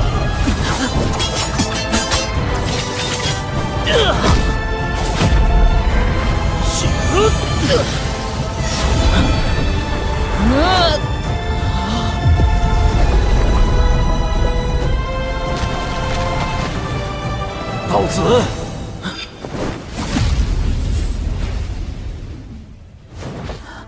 听世子剑法高超，不过我已根据剑气轨迹观测出你体内的破绽所在。左肩就是你的致命弱点。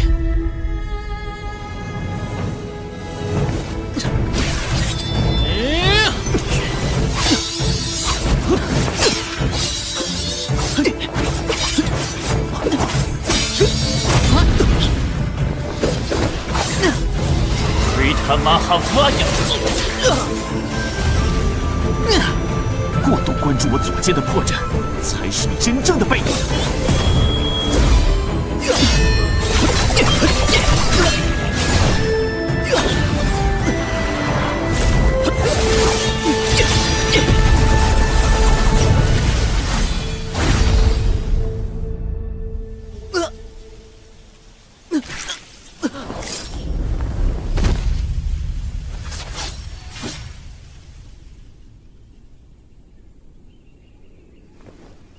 凌轩道子，承让。道子，快服药疗伤。师叔，稍等片刻。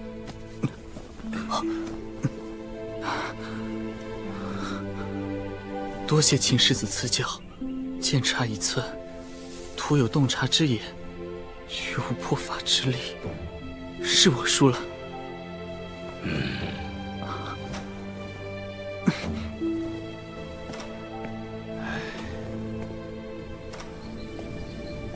道子走了，道门的人都走了，这场论道，太学院胜了。真的吗？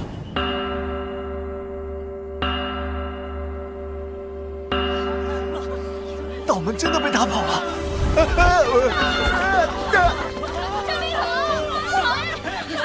真的吗？是哪位英雄出的手？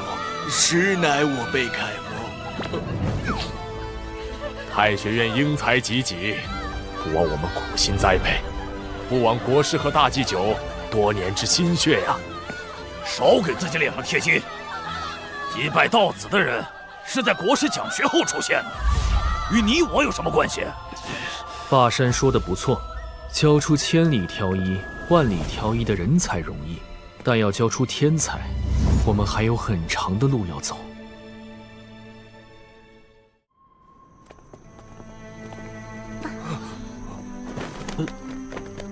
圣上谕旨，太学士子秦牧天资颖逸，抢学不怠，今量才着用，敕封太学博士，官居正六品，可登天禄楼3层，不受太学院管制。钦此。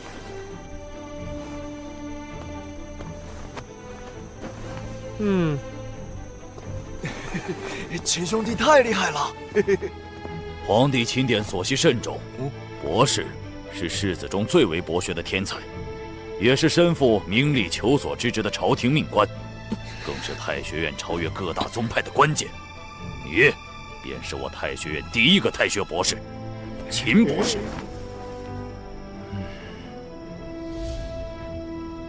秦博士往后只需去华圣阁、军机楼、镇元殿、天音阁学习书画、兵法、阵法、音律，其他的跟我学，我会因材施教。可这样单独教导，不将所学之奥秘传授给天下百姓，又与宗派有什么区别？所以大祭酒让我来探索博士治学之道，一旦确立，便可以推广开来，培养出一代天才，一代博士。凭何是那器民做太学博士？凭他有资质。你们若不服，可以与他较量，展现你们的资质，一样能成为太学博士。秦博士，快把你左肩的破绽修补好，别被其他世子越过去了。启民，你破绽已出，这次定要叫你从巷尾输到巷头。这位师兄叫什么名字？我输了之后，也好知道是输在谁的手里。你来自蛮荒之地，倒也懂些礼节。听好了，我姓叶，名清河。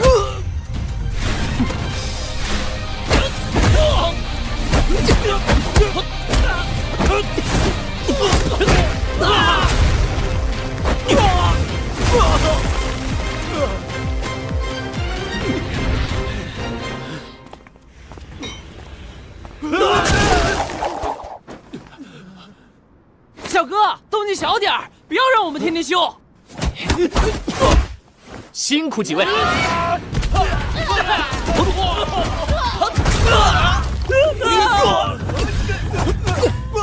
破坏小点儿。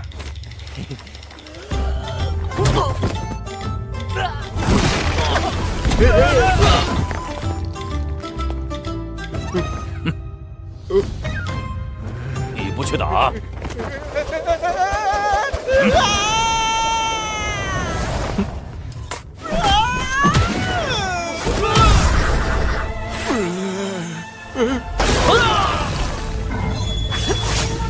你的剑法里藏着真龙剑意，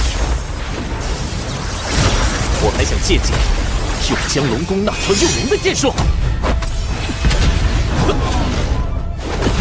你知道那条龙？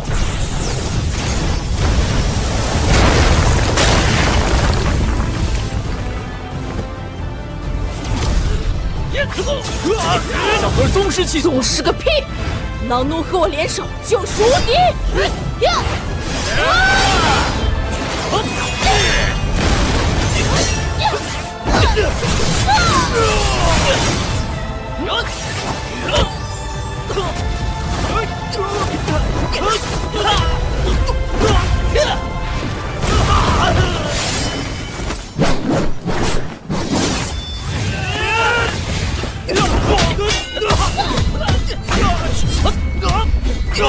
器民的破绽，知道又如何？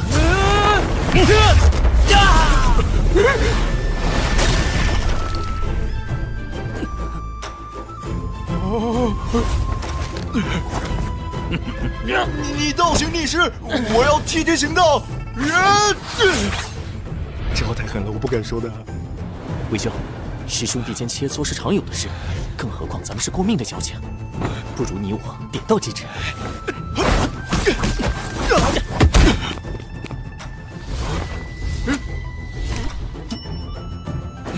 来了！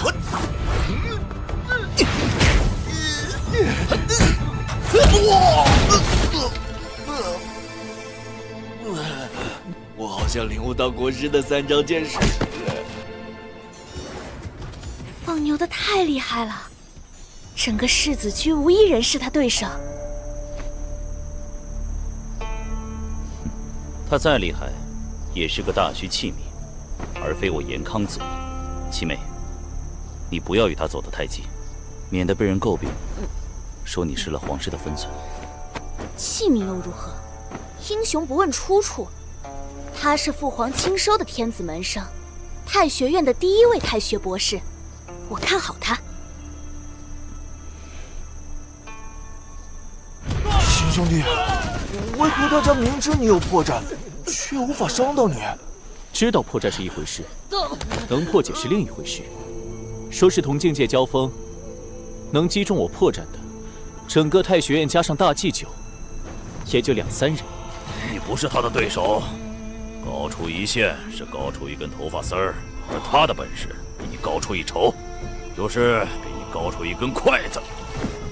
他才是我世子居的大师兄。秦家的秦玉、小胖子、岳青红、云雀，再加上万云，都可以做下一代太学博士的备选。原来师兄故意揭露我的破绽，就是要借机观察他们的实力。师兄，秦博士和我师出同门，是我师弟，你是我徒弟，以后要叫他师叔。原来沈师兄是师兄的弟子，难怪这么强。哼，你叫什么师兄？乱了辈分，叫师侄。沈师侄，沈师侄不习惯，就先消化消化，以后再叫。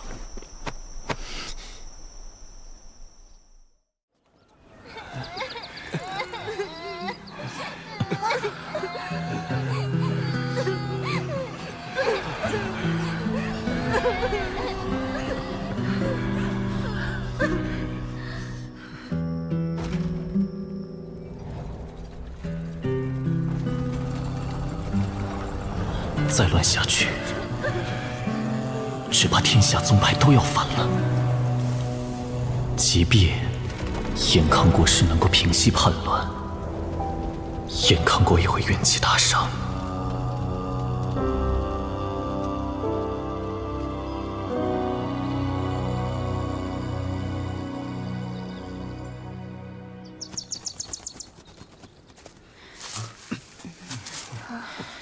秋风贴地形，不只是法术，也可以化作控剑术。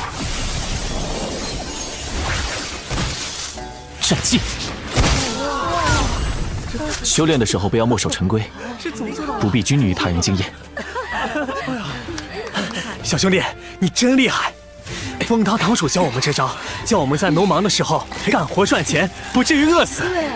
等我们学会了你教的这些，钱肯定能赚得更多。说不定就能凑钱上学了。教得好，学得也好。祖师，执法长老，我现在觉得将大玉天魔经给你是个无比正确的决定了。前几任教主太蠢，只能开发出1、2种用法，你却能想出这么多。好，很好。他叫那个少年祖师，又叫那个老头执法长老，那他会是谁呢？他的见识比堂主还要高，一定是咱们圣教的大人物。雍州境内圣教弟子比较多，你看此情形，有何想法？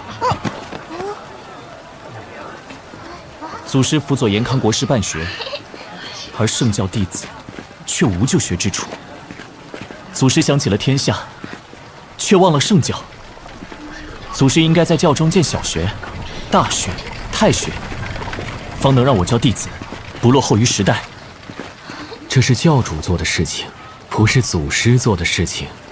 前教主为何不做？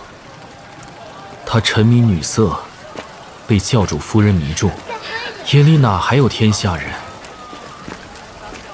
不如这样，从我教中选拔出类拔萃的弟子，让他们去参加太学院大考，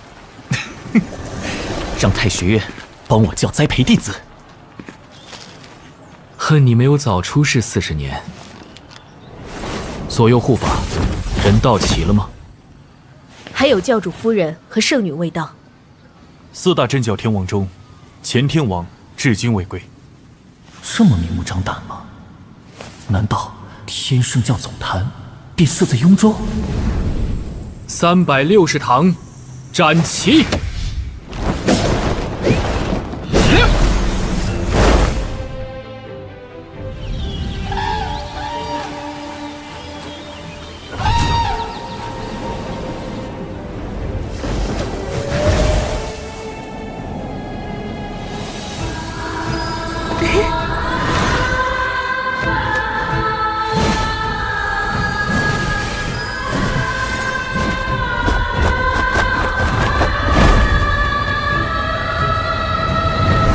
少教主，这里就是我天圣教的圣地——圣灵山。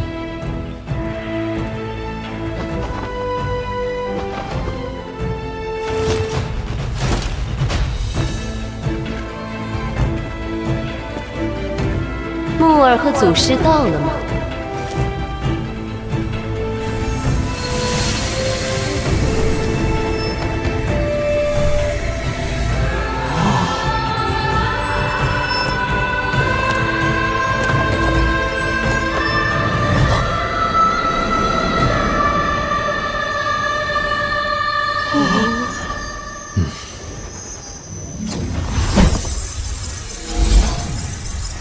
悠悠，庄重一些。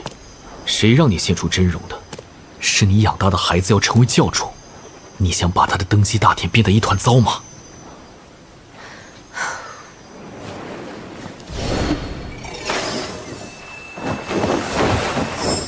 这才对嘛！走吧。哼，婆婆。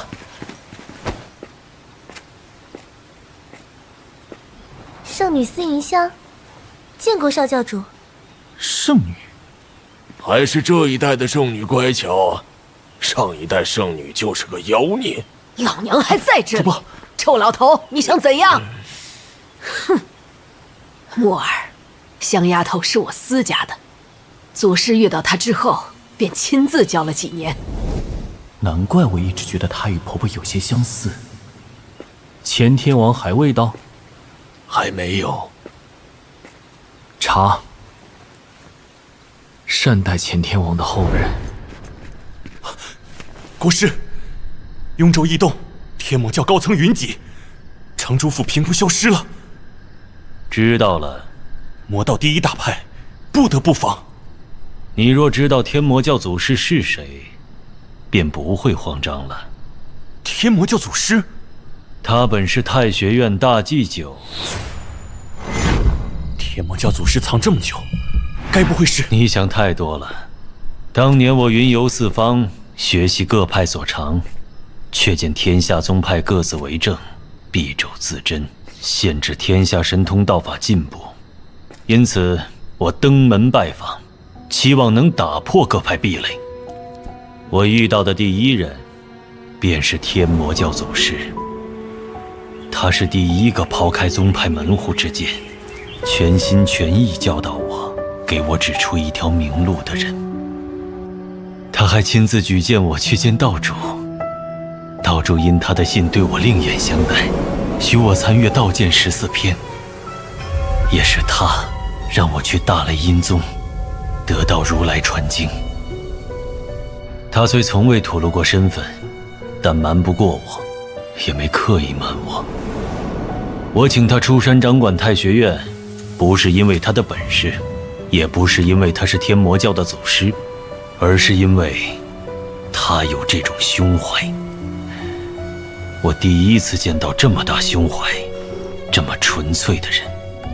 能掌管太学院的，唯他而已。他是我的老师，更是我的道友。若是同道，为何又辞官离去？应该是为了天魔教下一代教主。我会亲自去见这位新教主，顺昌逆王。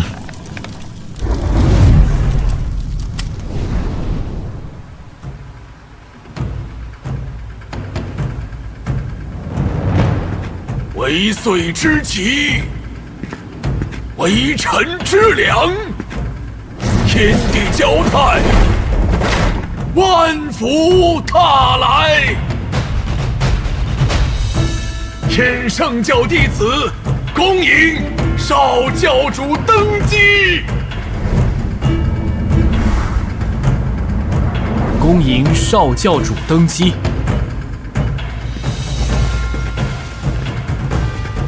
恭迎少教主登基！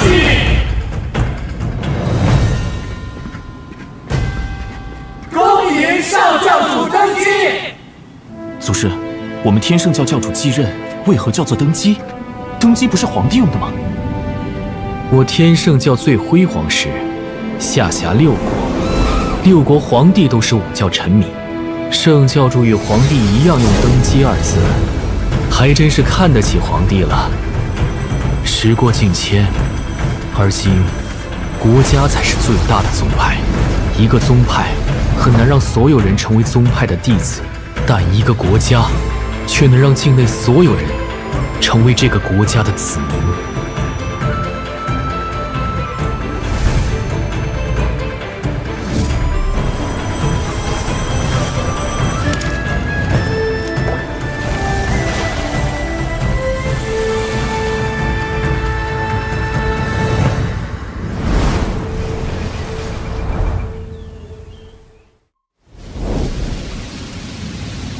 天魔教此番在雍州云集，怕是要立新教主。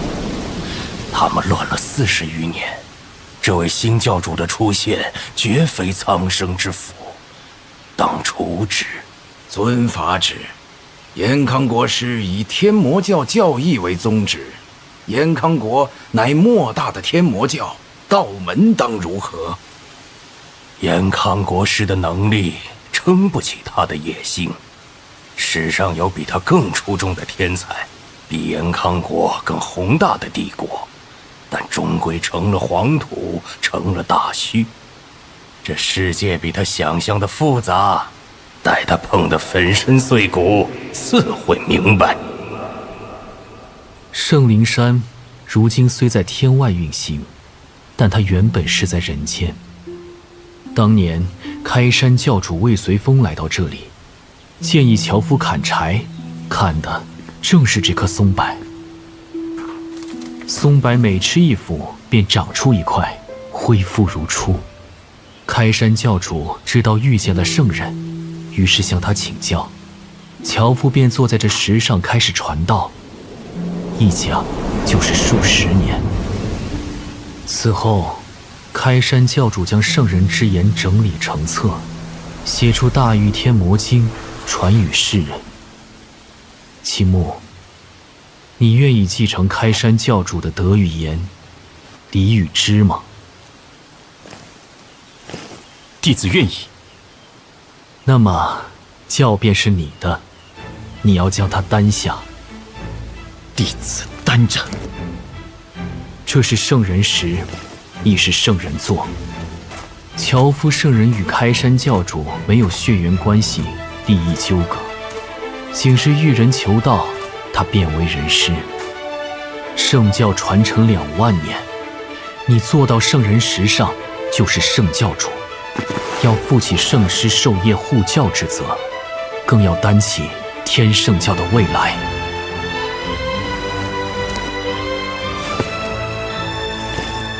弟子参见圣教主。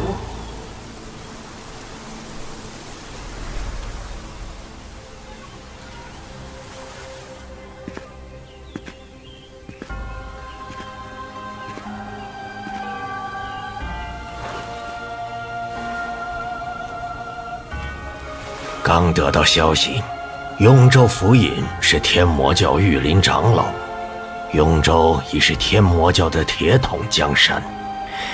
祭拜产子的司云香也现身雍州，他应该是天魔教弟子。此次教众聚集，或与新教主有关。天魔教40余年未有教主，教众内讧，无暇涉足延康变法。而今太学院用天魔教的人来胜过我大雷音宗产子，若这是新教主的授意，此事不能善了。遵法旨。还有一事，马师弟从大虚出来了。一切因果皆有定数，你去查天魔教新教主，这桩孽果我会亲自了断。厉天行，新教主已登基，你还不现身将我教功法相传，难道是要带到棺材吗？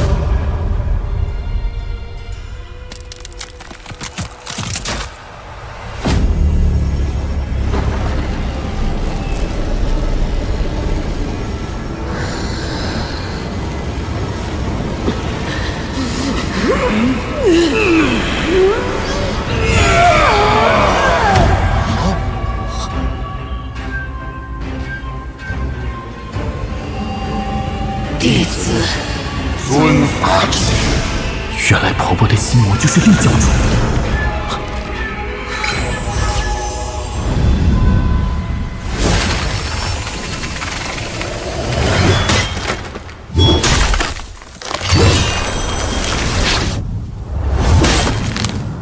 过路人，你在这边看了这么久，看到了什么？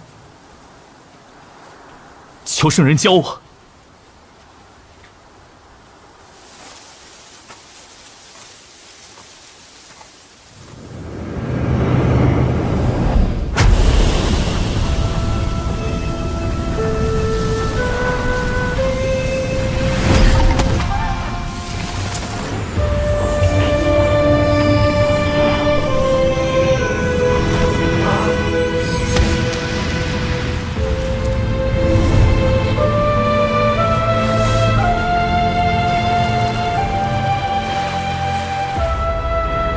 过路人，你的家人已变成坟中枯骨。你在这看了100年，看到了什么没有？人妖鬼灵皆有所需。若夫造化之心而孝之所循，是恒物之大情也。原来大禹天魔经的大一统功法隐藏在圣人讲道中，我多少全凭造化。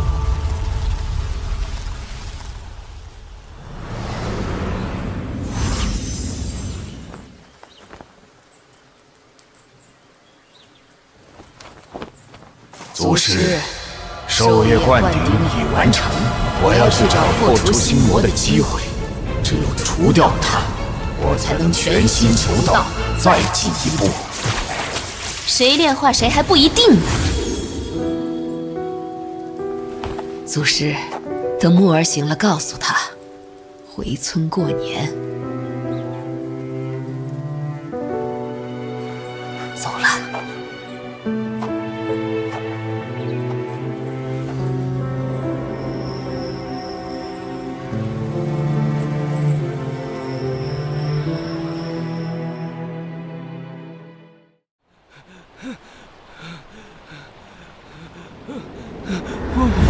我飞不动了。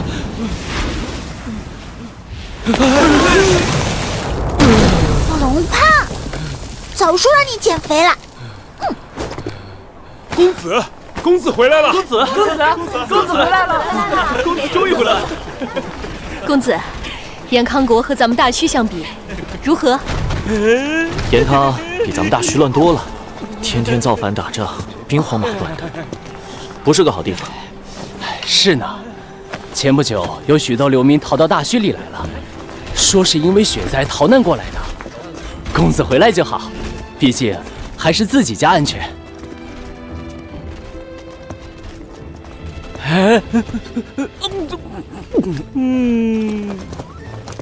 公子回来了。婆婆，城主回来了吗？城主前阵子来过一趟，然后走了。哎，公子要住下吗？小的这就去准备。不用了，年关近了，我先回一趟村子。又吃又糖，你休息好了没？赶紧出发啦！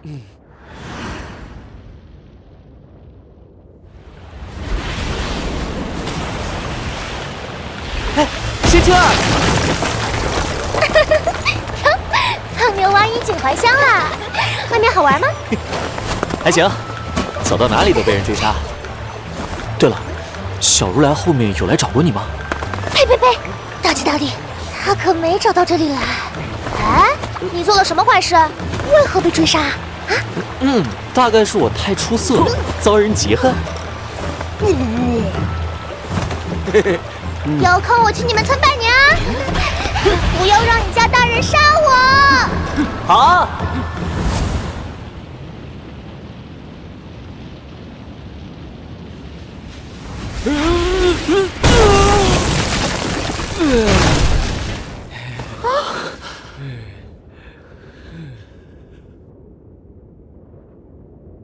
婆婆，爷爷，我回来啦！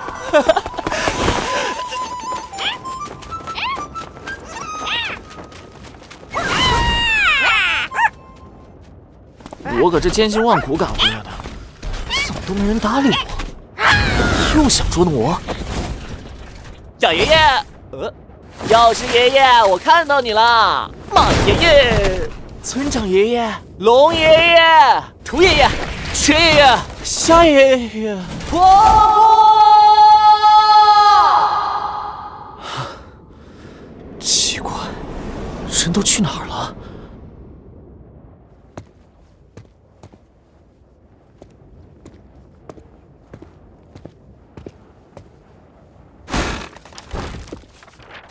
我和药师带着天魔教祖师、执法长老去黑暗走一趟，探探无忧乡。有人回来就帮药师喂喂虫子。村长他们一直没回来，我和瞎子去找找。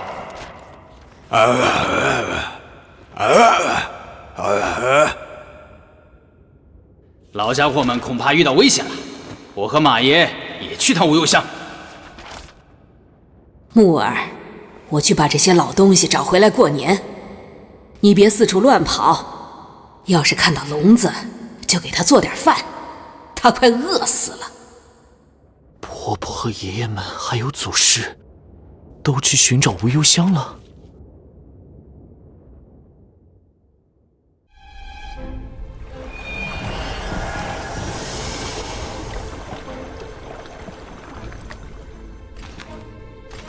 这就是村长爷爷提及过的月亮船，与我与无忧乡都有着千丝万缕的关系。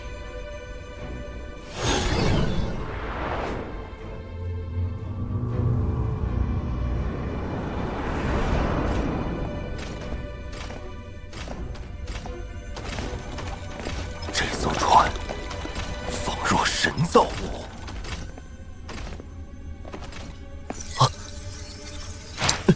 无忧乡，无忧乡。你是无忧乡的人，你来做什么？我来借船出行，去禁区寻无忧乡。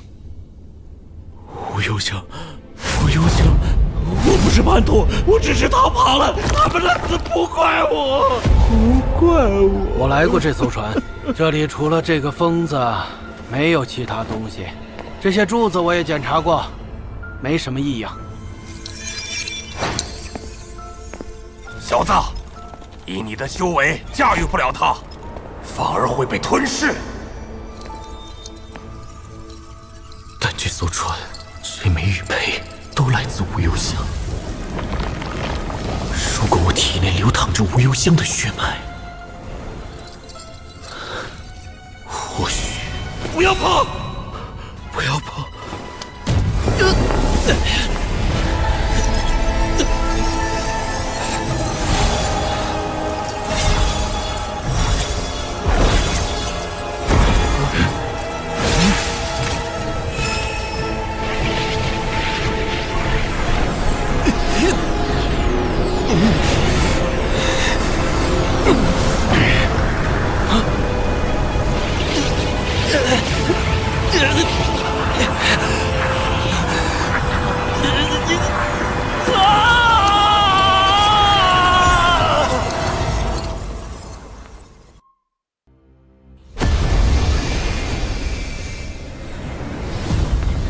什么？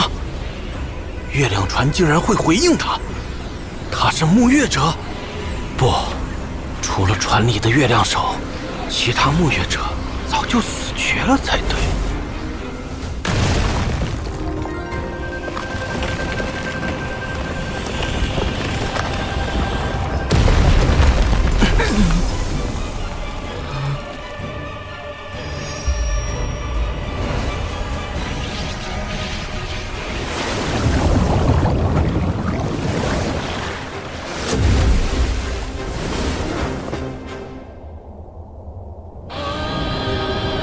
六合，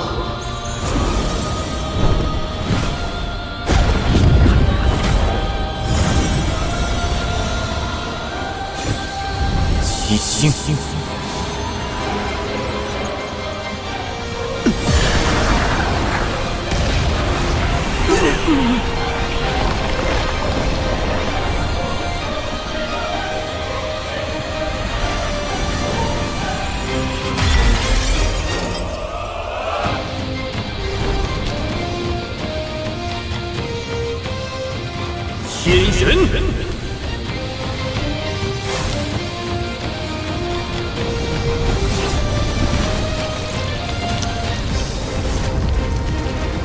生死。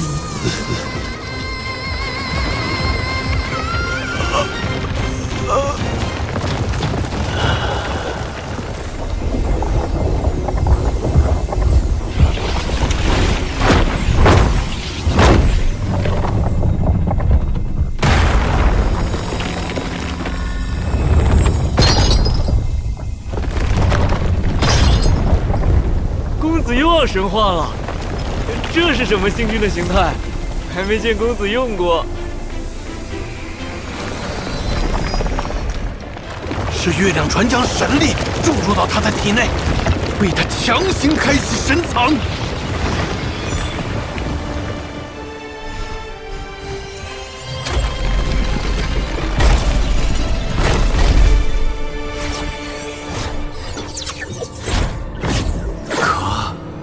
哪怕是沐月者，也无法容纳月亮船的可怕能量，只有沐月者中的特殊体质才能承受。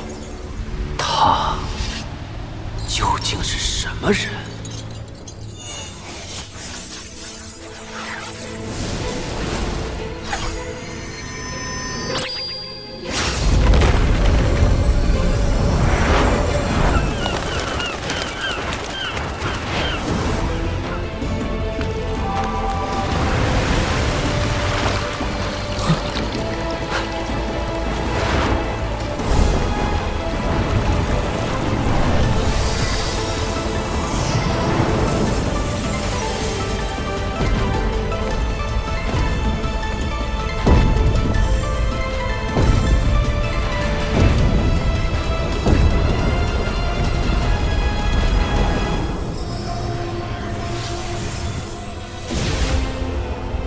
那是神窍神藏，他的神窍神藏，难道是完整的？即便是我和老剑神这样的神桥境，进入死者生界也会显露白骨，他如何能彻底恢复血肉？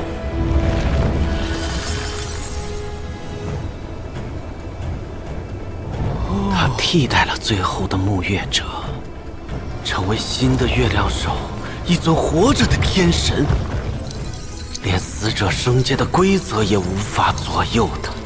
这个世界不是我想象中的那么地道。月亮船这种神造物，需要极为高深的道法神通，不是普通文明便能制造出来的。我真的要入侵这样的世界吗？但这样的高度文明，居然也被摧毁了。那是怎样恐怖的一种力量！月亮船的反噬开始了，操纵这艘船越久，耗费的生命力越多，得抓紧时间。多谢灵景师兄一路相助，我要去禁区找我家大人们，就此别过。教主，请。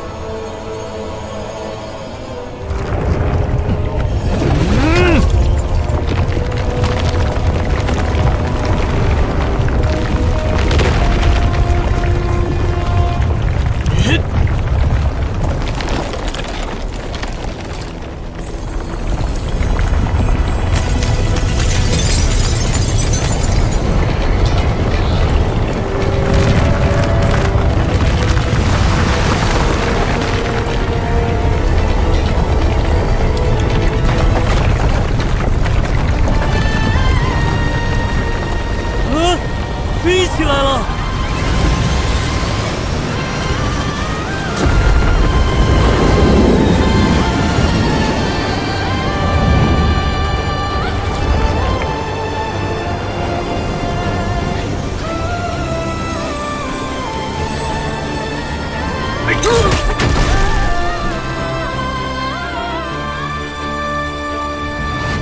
不好，丰都神奇们都被惊动了。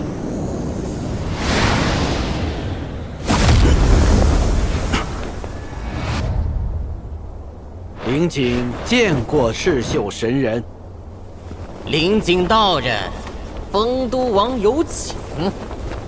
敢问，可是与月亮船之事有关？哼，丰都王不曾接纳过月亮船，不会搭理他。